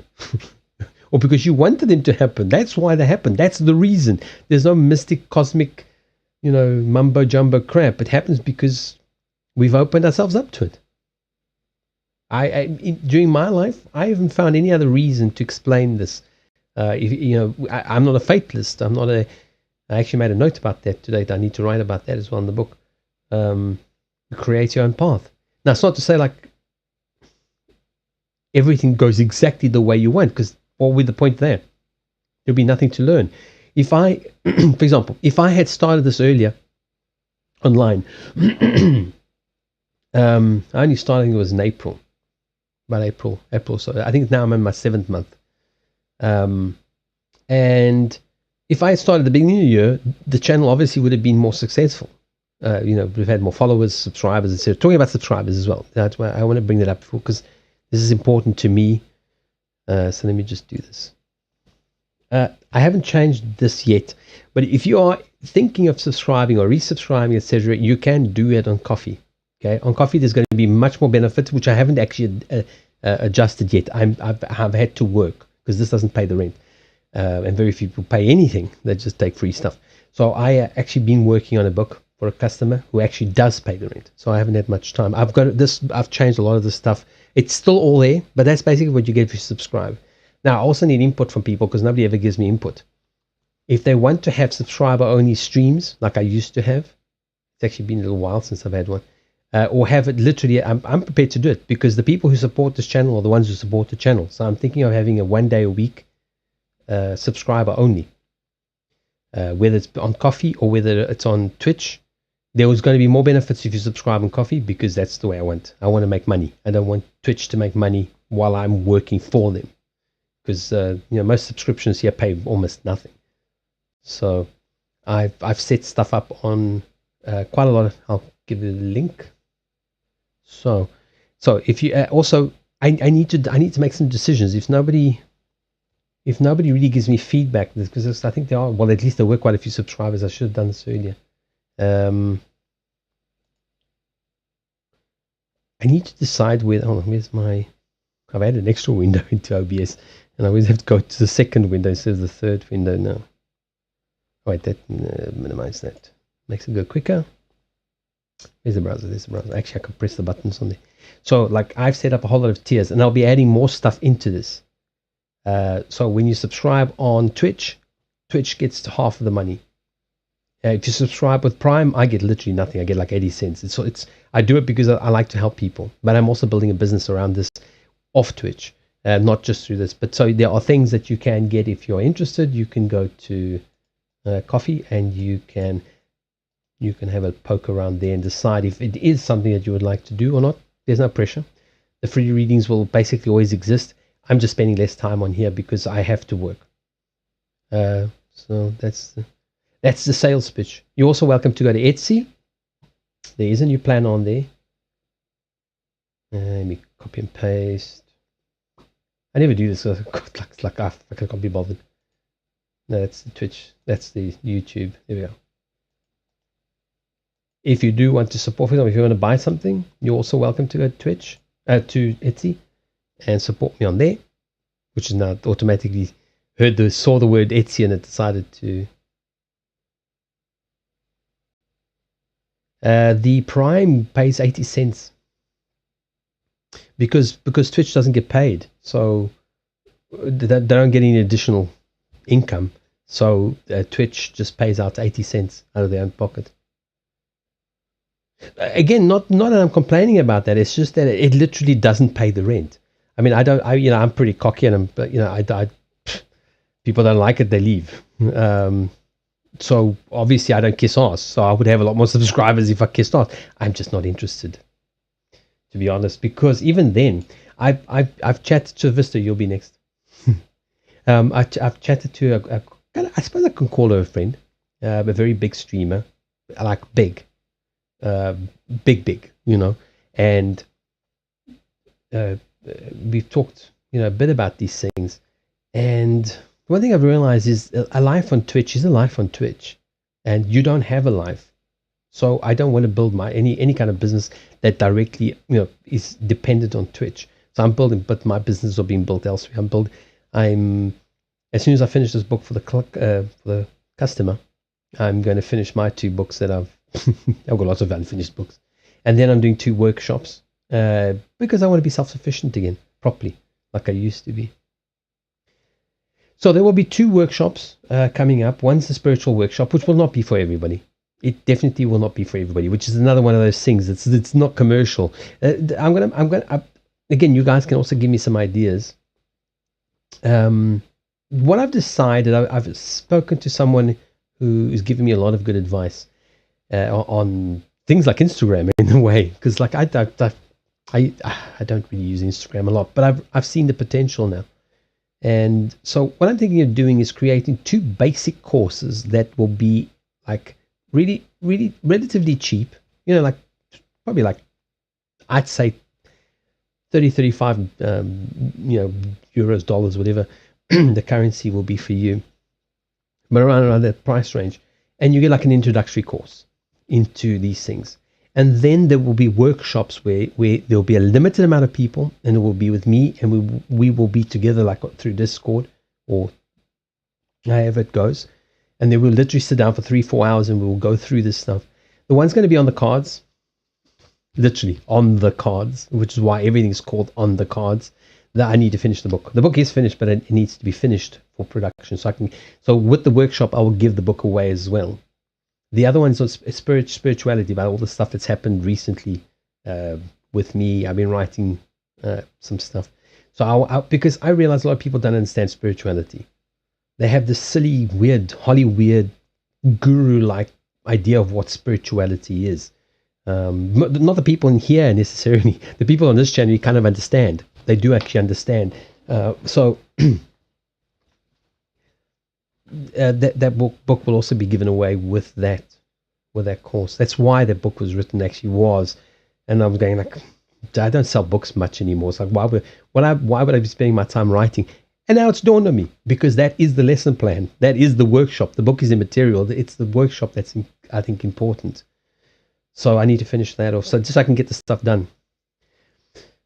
But I'm still finishing off the customer's book. It's such dull work. I mean, I like doing it, but it's very dull work. Like sitting and typesetting. I can actually show you the document now. The queue's not very long. I'll show you quickly what I've been working on. Actually, I've got it open. I've got it open, of course, because I was working on it just before. Hello, there's the folder. And I actually told him the other day, I said, I actually showed you a book on stream. He says, oh, cool. He's really a lovely guy. Let me turn this on. And I set up a thing for Word. There we go. It's even centered and everything. So that's his new book. He hikes. So his first book, his name is David Smart. and his first book was The Trail Provides, and this one is through, it's a Nepalese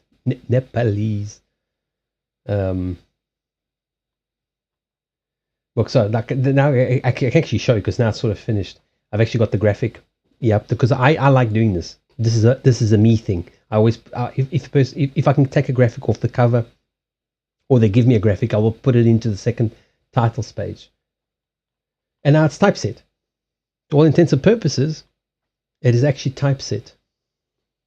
Oh crap! I just saw something I need to fix. What page is this? 12. Okay. I just saw something else. This is why I go over it every single day. I literally do this. Now I'm literally at the point I do this. Hold on. I need to be there. I'm literally looking at it like this because that's how I catch what needs to be fixed. So now it's actually been typeset. Now you see there's no longer those huge, what I showed you the other day, for those of you who are here, there were still huge gaps in between the words and things. That's all been fixed. It's now literally tweaking. So that's what I've done. Once I've done with that, then I'm going to finish my 2 books.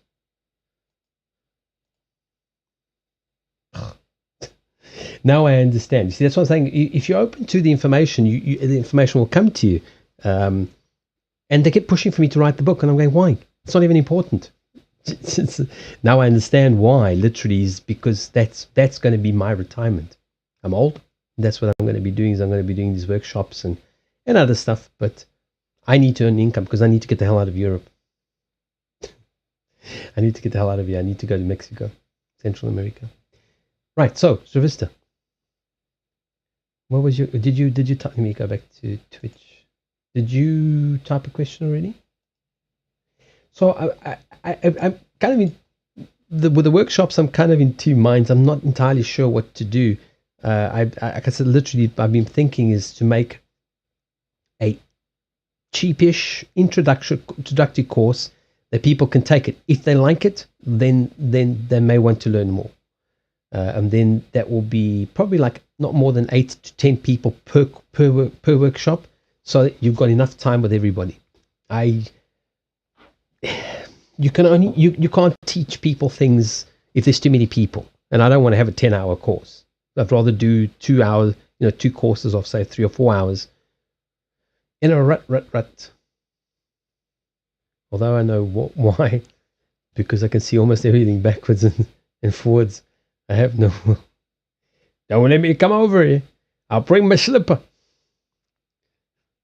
You need to be slippered to death. That's what you need. Whacked with the slipper. I need a drink. I need a drink.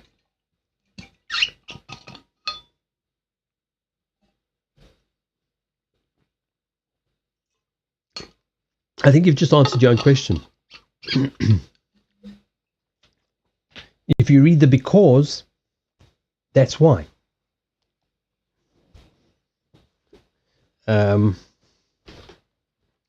If you manage to make it up the hill. I like hills. I don't like being at the bottom of the hill. I like being at the top. I can have a view. I like a view. I want to sit in my office and just look out the windows. That's why I think it might be Campeche. Sorry, I keep forgetting I should say it in Spanish. Okay, El Hidi. I hope that helped. And yeah, I'll see you either tomorrow. I'll be either here tomorrow or then Thursday, Friday, Saturday. I'm not entirely sure. I might be on tomorrow. I want to start scheduling different times and different days. So because I've had to work, I kind of it's been another week of slackness. I'm thinking of doing like Monday, Wednesday, Thursday, Friday, Monday, Wednesday, Friday, Saturday, maybe Sunday. I don't know.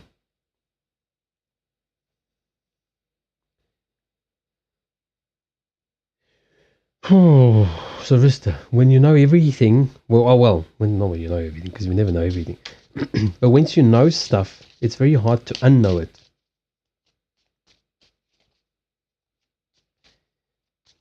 You need to find a way around. You need to find a new purpose. To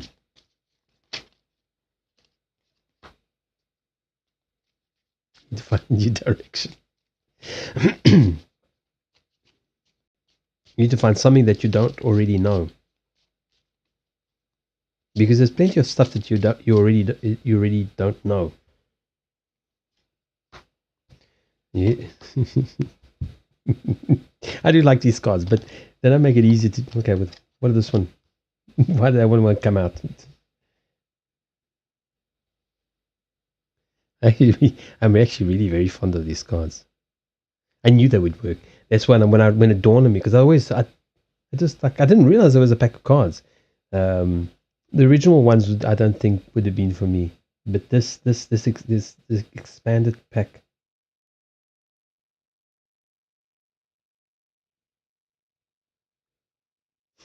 So, do you feel like you're here? You've gone down to the end of the beach, and there's nowhere to go but up. You can go back.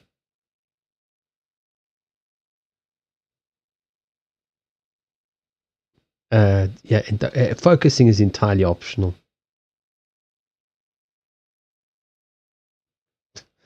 Entirely optional around here. The art is stunning, Sir Vista. It is absolutely amazing. It is so amazing. It's really, and I mean, the printing is also beautifully done. But yeah, like I said, it's the pity that they are so tiny. They're very handy for the internet, for doing this live. But I want to read out from the 16, because that one, I'm surprising at how much. That's why I said I knew that it's the stars. And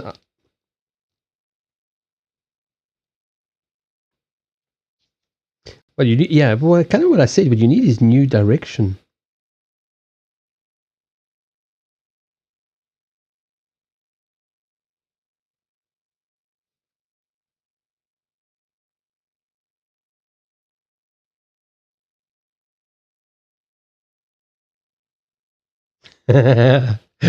This card is for you.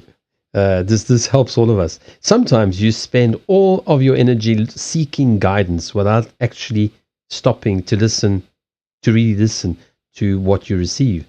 Take a little time to meditate and allow some clarity to understand the guidance being offered to you. There's a lot of us who do that, especially here on Twitch. There's so many people. There's a few names I'd love to just mention because we all know who they are. But anyway, we won't. Today, every fucking channel I went to, the person was there. I'm going, oh my God. It's like, seriously, another reading for this person?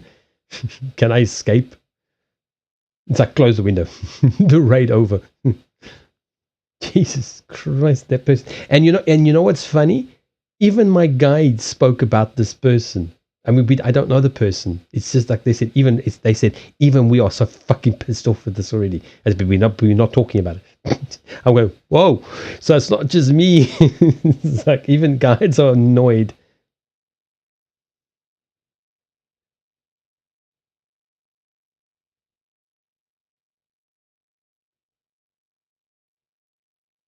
I think literally what happens to most of us in this position is that when you start to remember, that's why I call it the universe whisperer.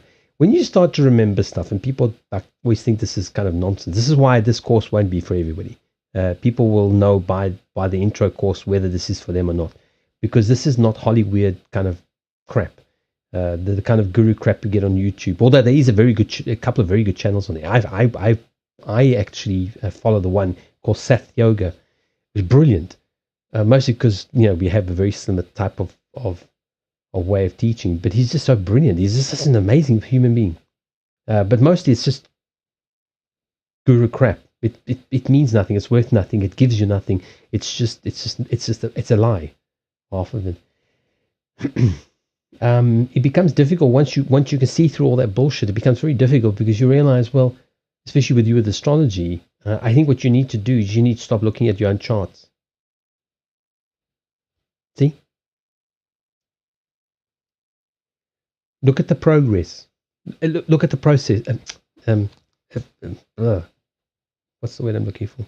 The progression, okay, of the cards. Okay, we start off by gazing at the stars.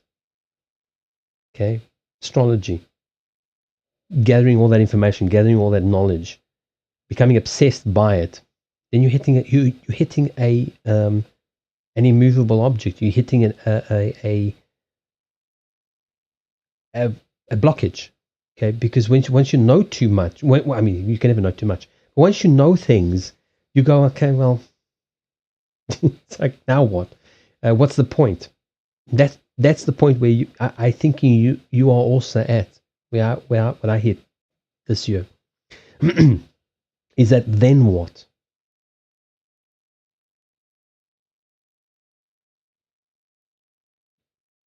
Yeah. Well, I think the introspection is okay. I think that would be illustrated with kind of the diarizing, the letters, the messages, you know, the thinking about stuff is finding a new direction. Because while I mean, I love astrology. It also, in a sense,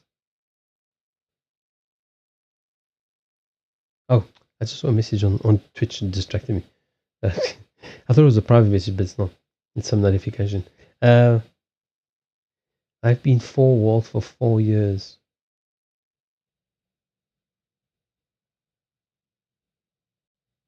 Oh, I was trying to figure out what you said. Yeah, I. But your future is pregnant with opportunities. Here's the pregnancy card again. I love this card. This is my second favorite card. The one with the oak is amazing. But I think you're in a process right now of gathering information. You're of not even so much gathering information, but understanding. Do you remember what I said to you about this one? It's something so busy like seeking guidance, seeking information that you don't really stop to really understand it. And I think that's where you are now. You're actually going back. Okay, I know the facts. How does it affect me? How does it? 1 and 1 is 2.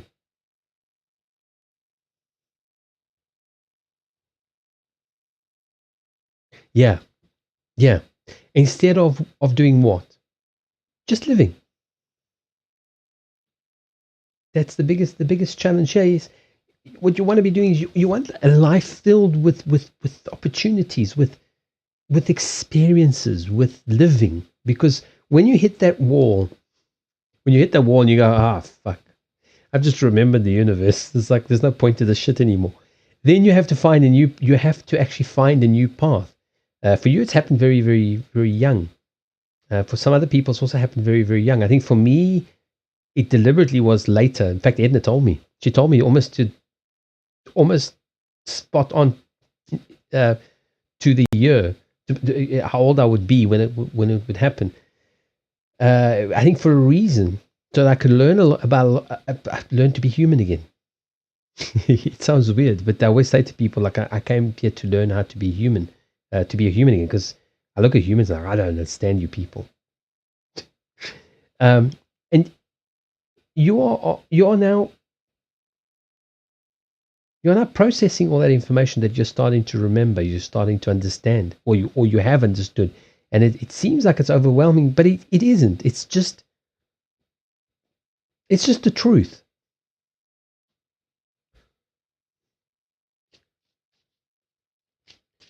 But you're headed into a period of absolute, opportunity. Actually, before I do pull any more, just want to read what the other keywords on the stalk are. Oh, expansion, traveling, migration.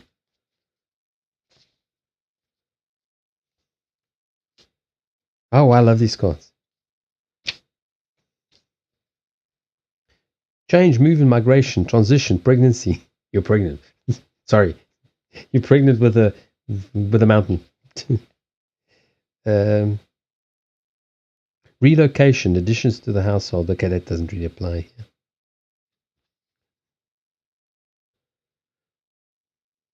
So movement and change.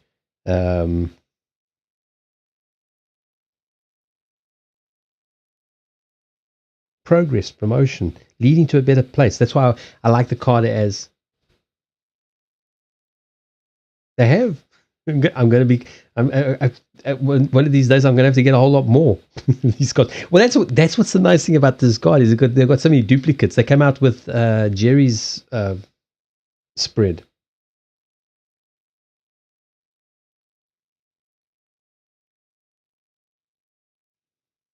Yeah, this is about expansion, expanding your yeah. With some cards, like you have two men, two women, three birds cards. You have two snakes. You have a whole lot, which have they literally are the upside down meanings kind of thing, which I really like. I really, really, really like. There are not that many duplicates. You think there's normally what 36, and this I think is 47, something like that. So it's about a third of duplicates. And they work fine anyway because I mix it with those two. So yeah, it said that Jerry was pregnant with a dog and a cat. She's still laughing about that. you should. Oh, did you remember what time it was? Shit, I don't know what time it was. Was it now? 3.5 hours. It was actually very funny. You should rewind about an hour. You should rewind to about an hour when you see Jerry's spread. We made a fat joke about it. It was actually very funny. So she was pregnant with a dog and a cat. She was traveling to a place where she'd get pregnant with a cat and a dog, and then she would go home. Yeah, if it happens, I'll be stunned.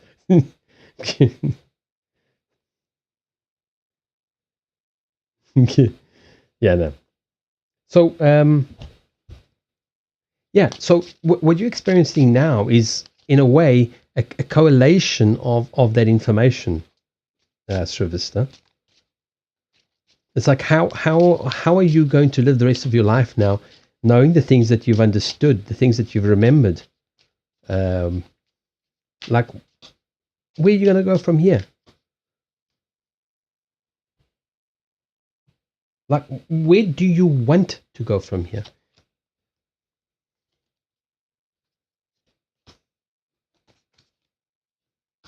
It literally comes to fork in the road. Oh my god.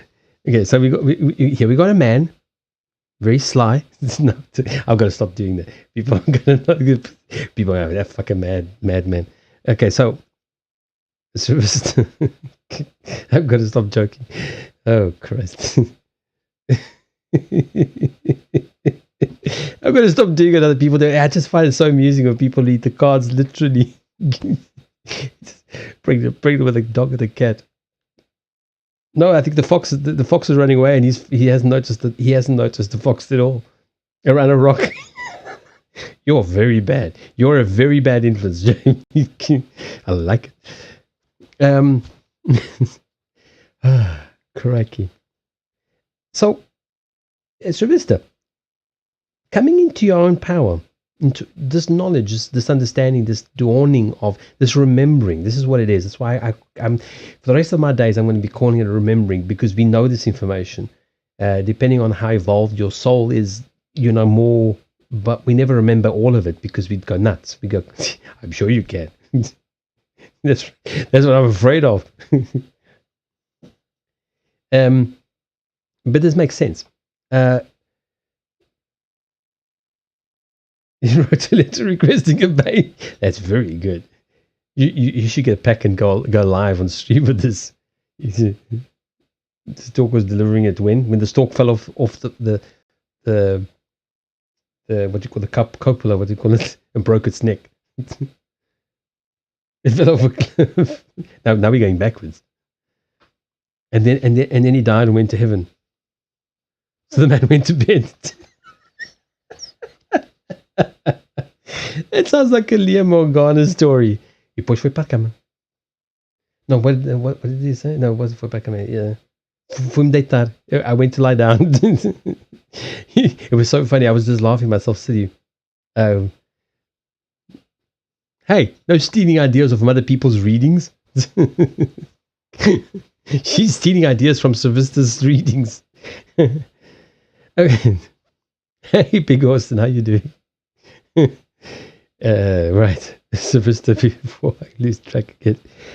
Okay, all of this, yeah, this is the Lenormand. Hank bought them for me and sent him to me. He sent the cards to me. So I wanted to get a pack, so he bought them off my wish list for me. Hold on, why am I moving back up? I'm trying to get them out of the way. Interesting cards, because what it's saying, all the number twos, all the 20s.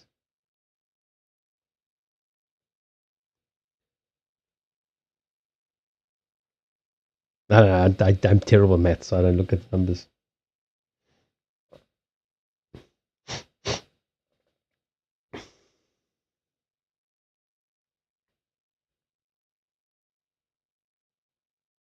They also follow each other. Look, 27, 20, 21, 22, 27, 28, 16, 17. Anyway, that I don't know what it means. You numerologists can decide for yourselves. 5 number 2s on the board. And he hasn't even got duplicates here. Because that could really wreak havoc if you had duplicate cards, the duplicated cards with the same number coming out. Anyway, I get distracted. Sylvester. Okay. All of this is leading to you the way through the cliff, through the immovable lack of will, etc., is this knowledge. This knowledge is going to make you will grow into yourself, into your soul, into yourself. You will learn more and more, and you understand it. You will take that cleverness. You will take that knowledge. Okay. And you will run the fuck. Sorry, Jamie, that was a terrible thing, mean thing you did there.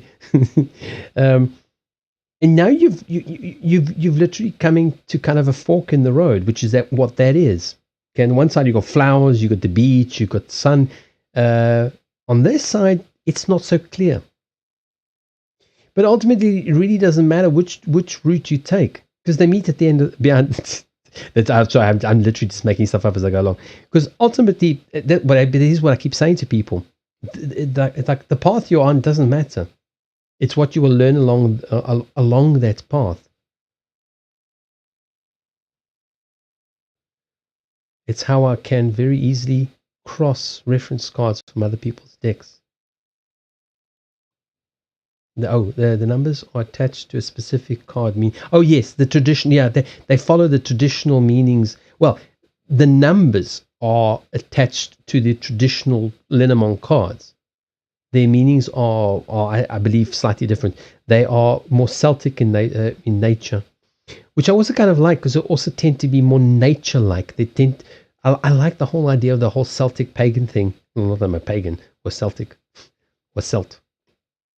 Because the solutions and things tend to be a lot more holistic in a way. But the fox is also chasing the salmon, which is I learned yesterday that the salmon is a source of intelligence. It's also a source of abundance. Where the salmon goes, going upstream, is going to lay eggs.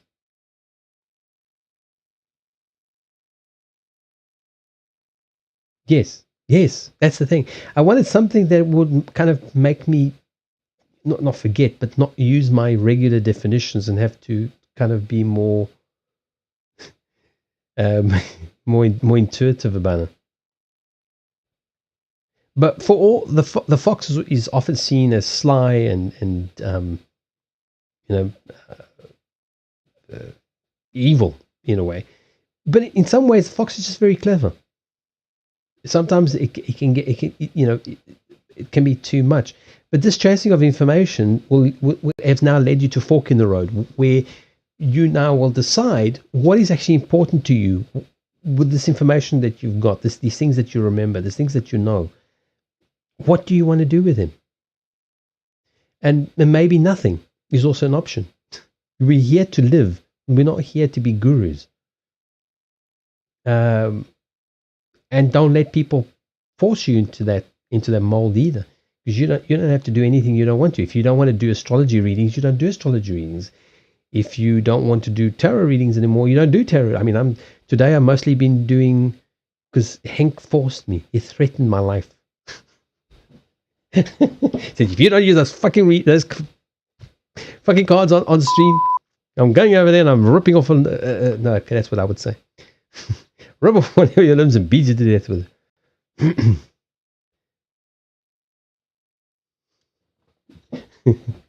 So that's where you're at. To throw him off a cliff. Off that very high one. I was very scared. Yeah, Jamie was there because she wrote the script.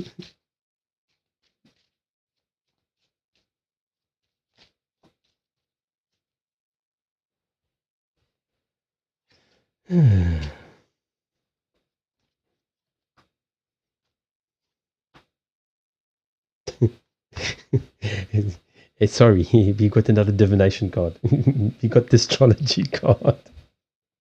Sorry. The Lorks saved him, though he's fine. I thought the stork threw me off the cliff. So, 2 of spades. Having literally coming down to a point where you have to make a decision. But the decision isn't necessarily making a decision. You see, that's why I said to you when I was joking. These 2 paths lead to the same place. This is what you can't see. So when you arrive at a choice you have to make, it doesn't actually matter to your soul. Like people think, oh no, I've got to go here to do this and I've got to go there to do. No, you have to have experience. Your life is here to be experienced. The soul already knows all this shit. You just remember it. You're just starting to remember what the soul already knows. So those 2 parts, even though that one goes off into like kind of dark and unknown foresty area, okay, this one goes down to the beach, sunny, and the waves are coming in off the ocean or the lake, whatever it is. They still meet at the same point. This is what you don't see. That's my interpretation of the card. They meet around the back, and they lead you to the same point. So it doesn't ultimately, the path doesn't really matter. Okay, here we've got 2 of spades having to make a decision. The decision is really to go forward. 6 is moving into a more peaceful time, leaving all the difficulties, all the stress, all the strife behind you, and just going forward. And there's the astrology card. There's the divination card.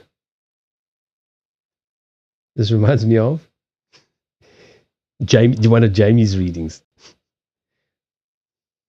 Just be careful with the stork. Jamie said he's going to throw you off the cliff and then go home. E depois deitar. Vou-me deitar. Nasty stork. He's a nasty piece of stork.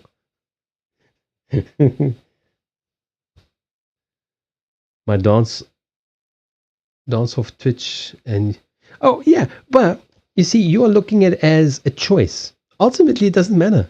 You could even not even be on either of them. I mean, we'd miss you. But ultimately, being on Twitch or being on YouTube really doesn't matter. In the bigger picture, it's just that's what the card represents for me anyway. Is you've reached a fork, mostly because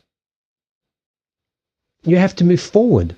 So when you hit a fork in the road, you kind of have to go, oh, now what? Storks and seagulls. There's no seagulls in this pack though, but it's a very cute storks. And the stork is the card of expansion. Focus. Today. It's a card expansion, migration. The description says that the storks are actually now there's also more kind of things you can look at it.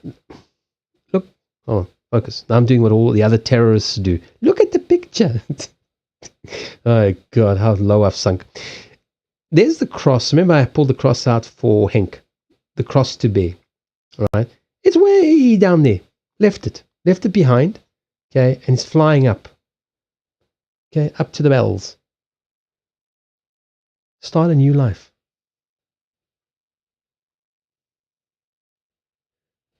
Or making a new nest, expanding the nest.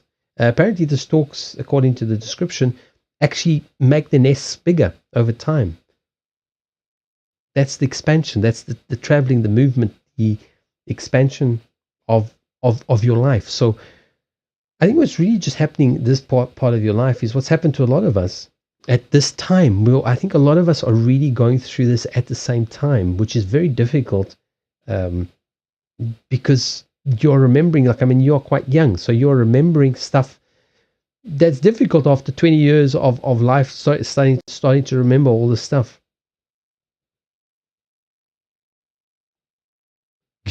Cute and evil, they steal your chips. Actually, the Cape Town seagulls are really cute.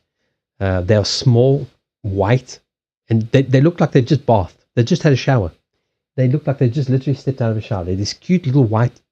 Well, I suppose they're not that tiny.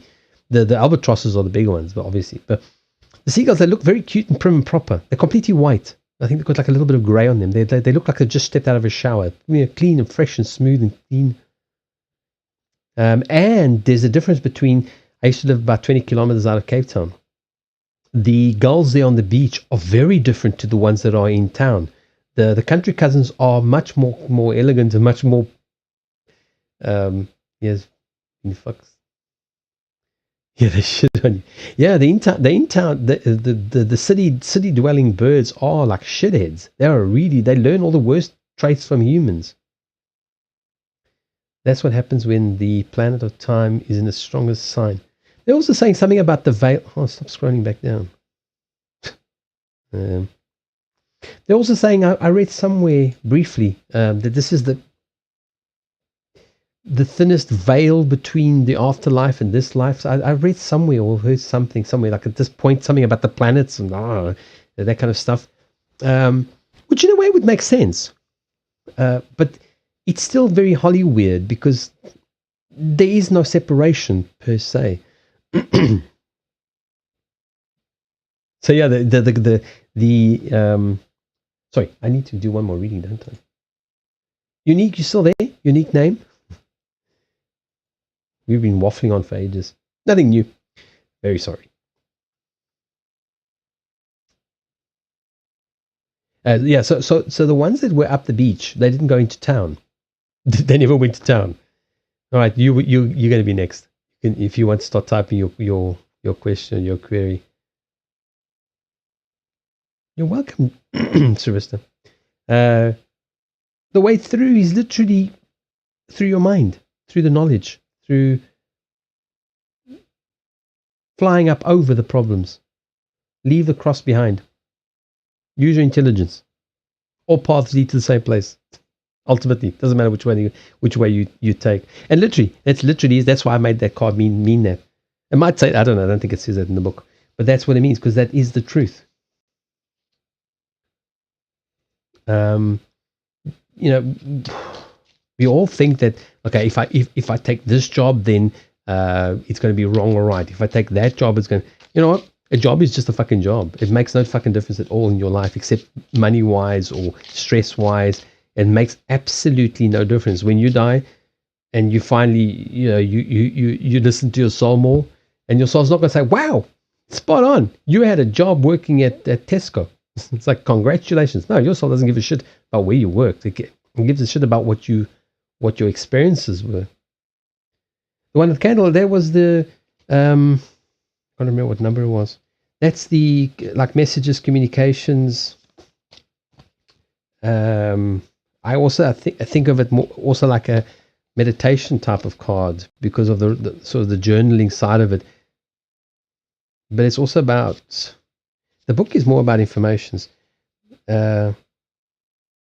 correspondence, document, written communication, mail, correspondence, article, paperwork.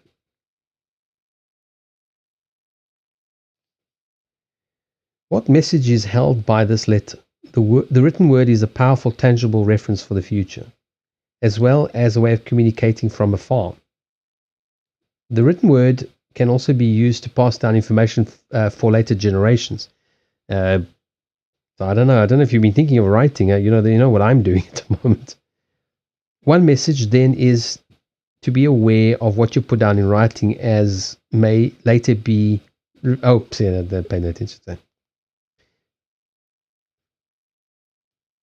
Yet there is also so much that is positive and practical in the documents you write. Be it a shopping list, a contract, a love letter, and in your readings, the difference will be shown by the surrounding cards here, context. Spiritual readings, writing down a desire, a prayer, or spell can be a powerful thing. Acting as a tangible sign of our intention. Again, choose your words wisely.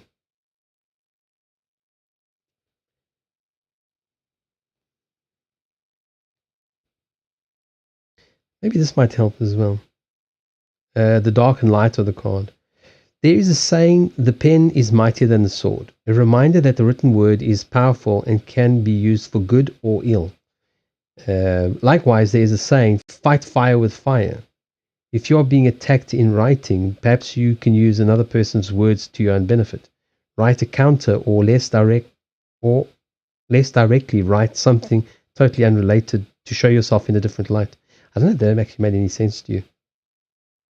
For me, it's about communications, journaling.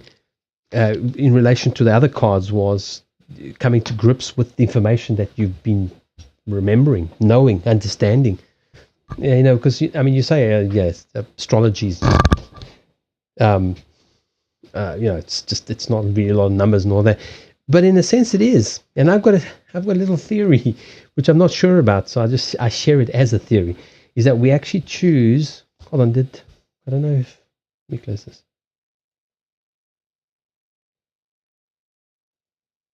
I'm just going to call up uncommon name, unique name.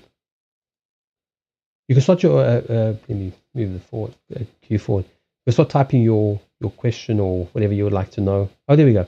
Can I get just a general outlook? What was I saying?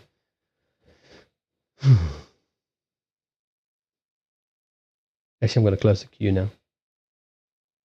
It's time. Oh, I was saying something to. Oh, yeah, everything is numbers. Well, yeah, in a way, because it's like a clockwork.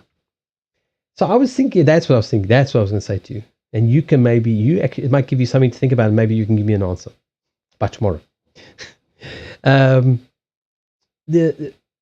We look at astrology from the point of view of like when you're born, the hour, the time, the place, the coordinates, all that gives you your personality. But what if your soul chooses to be born at those particular coordinates, blah, blah, blah, blah, blah, because it suits its personality and its goal? So it's like a computation of when it can achieve these things. So the soul puts itself into that situation. So like, right, I haven't got a watch on my, but pretend.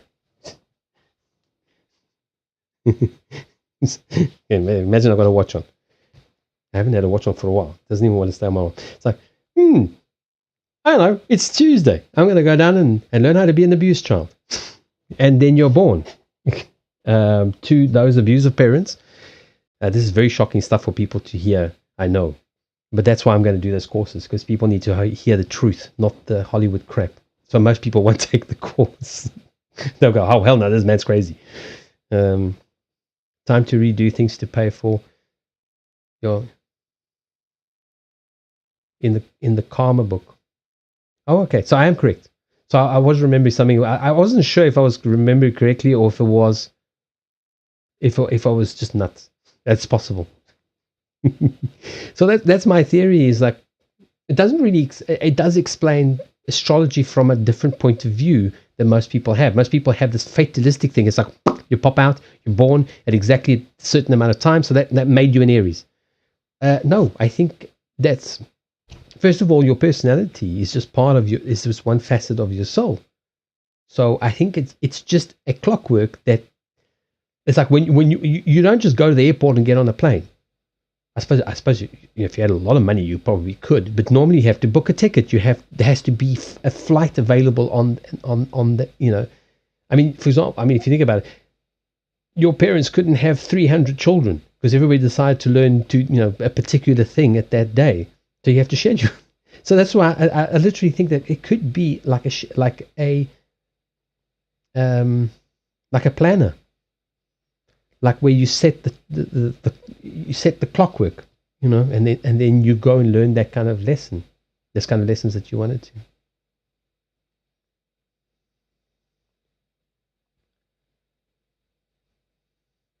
They say when one is born with Aries placements, to keep it short, the universe is giving them, depending on the position, the confidence to overcome. Yeah, I think that too. I think that's why people have Aries in their house, to give them the impetus to do stuff.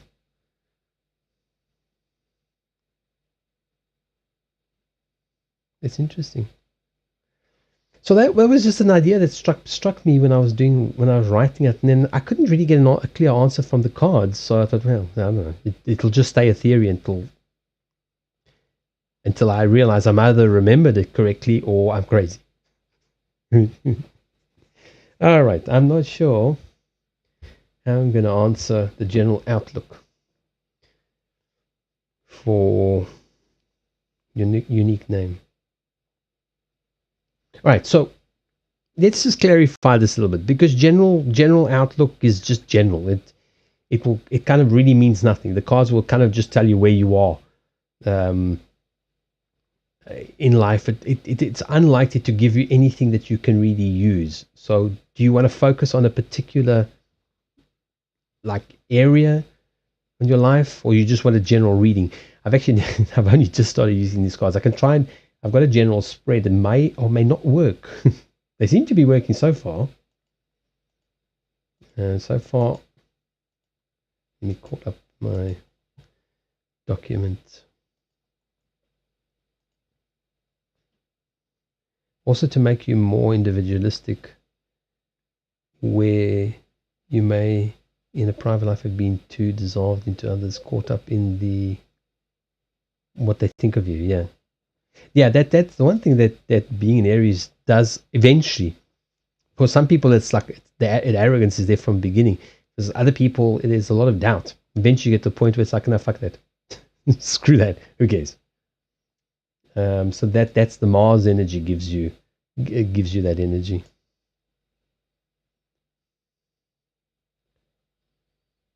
All right, let's try. Let's try a general reading. My spread with the Lenormand cards.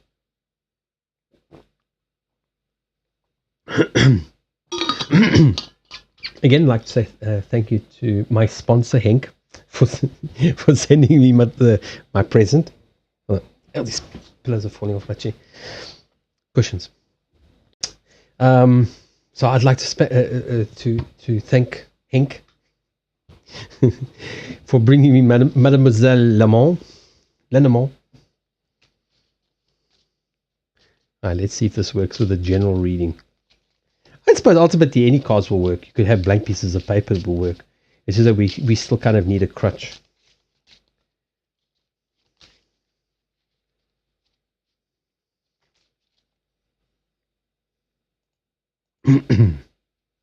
Plus, this is more theatric and gives us time to think and to process information.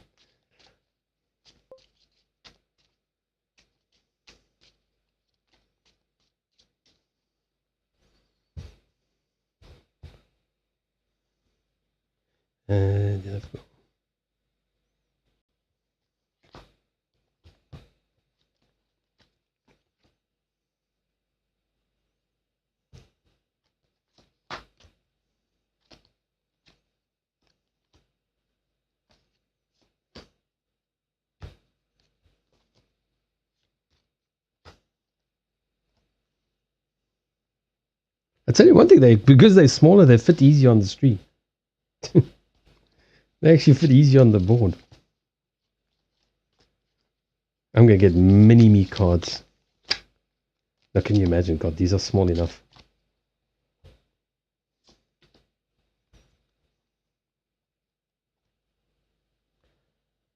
YouTube has a question. Hold on.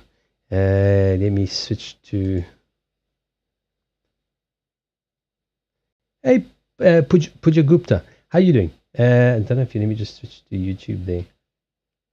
If you're still there, you may ask a question. I'm just doing this reading, and then if you stick around, I will do yours next. I stream to two places, so I don't always watch the chat. So you are popping up here. So if you leave your question, then I will do yours next. But stick around. If I call you not around, then I won't do the reading. I might, I don't know, because the thing is, I kind of need to connect with you. I kind of need to ask you questions and things as I go along. So, and thank you for joining us.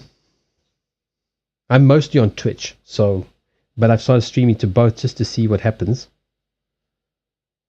So thank you for letting me know. I know, especially when I am doing a reading, I'm often not. Hold on, it's still doesn't fit on the screen.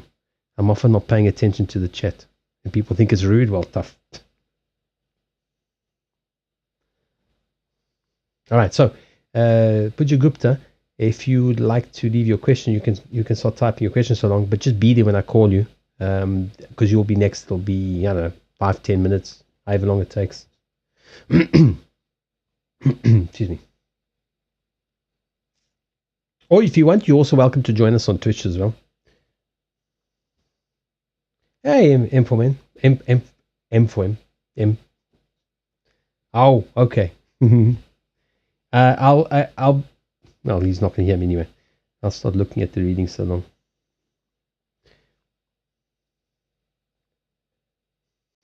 Yeah, I set them all to 1 hour, so I don't have to hear people bitching about them. Like they get 3 minutes of adverts once an hour.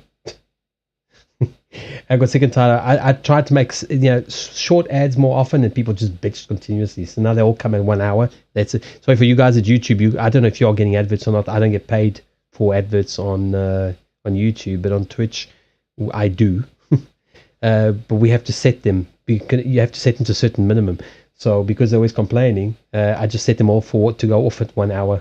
So they will just get like 3 minutes of adverts all in one go. Like that, I only have to listen to it once. But on YouTube, I have no control over the adverts. So I'm not even sure if you guys do get adverts on. I can watch it now. Watch what? Right. Gupta, I did get your message there. I will read it. I won't read it now because I don't want to mix it up.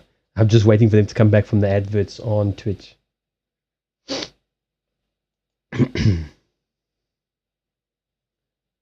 Hey, 9 Dawns. Let me see if I can get.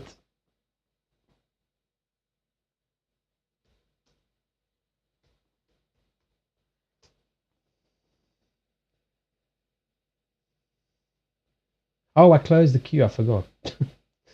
Yeah. I forgot that I was getting tired. Let me just add him in. No, do you need a reading? It'll have to be quick. If you want a reading, join the queue now. And then I'm going to close the queue.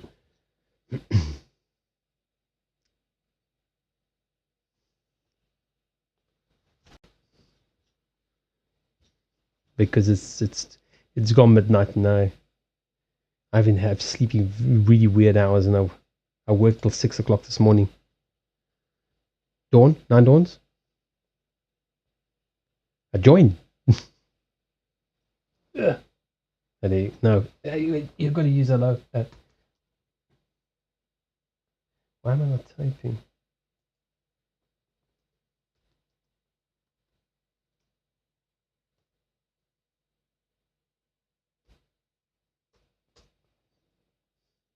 You've got to type exclamation mark hello.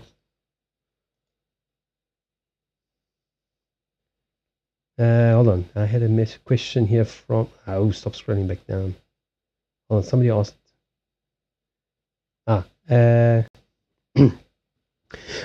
M, what do you mean another one? A reading?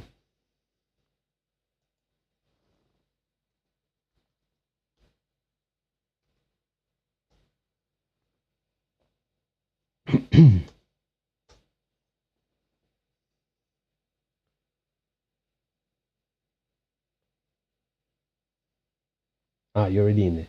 Okay, let me just lock. Now I'm locking the queue because I've still got a slight headache. All right, Unique, I've just been sorting out paperwork stuff here and getting people in and out of the queue because I closed the queue. So it's only the people that are in the queue now that will get a reading. Right. I haven't even looked at Unique. I haven't even looked at your reading yet. I've never had much of a chance. Right. So let me look at that.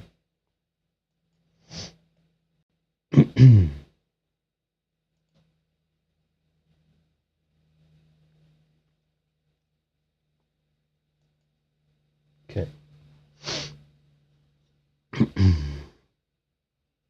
I don't know which way to put it, this way or that way. I'm used to cards not having.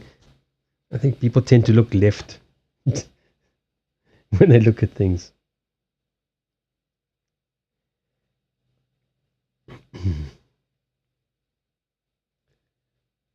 I'm looking. Looking where? And now?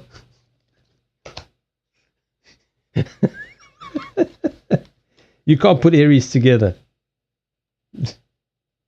It's just chaos if you put Aries together in one street.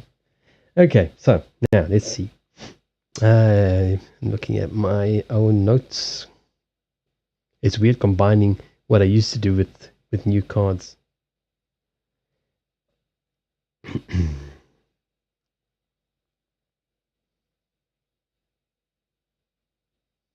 This is an interesting reading. I'm not entirely sure. Mum calls him a bear, a fox, and mice are playing in the field. Mum calls them home. The end. And then we all went to bed. From that time. Sorry, I know you don't speak Portuguese, but it was so funny at the time when when he said it. E depois foi-me deitar. Okay, so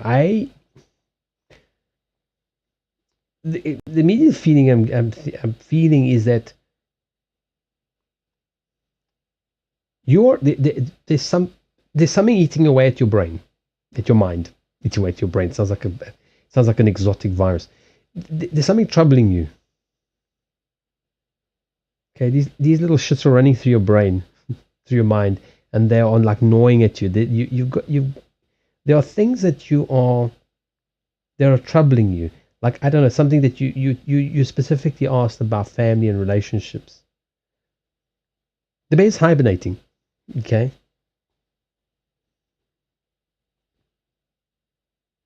I feel like you are, in a way, almost on the fence. The bear caught dinner. There's 4 people in the queue. There's one on YouTube. Let me just do this.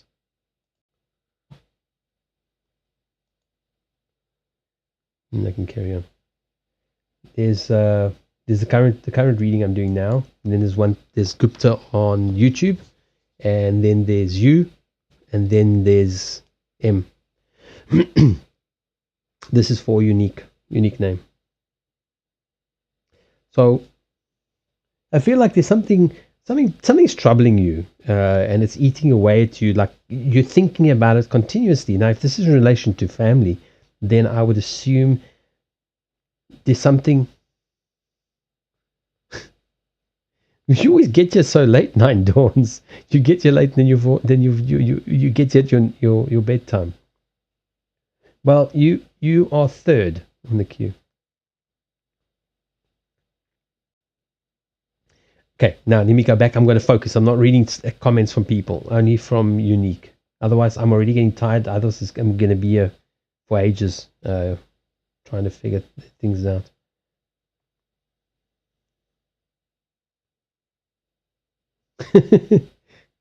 Yeah, but I don't think this is not just holidays. I think that this is.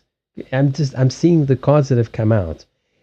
Your subconscious is hoping for a peaceful future, for a springtime, the springtime of the soul kind of thing, a time of peace and abundance and again, you were talking about family. So that ace there that I pulled from the other pack, because I wanted to, is about family. So now, specifically that you said that this is about family. Possibly your mother, linked to your, this is your emotional state, but it can also be about, all of this, but you're still on the fence, you're still hibernating, you're still avoiding it, and you kind of, the fox is known to be a bit sly, so you're kind of being dishonest to yourself. That's an internal challenge. This is the external challenge. The external challenge is that it's like the death card in tarot. your your your external aspect of this has already changed, and you're kind of being disingenuous. You're kind of trying to convince yourself that it isn't, that you've still got time, but things have already changed. But I think in many respects is that you have the support of your family. So what it is that is troubling you, I think, not to say that's not important, but I think you have the support of your family. So I feel like if you could share with someone, or with your family, or the people that matter to you, in terms of friends, family, for me, a family is not just blood. It's whoever is your family. You can put this all behind you. It's almost like people already know this, and they look at you. They're looking at you, and they're waiting for you to tell them. For you, it's almost like they're all waiting for you to put this behind you, so that you all can move on together. Does that make sense?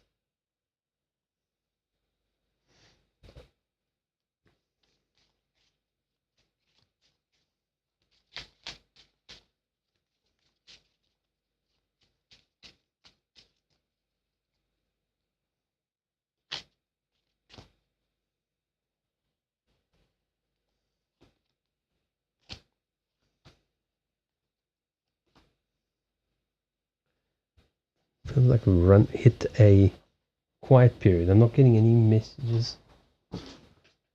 Unique? Oh, it's changed a bit. Typical dysfunction. Yeah, then it's quite normal. Okay, well, I think that hey, magical mindfulness. Hello, how you doing? There have been disagreements and not speaking. Okay, there's the kind of the distance card, but I don't. I think it's more of a perceived thing. I don't feel like there is a, like, the not speaking is by choice. It's not that people have. Hold on, I'm not looking at the screen. Let me have a look, see what's going on there. Can I see? So it's not that, Cain killed his brother and no one's talking about it, because it's just too. It doesn't feel like that. It feels like it's just people had a disagreement and they've chosen not to talk. But it doesn't have to be that way. I think from both sides, it's easily put behind you. That's why I say this is something that has already happened. That can just be put behind you. There's no need to dwell on it. But it requires going back to family, going back to just going back. It almost feels like there's no hard feelings, even though you might not be talking. And remember what I said? It feels like they were waiting for you just to get over yourself, just to get over whatever it is that happened. Because it feels like the people that you see, it's eating away at your mind. Okay, those are the little shits in the grain. They've gotten into the grain barn, and they're eating away at the grain. And that's in your your mental state. And this is troubling you more than what it actually is. Yeah, the cute little criminals eating away at the grain, destroying half of it. So does this make sense? I feel like this is time for I suppose especially with Christmas and that coming up, putting those disagreements behind you. I'd almost hesitate a guess and say that if you just went home, it'll be fine. Probably wouldn't even need to talk about it. In other words, you've been thinking about it too long. In other words, festering on it, thinking about it, playing it over and over in your brain. And I don't think it's that important in the scheme of things with your family. Sorry, does that make sense?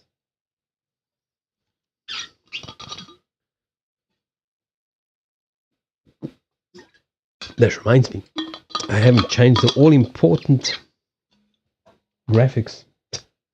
I'm very bad at this. I still wish I had an automatic way of doing it.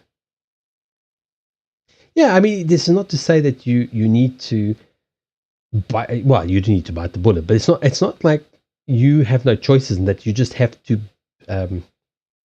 accept everything. No, I think you can literally just go back and just almost like nothing happened. See, then the death card. The external challenge is, I think it's they're literally waiting for you to come back. I mean, I might be mistaken, but I don't think so.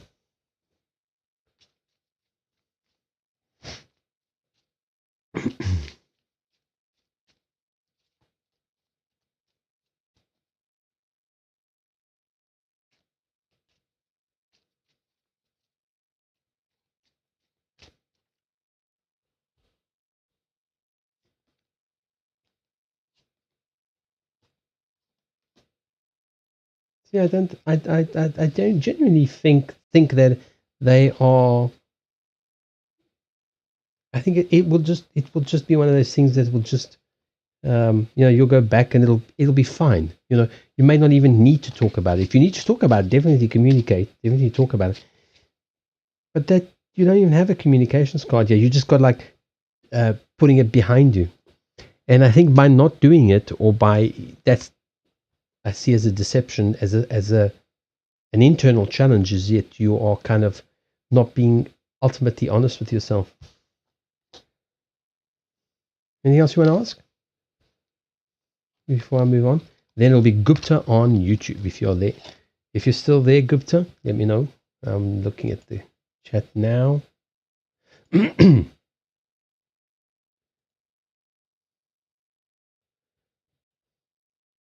You're welcome.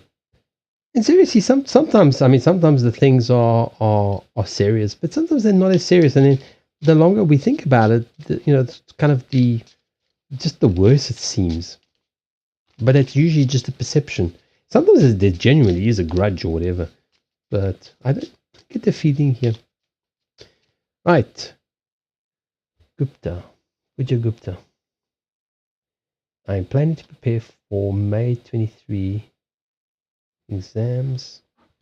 I'm having doubts that I will be able to achieve my goal in that attempt, or in the next in that attempt, or the next one, which will be November.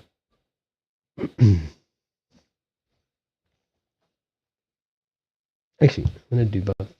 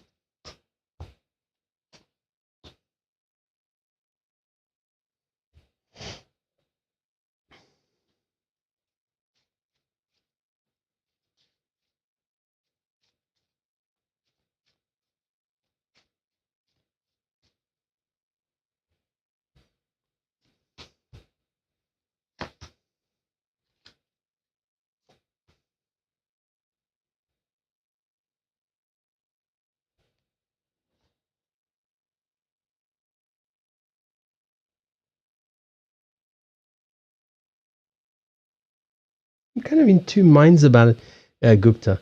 The first question, I mean, I as a person, I would say go for the May, and then if that doesn't work, do the November ones. Of course, the question is, of course, is there a cost involved in doing so? Either way, it seems to indicate towards the November exams would be better, possibly because it gives you more time.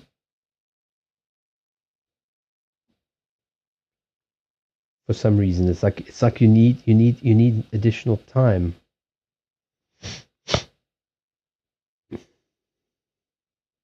Now, the difference between the two. There's two of those cards. She comes in. She's a messenger. She brings messages. There's the abundance card, but where the male counterpart of that card like charges in like as a speed, she comes in more more at pace. So that's why I'm thinking. Let me just advance the queue. Keep forgetting to advance the damn queue. And Gupta's is actually on YouTube. But anyway, I just found a nickname that. But if I can prepare in May 2023, would be time saving as well. It's kind of a yes and a no. I think if you can focus and put all of your, in other words, you put all of your energies into making it by May, I think you can achieve it. But then you really have to focus on. That's the kind of sensation, feeling I'm getting. Like either way, you can pass this. There's the success on those first cards.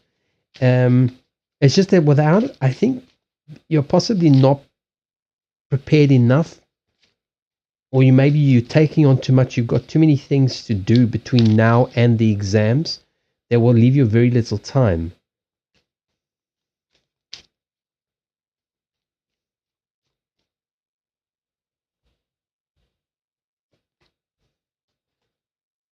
Okay, so you can definitely do it by May. You got the 3 again.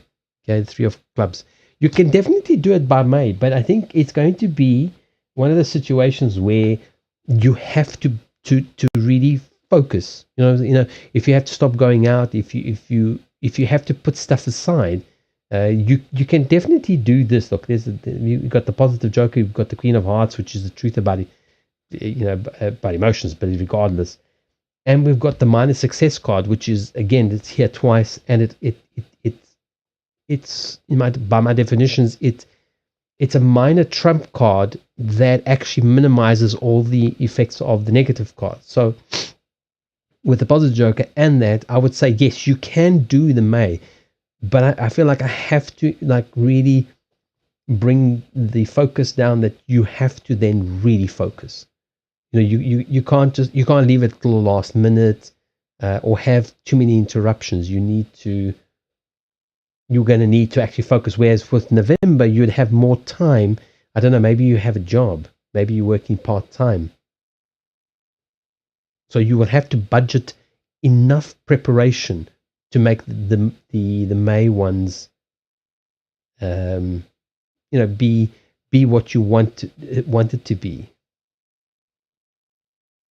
Is it also are the marks also important, or is you just need to pass?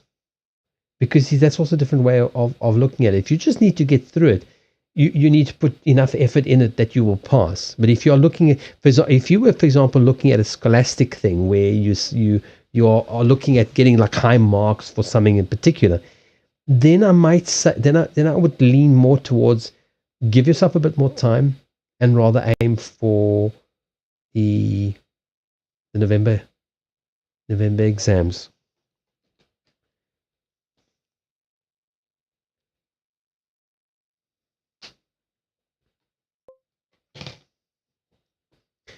I have actually set a goal in which I have to achieve a rank. Okay, then the advice still stands. You can achieve it. There's the answer. The answer is yes, it's achievable, but it's going to be hard work, and you're going to have to put the work in. Yeah. Then you have to then know that you have to dedicate yourself to this. That's the challenge from now until May next year. You have to be very focused and very dedicated, and then yes, you can achieve it. I know it sounds kind of cliched or kind of like random, but that's why the cards are neither here nor there. Here it speaks of the difficulty, speaks of the blockage in a way. That's what the mountain in front of the beach that you can't pass, either through the waters, through the rough waters, or by climbing. But there's the success here again. It's just that I think it would be easier to do the November ones, but you can achieve your goals within the May one. Does that help? Anything else you'd like to ask?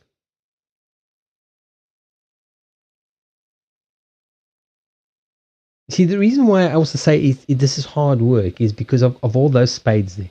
Okay, we've got the obstacle there again, repeating. Then we've got the ace, which is a hard new beginning in a way because it's discipline. And then you've got to get out of a comfort zone. So, for example, you can't just say, "Oh yeah, I'll do it by May," and then you only start studying or preparing in April, for example. That's what I want to hammer down on you and say, if you want to achieve that goal, then you have to start like as soon as you can. I don't know if you can even start like now or as soon as the term opens or whatever it is that you're doing. All right. Gupta, thank you very much for your question and for hanging out on YouTube. It's greatly appreciated. I'm going to move on with Nine Dawns now. It's midnight. It's actually 12:30, and I need to finish. I'm getting tired. I still need to check on customers' emails before I go to bed. Yeah.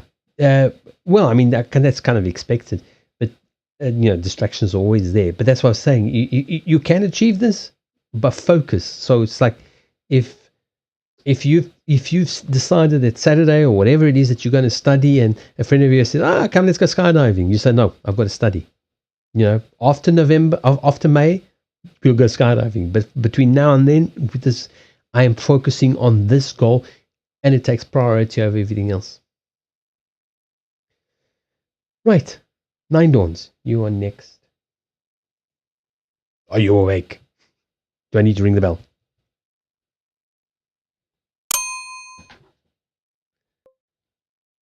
You're welcome, Butcher Gupta. And I don't like to wish people luck because it feels like, well, you need luck. You don't need luck. I think really here, you've got, it's like they say, you've got this in the bag, but you just have to focus. Like between now and then, if you focus on this, I think you will achieve your goals, and you might even surprise yourself. Okay, when the positive joker's out, okay, that's the magician. That's the making things happen. Okay, then we've got the Queen of Hearts, which is your connection to the topic really, and that minor success card. Nine Dawns. Have you nodded off again?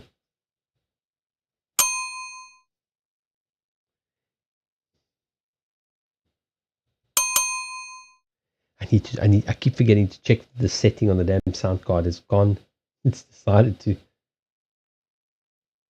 go on to flipping battery saving mode. The battery's dead anyway. The battery's gone dead. It's another thing I wish I could afford to replace. The laptop never runs off just the mains anyway. There you go. What would you like to ask? And how are you doing, Nine Dawns? It's the last time we spoke.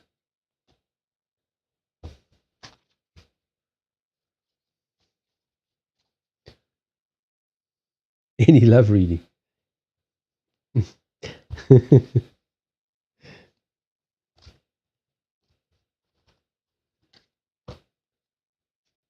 All right. Just for clarity, is there someone, or is it just like a general love reading type of thing? The reason why is because my readings are very specific. So some of them are like about an existing partnership, or or someone that you have in mind. Then it reads the dynamic between the two. If there's no if there's no other party, then they don't make any sense. Right. I'm wondering. Just I'm getting tired. I'm wondering if I should use these. A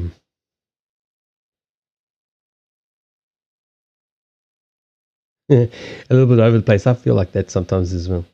So, Nine Dawns. I think you might be lagging a little bit. Just press pause on your video and then press play again. It'll catch up. And then just let me know. Oh yeah, of course it was Yorick. Now that you mentioned, I remember. All right,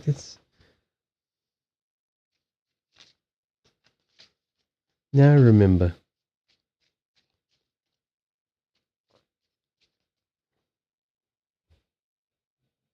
These cards actually don't let go.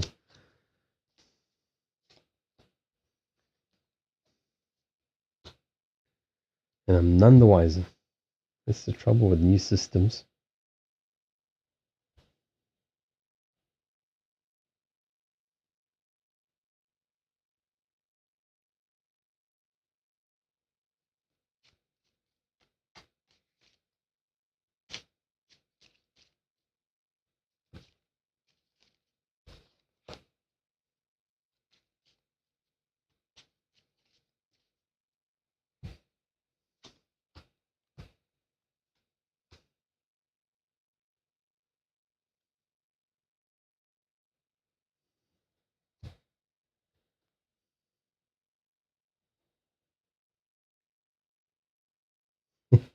For these kind of questions, my cards are still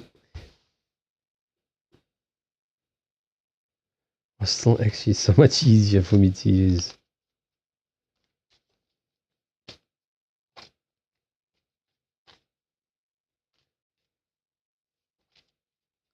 I think in some ways he is thinking about it. I mean, he's thinking about the options, which is not necessarily a bad thing or a good thing. I think there's some stuff that he kind of wants to sort out in his mind still.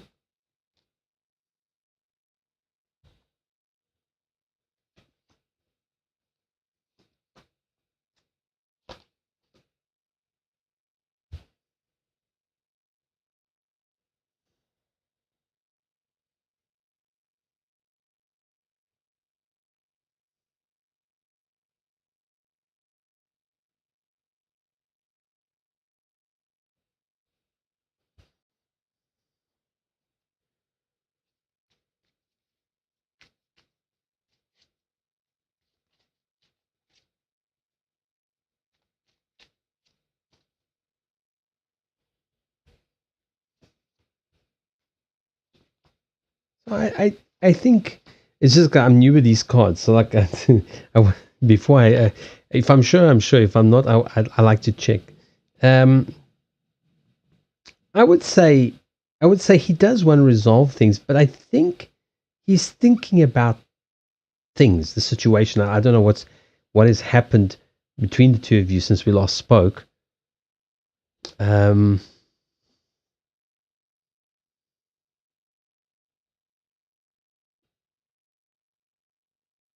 Because he has the thinking about the options, the considering the options. Here's the businessman making a decision. There he is again.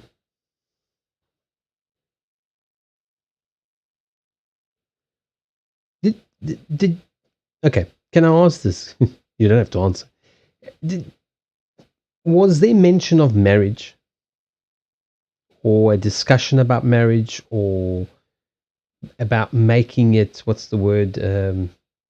Making it permanent, or what's the word that people use, making it official kind of thing.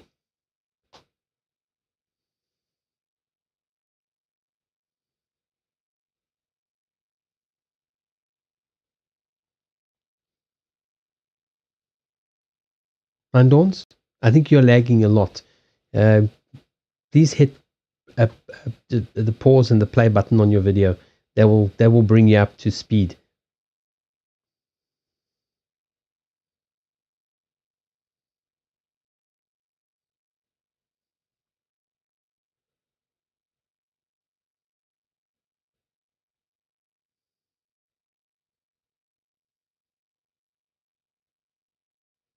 I mean, it doesn't have to be marriage, but like a commitment. Like there's been discussion about a permanence about this, and now there's thought about it. It's not that he doesn't want to. I think he's just thinking about it. So I don't know. Look, I've got the ring. I've got the trouble in the middle. I've hit pause. Yeah, and then there's the contract or the communications or whatever it is. That's what I was asking. From his side, there's all the romance cards are there. He's got you know, or maybe it's you that is maybe that is you that is deciding on or trying to decide. Oh, you said you've hit pause on the video, or you've hit pause on the relationship. I'm not sure. It's more like a talk here about what we are or not. Ah, okay. Listen, I mean, your question was literally, does he want, does he wish to resolve things? My feeling is yes.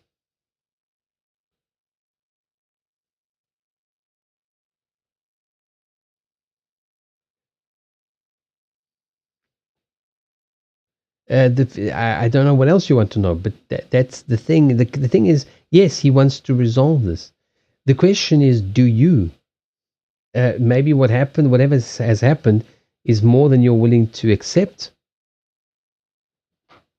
Are you the one that maybe needs to decide on this? Because when asked if she wants to resolve the issues, then the answer is yes. His wish is to return to the past, to what you had.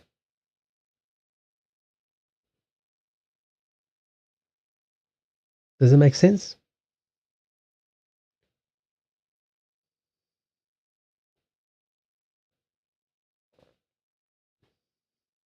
But that's what these cards represent, is you defining the relationship in a way that is clear to both of you. So that you both, so I don't know if that's loud or not. Every time the zip hits the microphone. And I'm going off camera again because I accidentally bumped that one earlier and I forgot to set it before I streamed. We haven't spoken in 1.5 months because, well, that's the trick now, is the communications. You've got to communicate. I know we do want to avoid the difficulties, but I suppose you do have it. You have an option. You just ignore it. You just forget about it, and you just move on. Or you have the communications with him.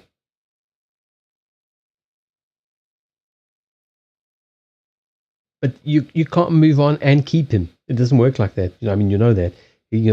And sitting on a fence eventually means that you will have none of it, because when you finally decide, the person may not be, Yorick may not be there anymore.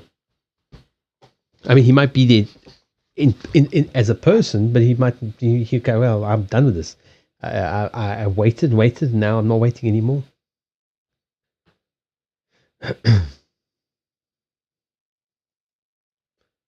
Either way, if you want, you're asking me how, if he wants to resolve this. I've told you yes. The question now is, are you going to follow this up? Or even if you just make it easier for him to contact you. I think your task now is to decide whether you want to go back to this or not. Yes, but sometimes him not being there is less dramatic. Well, but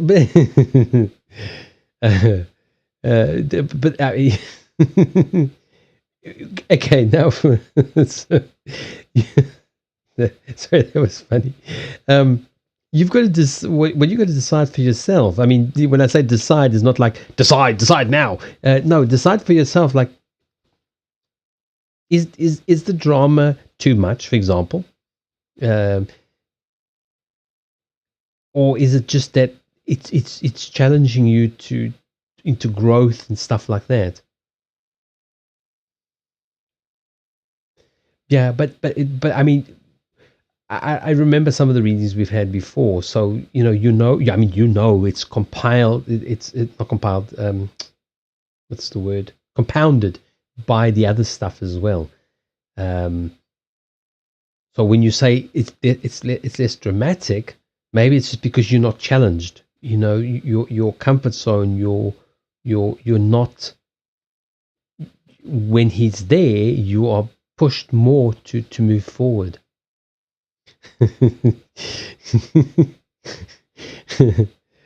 There shall be no other diva. So maybe it's more dramatic in a sense because he's challenging you to move forward in a way. Or maybe it's not. I'm just making those observations that you can think about as. So it's less dramatic.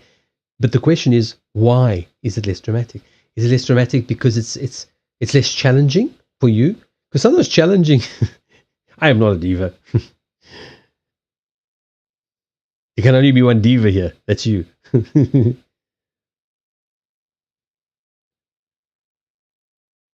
You've ever mentioned he might be it. Well, the thing is, I can't make up his mind for him. So you asked the card. Yes, I mean, you got a wish card here. That's the wish granted card. So his wish is to return. That's the memory lane. What I call the memory lane card. That's the sixes all paths because of the little footprints or paw prints.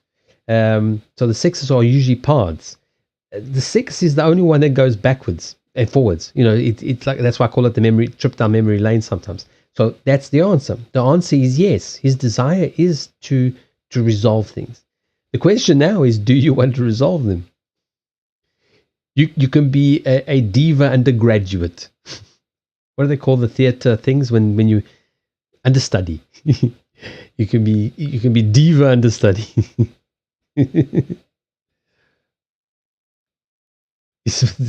He's authority. Oh, we can be challenged. I just don't care. The diva understudy. Apprentice the diva. Diva in training. Class shall commence.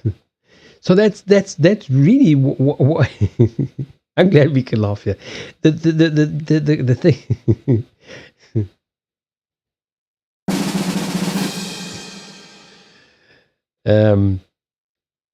The thing here is you, like, why is it less dramatic? Is it because you're able to play it safe? I'll wait until you see what I've got in the bag after that one. I've got to do something with the damn graphics card. After the sound card, it keeps going to sleep. This just ruins everything. And I never remember when I'm not. It's either where's the damn stupid. I don't know. It's the trouble when you modify Windows. You forget what the shit normally is.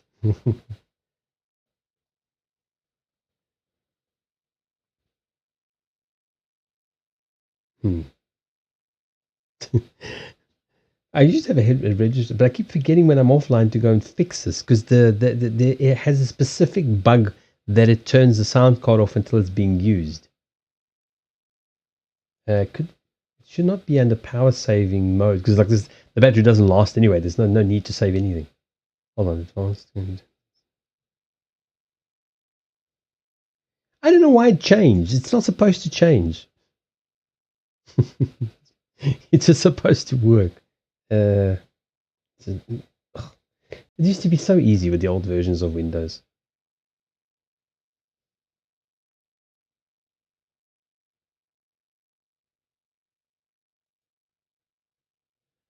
Yes, less dramatic because I care a lot about him. So I also get easily hurt by him. Because I care a lot about his friendship. Yeah. Well, the thing is, okay, if he's genuinely hurting you, okay, this is what you need to come to a conclusion with yourself.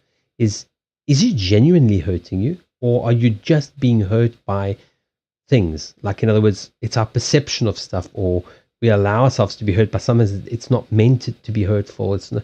Sometimes people are just assholes, but sometimes it's just our perception. Yeah, you called me fat. No, I just said that those skin tight jeans look good on you. It's like, you know what I'm saying. So it's an irrational reaction. Right, here's batteries. Do this shit live online. Battery saver overview. Automatically turn battery saver on. Never. Why is this reset again? Seriously. God damn it. Where is that power setting? I can't even. How is it possible you type power setting and it doesn't come up with the power setting? Oh, Christ. I miss Windows 2000.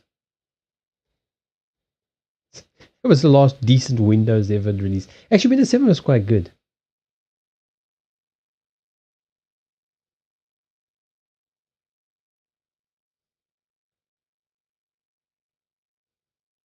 You see? Hmm. Oh, no, that's.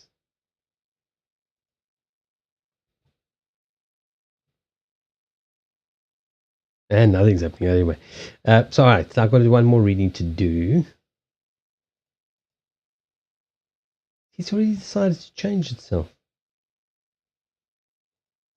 Fuck. I missed the old days where things just stayed as they were set. Fuck.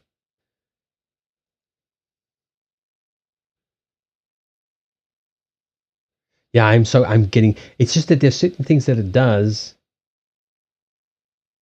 If I remember, yeah, that thing has to be done via. I just remember now. I have it saved. I just never remember to do. It has to be done by a registry setting.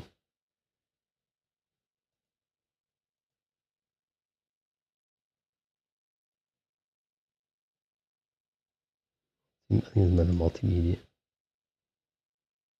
Oh crap! I'm gonna have to do it when. I'll just leave that open. I'll leave it open in the background. Then when I'm done, I'll have a look at it. It's so annoying. I know I have a registry setting that just does the setting and it's easier. It's one click instead of having to hunt for the stupid crap. I'm not feeling great, so sorry for my energy rubbed off. No, the power settings is the computer settings, and what it does is like this. Okay, actually now it's actually working properly, but it turns the sound card off to save power. It's on fucking power. It's powered up. The battery has so it's not supposed to be turning it off. So like when I play something, it has to wake up the sound card, but then the sound stops playing. So you just get like a ping, or you don't even get the whole sound. And I started doing that recently, and I never remember to just turn that off again until I'm actually live and I'm pressing, and I'm trying to like play sounds, and it only plays like the last bit of it, just so that Jamie can spit her drink all over the screen again. My answer to everything: no. It was an expensive laptop, and I can't afford to buy another one. If this one goes, I'm screwed. I'll be doing a Kickstarter. No, not Kickstarter. What's it? A GoFundMe. Give me a fucking computer, please, people. If something happens to this computer now, oh, I've got a problem. I've got a very, very, very big problem. So nothing will happen to it. See? It's very simple. So no kicking of the laptop.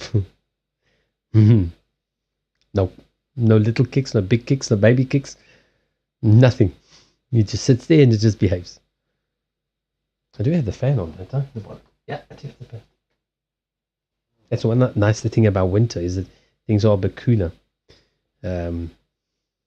Right, so 9 Dawns. Anything else you want to ask? Because I've still got to do one more reading. M for M, you still there? M. If you're still there, M.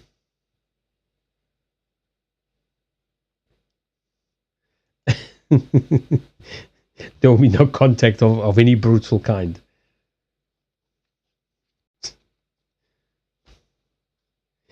It'd be so nice. Okay, you're next. What would you like to ask, M? Cannot wait to one day have a desktop with proper fans that actually cool the fucking thing. The proper keyboard that actually works, not this HP crap. It's the biggest load of shit. What's the difference between karmic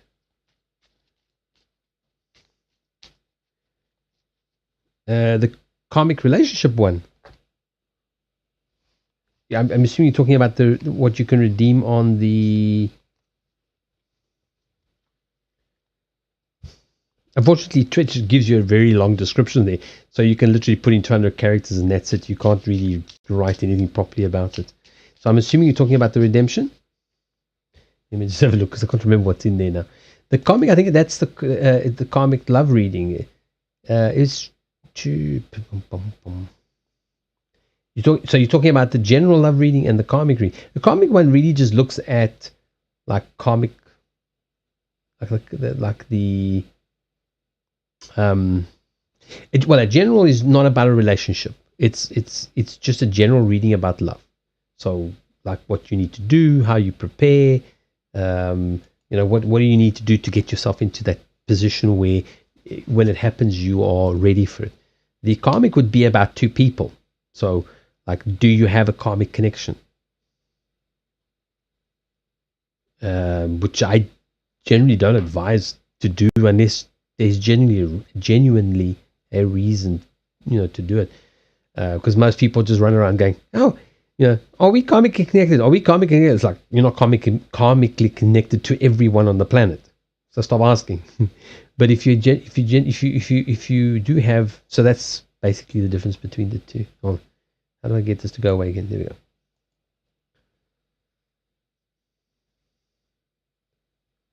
So that's the difference. So, what's this about divas? There was a where was it? The 90s. There was I can't remember. Oh, I think they did. I'm Every Woman, the divas or something, and there was quite a lot of like really state of the relationship. Again, that one requires a relationship. It requires a person. I can do that. I'm just saying it won't make any sense if there's no person. It won't make any, because you cannot basically have sexual relations with someone who doesn't exist in your life. I'm going to try that with the Lenormand and see how that goes. I mean, what could possibly go wrong? Connected to everyone. That just sounds dirty, Jamie. Second. Closing some windows.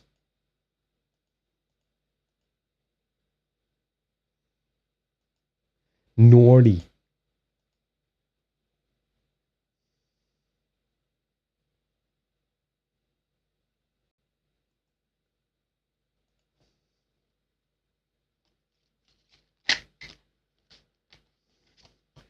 Let's see what comes out of using these cards with my old spreads.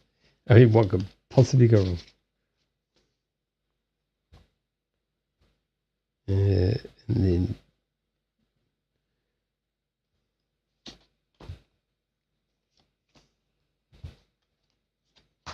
already I don't understand.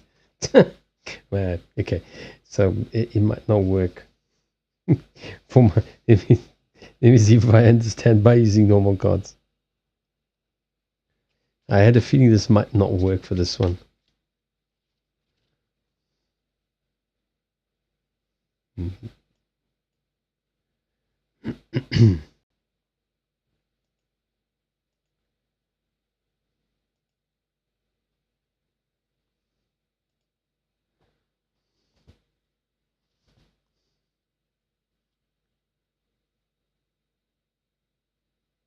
Okay, all right. Yeah, see, this is not really this is not really the spread for that. The state of,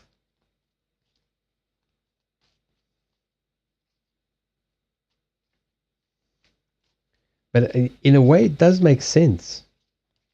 It's just that you see, it doesn't answer it doesn't answer those questions that you've asked afterwards. That it doesn't. The cards aren't for that. It's more of like a general overview of the. I'm going to do the other one at no extra charge. That might give us some more of an idea of what these mean. I mean, I know what the cards mean itself, but in the terms of the spread, in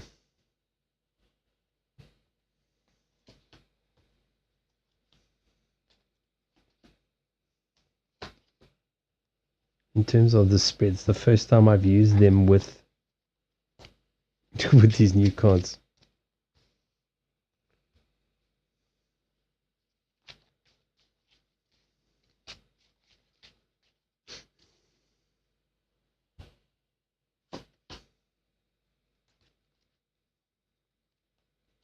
It's interesting. Some of the cards.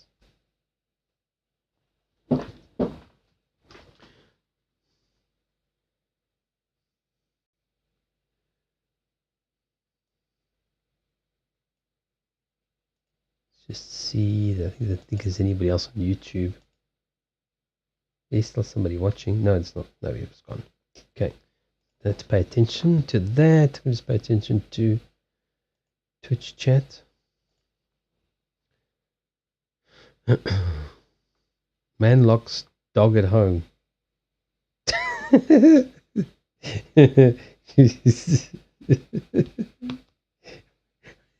Where else would he lock the dog, Jamie? It'd be funny if he locked the dog in the neighbor's yard. That would be funny.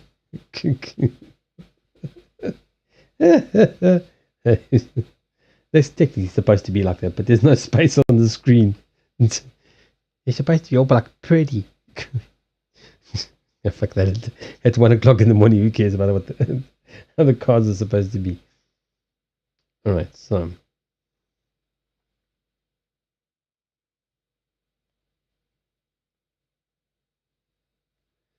Yeah, my genius alive. Oh, and here is a thing. When I ask for a sign from the universe, I get a sign. But then again, as a human being, I keep on. Yeah, that's we all kind of tend to do that. I actually do it now. There's only one question left, at least at this point in my life.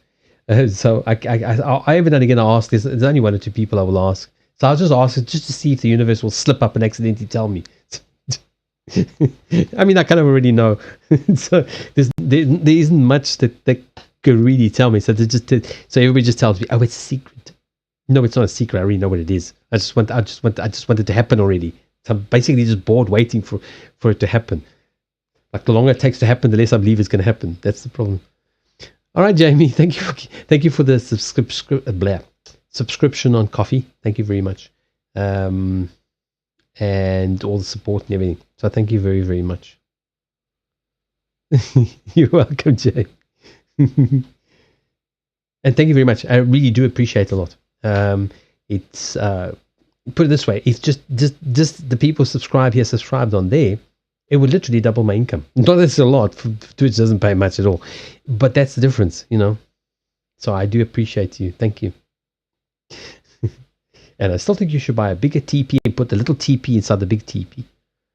It'll be TP'd to death. It's just because I want to see the cat figure that one out. All right, so the man locks the dog up in the house. Yeah, I can't do readings like this. Go away, Jack. Go to bed. You make me laugh too much. This is going to become a thing here. You know, first you get the funny reading, you get the silly reading, and then you get the real stuff. First you get like the silly, the way other people read the cards. Okay, so let me be serious here for a while. Okay, so in this spread, okay, what the cards represent is that's the Right.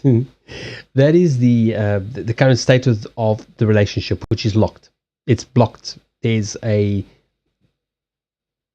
an obstacle, like it's on pause, which you've just confirmed as well. Let me just refresh your last messages. That's what I say. Sometimes it just states the obvious. It's like, yeah, I already knew that. I didn't need to go to on Twitch to be told what I already know.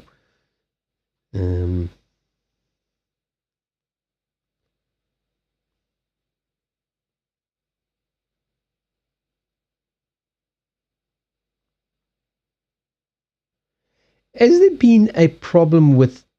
I mean, you don't have to answer. You if you don't answer, that's fine. Has there been a problem with? How do I put this delicately? Infidelity is another way to put it.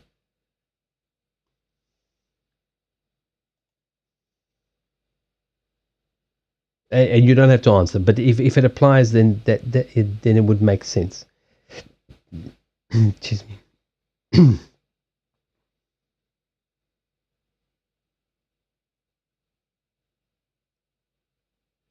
See, the reasons to stay is the king of the house. You know, it'd be easier to say. You don't have to. You don't have to say. If it makes sense. I mean, if you understand what I'm saying, then that's fine.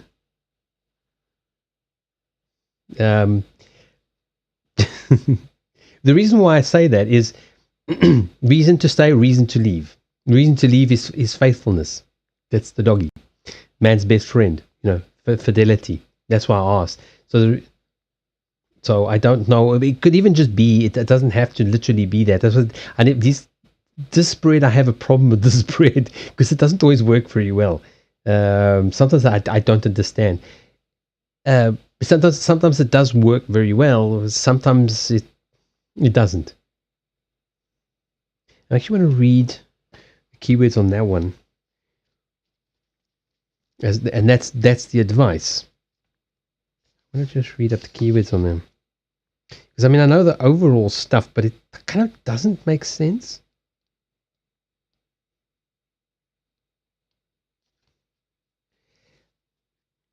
My only concern is that these two cards are pretty dominant kind of establishment cards. It's like, I'm the king of the hill, and we do... English is my native language, so I had to double check if I get it right.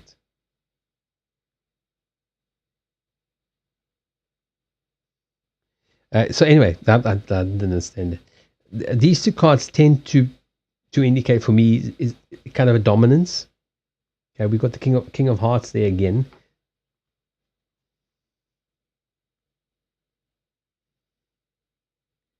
So I get the feeling that there is a lot going for the relationship. And I'll go through.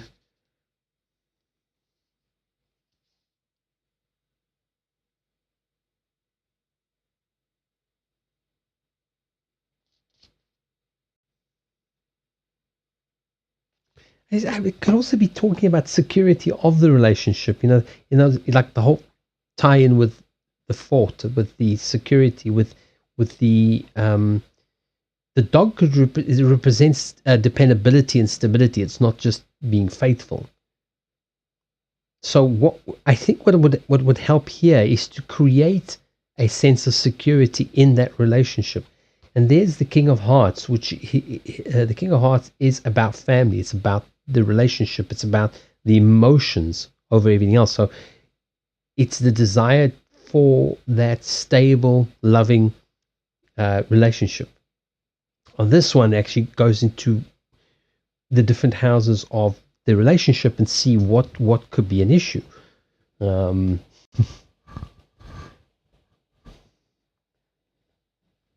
So I've also got a feeling, judging by the negative joker here in intellect, is you're not really communicating. I mean, obviously, if you're not together, obviously that would be an issue. Obviously, you're not actually communicating. My Windows randomly completely imploded. The Windows installation, you mean?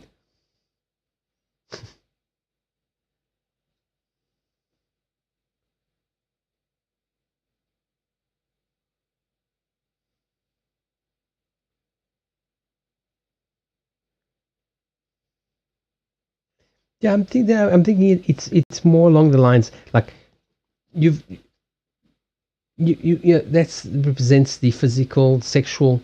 That's okay. There's nothing wrong there. There's you know um, emotional level. There's like growth there, but again, there's no real dire need. There's nothing pressing there. On spiritual level, you also got a really good connection. But comes to intellect, which is obviously communications, actual verbal communications, intellectual stuff, it's just dead. There's none. There's a need for a complete rebirth. This is the death card. This is the no card. This is the death card. This is the fool. It's the so everything else is all right except for communications. The biggest worry here is the communications. If you can bridge the communications gap, you can build that comfort, that dependability. That you see. Let me explain how the spread works. Actually, I don't know. I'm still holding. Oh, I was going to do a spread. I was going to do some more cards.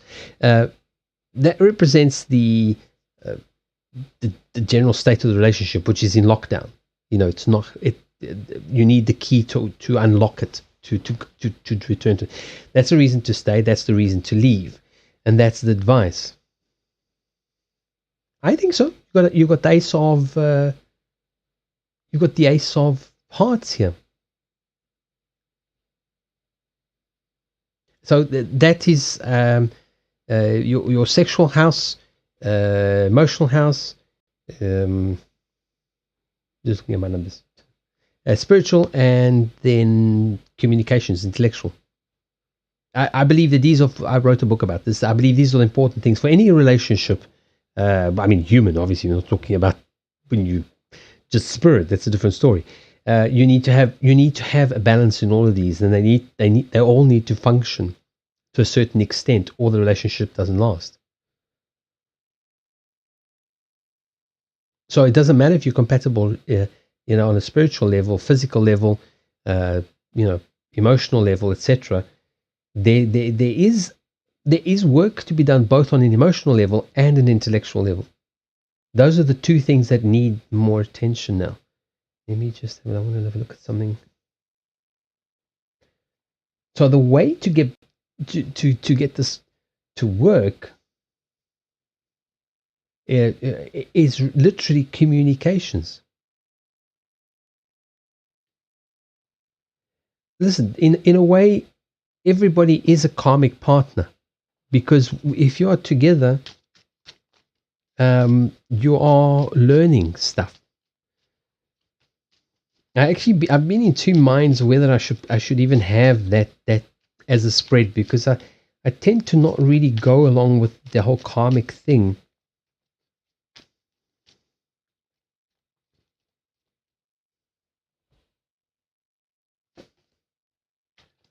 I'm actually using the same pack. It's the same as that one.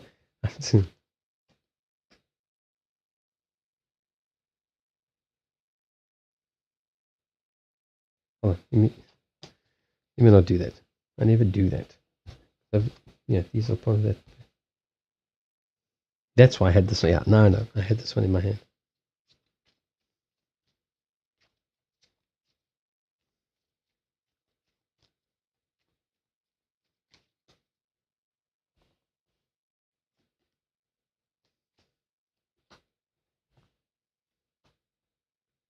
Okay, so I don't think this is in the way you think of a karmic relationship. Your PC, maybe I was going to say that maybe your PC needs retirement. That's what always worries me about, especially when I can't afford to fix things. That's why I said that I cannot afford to have this laptop break down. If this laptop breaks down, I have a huge problem. I cannot earn money. and I can't afford a new one, and I don't want to buy another. I don't want to buy a cheap laptop. I actually need a better laptop than I've got now. I don't want to be buying a cheaper, which won't help me because I'll hardly be able to do anything anyway with it. Yeah, but don't focus on the on one aspect. This is not what you have an issue with. Remember something that okay. So this is what I called out. I asked whether it would have to at least be red. Okay, red cards, or the six of hearts. They're all black. So the answer is there's no magical, like, overarching thing about karma here. You remember also that people come into each other's lives to learn things. That in itself is karmic because you're both learning lessons from each other. You should be connected on the spiritual level. If you're not connected on the spiritual level, then you kind of also should not even be in a physical relationship. Hold on, I need to put this somewhere. We've got no space. Wait, I'll put it on top of these. Like that. So yeah, what you need now, the focus here is on that dependability, on the you can only build on that, on the fact, like if you look at the fortress as being safety, the dog as being, the reason to leave this would be to go to something more dependable, something more. That's why I asked about if there was infidelity was an issue, because then that would kind of explain that. The biggest lack here is of communications. So if you're looking for a key to unlock the challenge, it's somehow you've got to find a way to talk about. Like, you got to talk about why you broke up in the first place. That is where you start. Even if you can't talk directly with your partner, start asking that question yourself. Why did you break up? There's always a reason for these things, and it doesn't have to be karmic. It can be like stupid stuff sometimes. I don't like it that you never put the seat down. I don't like it that you don't put the cap back on the toothbrush, and it's just pissed me off. And now I'm out of here. It can be really stupid stuff that can be easily resolved. But until you resolve the issue why the relationship is no longer in operation, there is no choice. I mean, there's no scope. So I would say work on emotional side, because the Jack of Diamonds tends to be a relatively immature, not a bad person, but a relatively immature kind of person. So as the emotional side, it means that there's a maturing that can come from this relationship. She can be still. Well, that is her challenge. That is what she needs to work on. The question is, does she want to resume this relationship? Because otherwise, this is kind of pointless. You know what I'm saying? Does she have the same desire? Because she can be stubborn. She can be like resistant and blah blah blah blah. But she can also still want to do this.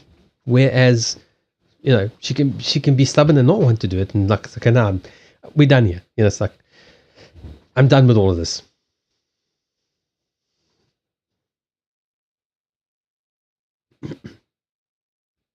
For me, communications.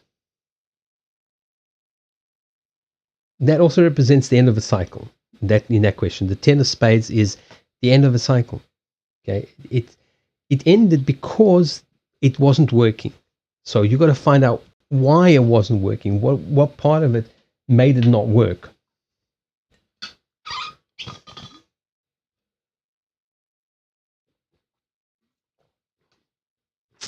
And honestly, we're all stubborn.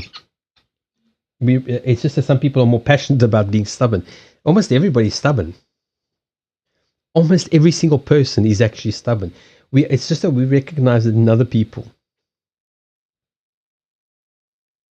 Sometimes also we see stubbornness as stubbornness where it's not stubbornness. This is what I want, and I'm not prepared to settle.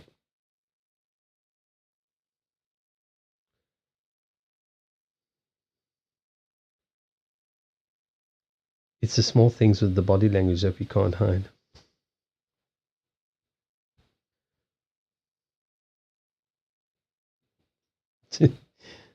Okay, she also wants this. So talk about him. Don't reboot it. Well, I mean, reboot it, obviously, but like, don't reboot it and then talk about it. Talk about it first. Okay? Sit down and say, listen, let's go somewhere platonic. Let's go have dinner. Let's discuss why we broke up and go backwards.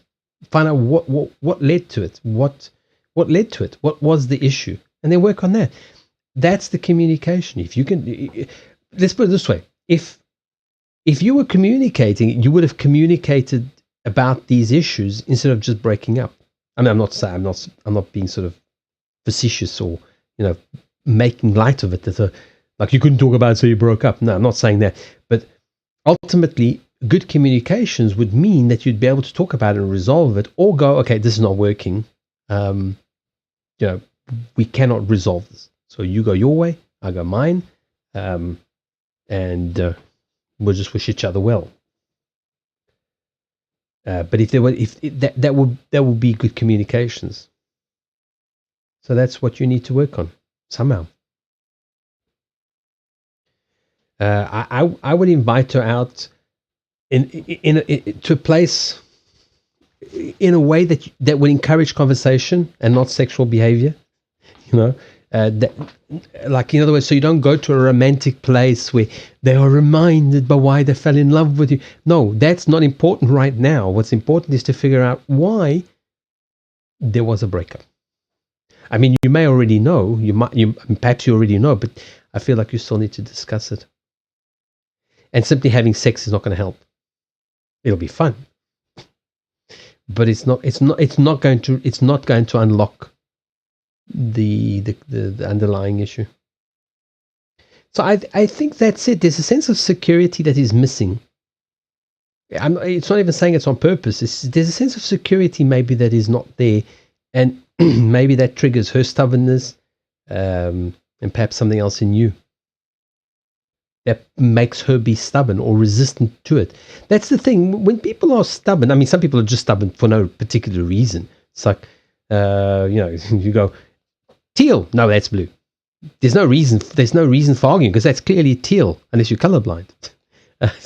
But some people are just automatically stubborn and argumentative. But sometimes it's just a reaction to something. Aries are not stubborn; they're just dominant. Some Aries are just idiots. I mean, there's that. But it's got nothing to do with being Aries. It's just being an idiot. I've realized a couple of things. A lot of people who are called stubborn is just because they know what they want. Like, I know what I want. I'm not prepared to accept anything less. They say, "Oh, you got to compromise." I said, "Compromise? Are you kidding me? Like, this is what I want. Why would I want something else?" It's like, it's simple. That's how you build a successful relationship, when you get two people together that want what each other can give each other or the situation. Not like, "Oh, well, just compromise until I'm completely miserable, then I'll be happy." That's the recipe for disaster. So a lot of people who know what they want are just called stubborn. Usually by manipulators, people who will say, "Oh, you just..." Again, I'm not talking directly at M4M. I'm generally talking actually about people who deal with Aries people. They just assume automatically it's stubbornness. No, maybe literally, some people are just stupidly stubborn. My mother's one of them. She's not even Aries. She's just stupidly stubborn, to her own detriment. She doesn't care. It doesn't matter. It really doesn't matter. The only thing that matters is winning. Even if you lose your family, you lose everything, you have nothing, and you end up alone in a room by yourself, that's fine. As long as I can win, I'm happy. So I said, okay, good luck with that one. See you in another lifetime. So there's the stubbornness for no particular reason. That makes no sense. And then there's stubbornness because they want a specific thing, or and they're not prepared to settle for anything else. Okay. Now you understand the dog. the dependability. You understand what would help is for you guys to have a safety, like a place of safety. The relationship be a place of safety, not a place of insecurity and worries and concerns and stuff. You need to be able, and that comes down to the communications again. You need to be like, if you're going to be with her again, you need to be able to be comfortable. You need to be able to say, listen, I'm insecure about this. Okay, I don't need to be laughed at it, laughed for it, or laughed at about it. This is what I need, and these are my needs. This is what I need. If if we can work out a way around this, then sure. If not, then there's no reason to go back. And then she fell into a silent state when I tried to talk about, but she was closed on herself. Yeah. So that's the thing. It becomes the lack of communication makes things much, much worse, because the fears come up. You have fears about one thing, she has fears about another thing. The fears become compounded from both sides, and eventually you're not talking. So this is how you reboot the relationship, is by talking. So instead of just starting it up, you literally go back to the drawing board, and you go, okay, I need this, and I need that, and I need this. Okay, and then you put your cards on the table, and she says, I need this, and I did this, and I need this. And you go, well, I can't give you this, but I can maybe give you that, or I need to work on this, I need to work on that. And then that's a negotiation, that's the communications. And it's very difficult. It's very easy for us to say, but it is difficult to implement, because you are putting yourself at risk of being ridiculed and laughed at, and made to feel even more insecure.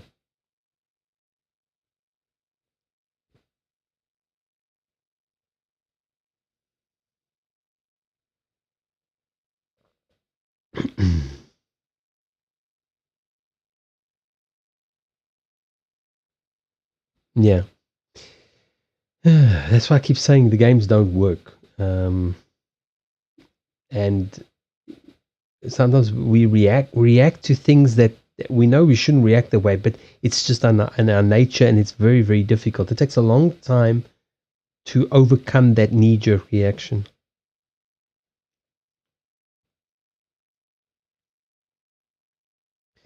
Then he wants to do that to me for daring to have hardware in it that it shouldn't be. Since when does software dictate what hardware should and shouldn't be in there? I shut all that shit down. It's like, fuck off. Like, I will decide what should and shouldn't be, not you. It's not like you're even very good AI when you just fucking just do your job. Like, I want you to not turn off the sound card. Could you not do that? No, I'm going. It's okay, fine. Registry setting done. But I think it's somehow done it again. So I have to go look up. It's in my settings. I must just go. It's in my settings somewhere. I need to go find, because it's starting to drive me nuts. There's nothing worse as you play a sound, or you start a piece of music, and it's not like it takes like an hour and then it goes back to sleep. It goes back to sleep almost immediately. It's like it plays, it switches off. Like, fuck sakes. And then, but like even in between like MP3s, it could have gone to sleep. It's like, oh fuck. So I hunted all over the internet looking for those answers. You have a server GPU.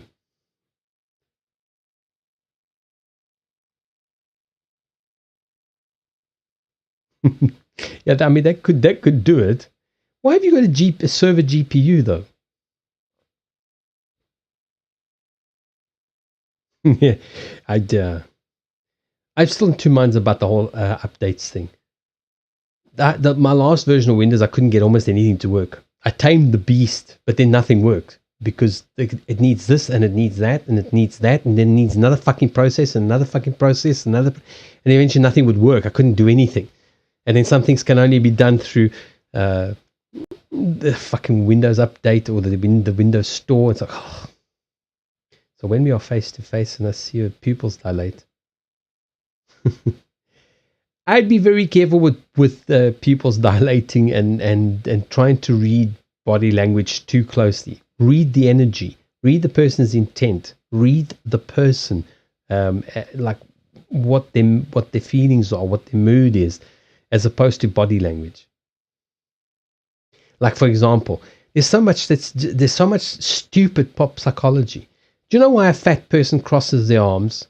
I tell you, because I've been overweight on and off my whole life. It's because they are trying to hide their stomach. It's not because they're being stubborn. They sit like this because, like this, they can let the stomach out underneath the arms and nobody can see it. It's like they do it because the back hurts. There's so many reasons that people, so be careful about body language. There's a lot of bullshit about body language.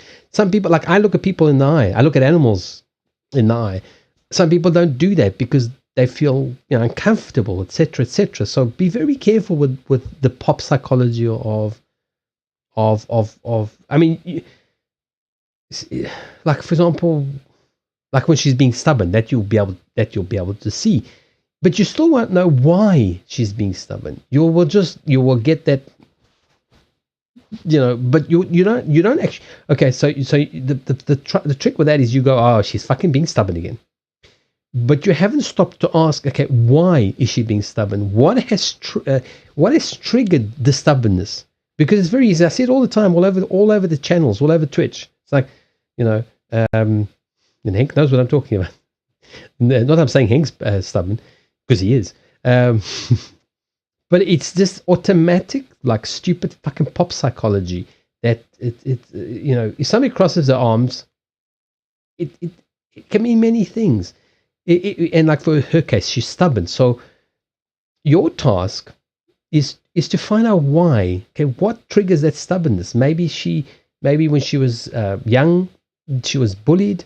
She was never allowed to have a voice. So when she grew up, when she matured, she became overly like reactive to that. So if somebody pisses her off, she goes into defense mode, which is the stubbornness. People sometimes look at stubbornness as just being difficult. No, stubbornness is part of a defense mechanism, like withdrawing, like with becoming quiet and withdrawing. They're all defense mechanisms. They're all. So one has to be very careful with. So like, I mean, you will know when you will see she's obviously being stubborn now. It's at that point you need to either watch to learn why she's being defensive or why she's being stubborn, or literally ask. I say, I see you tense. Is something happened? Is something upsetting you? Are you upset about something? Is there something we can talk about? And then that's how you unlock the stubbornness. And then you go say, yeah, no, I just kind of felt like you weren't listening to me. Or I kind of felt like, whatever. She will tell you. Once you're comfortable enough to talk that way, and that's the communications that are missing in almost every relationship. You should see me when I actually need to defend myself at a hostile situation for years.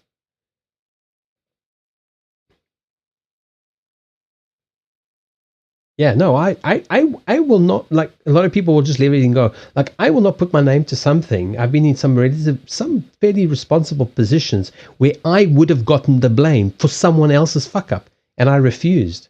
And when I've told the story already before. Yeah, you have to read the body. Well, you can read the body language, but the body language is a symptom. So you are looking at a symptom, not the cause. So what you need to understand is the cause of the symptom. So like, by nature, I'm not an angry person, but I'm very easily provoked. Now I've learned a lot of things, and since the whole thing that happened to me spiritually, I'm different, but I'm still triggerable. People, in fact, recently I was triggered, and I ended up saying something I shouldn't have. But that's just a symptom. The cause of it was that it was a continuous, triggering. So that's what I'm saying to you. Read her body language. See when she gets tensed up, because that's the stubbornness. And then ask.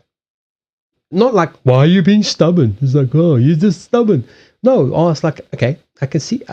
I feel like you're tense. Don't even say I can see. Just say I feel like you're tense and you're upset about you're not happy with something. So like let's talk about it. And then she's like, no, I'm fine. And, but you keep asking. I'm not that very second because that's going to be very annoying. You just turn around and you say, whenever it's bothering you, you can talk to me, and then you move on. You leave it. And the next time you say it again. And that's how you build the. Yeah, because he's already being stubborn. Why would you want to make him more stubborn? That's the symptom. Think about the cause. So you go to the root of the challenge, not the symptom. That's what most of us, we live our lives treating symptoms, not the cause. That's what Hank's also learning a lot about now in this part of his life. And we all have to learn that, or we have horrible, miserable, fucked up lives. Describe to me what you're feeling right now. Even that one also annoys me because it's like, if I wanted to tell you, I would tell you. Stop telling me what to do. You see, so that brings out stubbornness. It also depends how it's said. You see, Juju, it's easier for M to say, I'm thinking, I'm feeling, I feel like you are blah blah blah blah blah. You're tense. Like, have I done something? That is like, it's not confrontational. Like telling somebody to tell you how they're feeling it's like an order. Tell me now. If you value this relationship, tell me. So especially with stubborn people, that is like a kickback reaction immediately. They go like, who are you to tell me what to do? Even if it's not verbally spoken, it will be mentally thought, and they will go, I'm fine. Why do you ask? And then nothing will be gained. But if you can kind of meet the person halfway and say, look, I feel like you're upset about something. Is it me? Have I done something? Is there something we can resolve? Then then you also soften it up, like you take part of the blame in the situation, so the person doesn't feel like they're just being, okay, it's all you and you've done everything wrong, and and you're stubborn. It's very hard. Human communications are incredibly difficult. I think people should be forced at gunpoint to go do a psychology course before they even think about getting married. Forget about going to the priest and going through the whole Catholic getting ready for marriage. You should go do a psychology degree before you get married.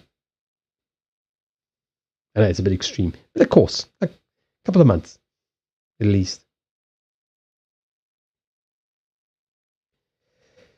Yeah, anyway, I need to get going. Oh.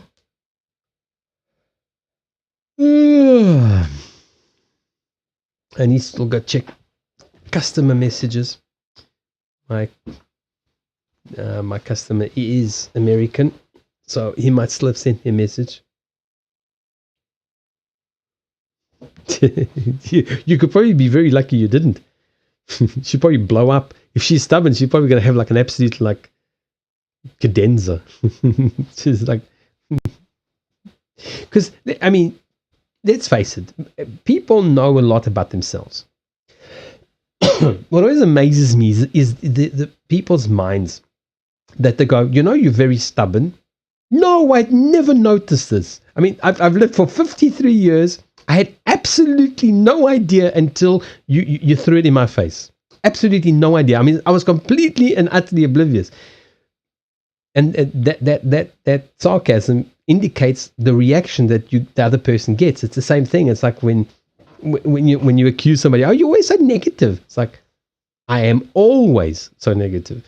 It's like, wow, I'd never noticed that. My dog's died, my grandmother's died, my car's died, the horse died. I'm playing country music. I didn't notice any of these things. It's like, I'm glad you told me because I had no idea. It's stating the obvious doesn't help. And that's why we have to kind of diplomatically get the person to open up about what it is that is actually really at the cause. But that's very difficult. Yeah, I don't see why not. You ask for the impossible, so why can't you ask for miracles? My late dad used to have this saying. He was a mechanic, an arsehole and a mechanic, and he used to say he used to have the saying for his customers, but obviously not his customers, but more. I think the very difficult ones, but just as like private jokes. We do the impossible. No, hold on. We perform miracles. The impossible takes a little longer. I never forgotten that. So you can ask for a miracle, but what makes it a miracle? You've got to look at the intent, why it makes it a miracle, and what you are actually asking. So you can, like, let's say you know, let's use your current relationship. In your heart of hearts, you know that you're meant to be together. You know you can work. You know that it will be a great relationship. Okay, you know this. You don't have any doubts about it. You know, we're just talking hypothetically here because everybody's got doubts. And you know this in your heart. So then what you ask for is not for her to stop being stubborn and stop being stubborn and just do everything you say, but you ask for a way to resolve the differences. So you're not asking for the universe to force someone else into being in a relationship. You ask for the miracle of the knowledge of how you can make this desired thing happen.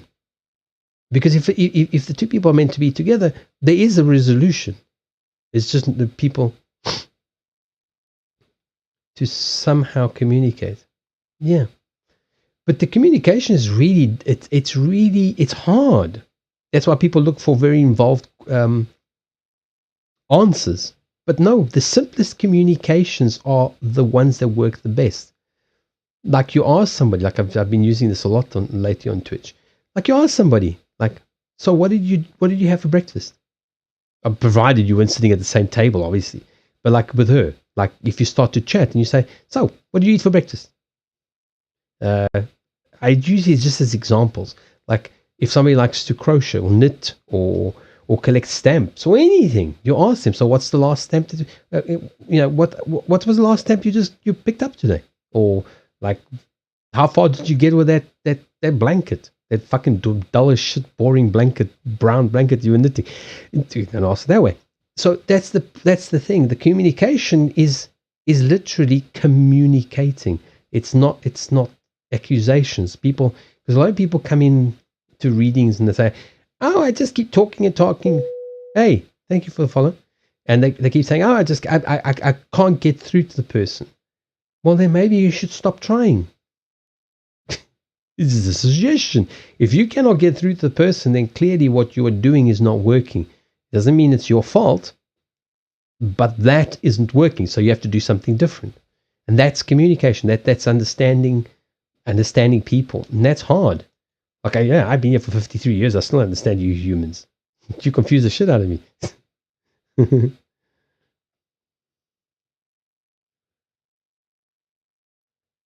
Behind the hello. Hey, nice to see you. Welcome in. I'm actually just winding down. I'm kind of I need to go, and it's almost 2:00. I need to go and rest. So to somehow communicate literally means that you don't need a miracle. You literally just need to find like a thread that you can connect. Like, what are her interests? What is she like? It could be dull as shit for you. Like somebody collected stamps. Like, it would be very hard for me to be interested in it. But for the sake of the relationship, because it's the person's passionate about stamps, I would try at least share a little bit of that passion, even though it bores me to death. I can't think of anything more boring. I mean, stamps are beautiful, but that's where my interest stops. It's like, that's it. So we'd love to ask more questions. Yeah, no, I endless questions. Well, I mean, I'm not sure if I'm going to stream tomorrow or then Thursday, Friday, and Saturday. If you think of questions, write them down and then ask them again. But hammering on one question after the next, first of all, I don't do that. That's what private readings are for. And sometimes it doesn't help. You've got to process the information, go and practice it, and then do something more. So all the information in the world is not going to help until you practice it. Most of us like fail to apply. So we learn. Well, some people learn nothing. They just apply all the stupid stuff. So it's like when people come and they say, they ask about love readings or relationship readings, and the next day they ask me again, and I'm going, you got to give the universe a chance to work. Have you done anything? Oh, no, I just wanted to know. I said, you haven't phoned the person. You haven't had sex with the person. You haven't sent the person flowers or chocolates or whatever the hell it is. You've done absolutely nothing. Why would you expect anything to have changed? It's like if you come back tomorrow and you ask me, like, how can you fix this? I would say, I told you yesterday. Have you done it? No. Okay. Well, I mean, like, you can ask like something different. Like, there are other questions. Actually, I'll post the link. I actually need a shortcut, and I'm not sure if I ever did set up a shortcut. Let me copy the link. I've got a page of things like like kind of ask. Where is the damn link? There we go. This will give you an idea of like how I work, how I look, how I communicate to the universe, and the things that just are kind of pointless. No, you may ask, you might have a different question. I don't mind revisiting the situations. It's just that literally there's a couple of people that just go from channel to channel to channel with exactly the same question, and they get. I mean, if they go to good channels, they get exactly the same answer, and they never ever do anything with it. It's like, why are you asking if you're not going to do something? Like, and I'm not speaking directly to you. I'm just speaking in general. Like, for example, with me as well. I'm trying to think of something that would apply to me that I could use. Like, okay, well, for example, just in quickly before I go, this whole thing that's happened to me recently. I learned and I realized many things. Can I ask for one question before? Yeah, as long as it doesn't turn into another 100 questions, because you can't ask somebody who's tired many questions because the answers are kind of like start being very difficult to understand. Go ahead.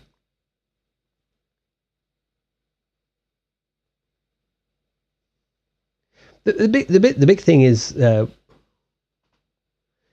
is people keep, for example, people ask, should we get back together? So I say, well, you both feel strongly about this, you should try again. Then I ask how. Then I'm going, oh, Jesus Christ, do you want me to go there and have sex with your partner as well? Okay, that's what I'm going through in my head, because that's literally what it means. And then they will ask, okay, how? I said, by talking.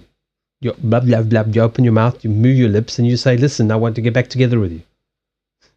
You know, I mean, obviously, in a bit more diplomatic way, but that's how you do it. And then they will say, "Oh, and should I send this SMS of typing up?" It's like, if you've typed it up, that is what you feel, so send it. Unless it's completely accusationary or whatever, that's not going to work. Then it's like, oh, should I send it on Tuesday? No, just fucking do it. Okay, is now the right time? Is tomorrow the right time? Is the next day the right? No, it's like they want like a step-by-step program of how they can do nothing. And that I avoid with the plague, which is why I don't have a lot of followers, because they get pissed off when I say, like, okay, this is enough now with this. So if we reboot this relationship, now that's a very good question. That's the first one I usually ask, which I'm actually going to ask with my brand spanking new Hink cards, and see if, and hope to hell I understand. That is the question. That is one of the most important questions that you can ask of a relationship, or actually of anything, like studying, jobs, any decision that you have to make. That is the best question you can ask yourself.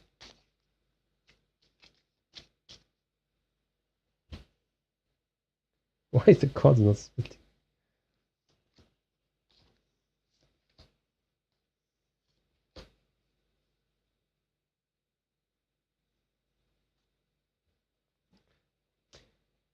And the answer is literally if you are honest with yourself.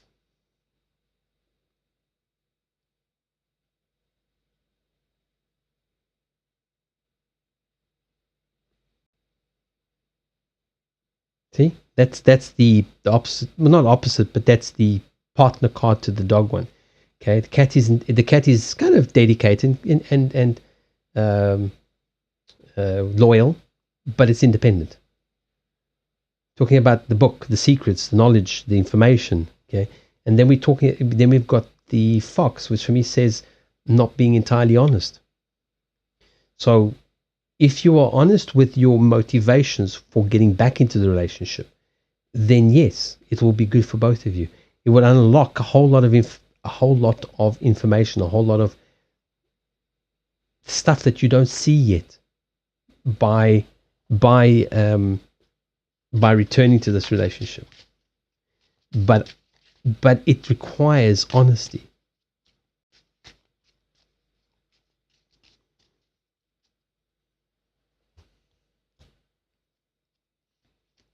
You see, now I've got the jack again. Comfort zones, being honest with yourself again, getting out of a comfort zone, and you need to stop asking. That's the card that asks, because we want to kind of know everything, and there's no point, because if you knew everything, you wouldn't do it.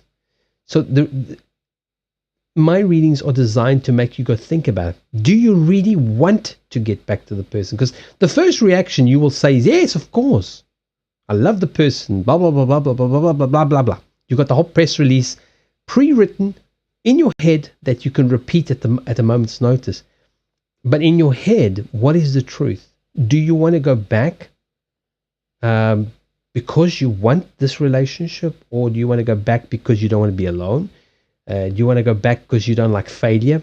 So you want it to succeed because then it means it succeeded. You see, those are all viable options. And that's what I'm saying. Being honest with yourself will either make being honest will make this turn out for the better for both of you, because you will either come to understand why you want to go back, or that you shouldn't even go back. No, we think about it. We just don't analyze it. Do you understand? We don't actually analyze it.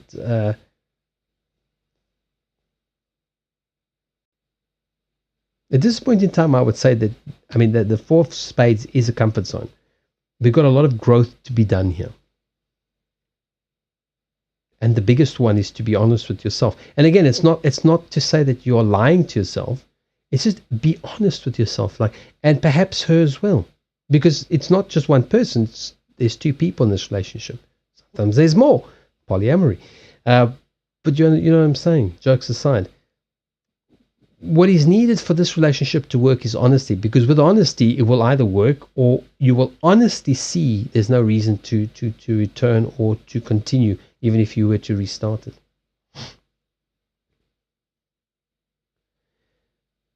And yes, in a way, it must be a whole new world for you, or it's the same old world. And do you understand the need to be honest, not to be sly, not to be deceitful about it, not to be kind of underhanded about it. That's the fox is very slinky and very dishonest in a way, very, very clever, but in a sense, it's also self-defeating. That intelligence, that overthinking, what do you want out of this relationship? I'm not asking you, I'm telling you to go home and think about it. Blatantly blunt, selfish, downright me. What do you want out of this relationship? What do you need? Those are the questions that need to be asked. Most people are not willing to ask them, and she would also need to ask those same questions.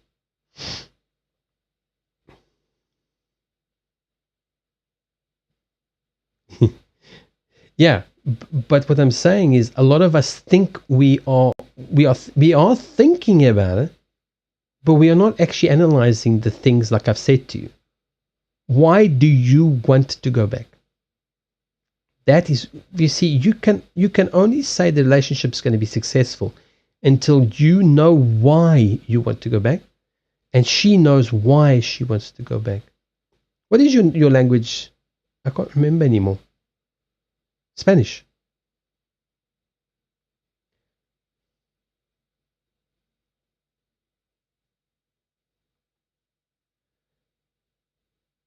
Anyway, I do also need to go to bed. It's already 2 o'clock. I really need to go because this just drags on and on and on and on. Oh, from Turkey. Okay. No, Turkey. I'm not even sure if Turkish is a language. I'm not even sure. That I would not understand. I had one or two Turkish friends when I lived in Dublin in the hostel. There was an archaeologist. She was Turkish. She was very short. She was very short. She was very, very short. And then she went out with a boyfriend that was literally twice her height. She was smaller than I am. She probably took me about over here. And he was like, I don't know, he was like 6'7" or something. It was such a contrast. All right. So I'm going to get going. Think about the reasons why you would want to get together. And like that's something you can discuss. Like you said, she wants to reboot. So ask her why. Without being antagonistic, without being, like pushy. Just say, okay, we both want to do this. Let's discuss why we must go back. Okay, what is the benefits of this? So if you're in Turkey, for you it's much later in the day. It's even later. You're about 2 hours ahead, maybe more. I'm trying not to be up all night. I was up till 6 this morning working. So yeah, but analyze it like why. Ask yourself, okay, why? Then you will say, oh, because I love her. And you go, okay, why do you love her? Okay, what are the things you love about the person? Okay, why is it love? And then you start to realize, okay, yeah, maybe I don't really love her. Maybe I just don't want to let go. I'm not saying it is, but once you start asking those questions, because in our brains we automatically lie to ourselves. Like if somebody's in a relationship and you ask them straight out, do you love your partner? They say, of course I love my partner. I'm with him, aren't I? Or her. No, that's not an answer. Being with someone doesn't mean you're in love. It just means you're with someone. But people they keep arguing. They don't actually answer the question from the truth, from inside and from their brain. Yeah, I thought for you it would be at least 2-3 hours ahead. All right, I am going to go now because I need to get to rest tomorrow. I need to get up relatively. I still need to check my emails because I'm hoping I've got an email from my customer because I said I would release the book tomorrow, but I can't. If he doesn't give me the book cover, I can't put it in the book, so I can't release the electronic book. So, and I have a lot of work to do tomorrow if he's giving me what I need. But tomorrow night I need to hand over the book. So I will say good night to everybody. Is anybody else that's ready? You're welcome. And thank you for popping in and keeping us company.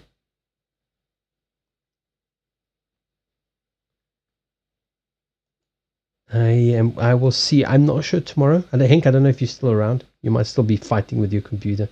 I don't know if I'm going to stream tomorrow. If I don't stream tomorrow, then I'll probably stream Thursday, Friday, and Saturday. I'm not sure yet. I might stream tomorrow because I'm trying to get into a habit of doing like one day on, one day off, one day on, one day off.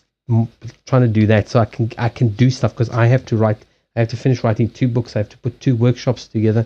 I need to get my life happening. So I need regular time off now.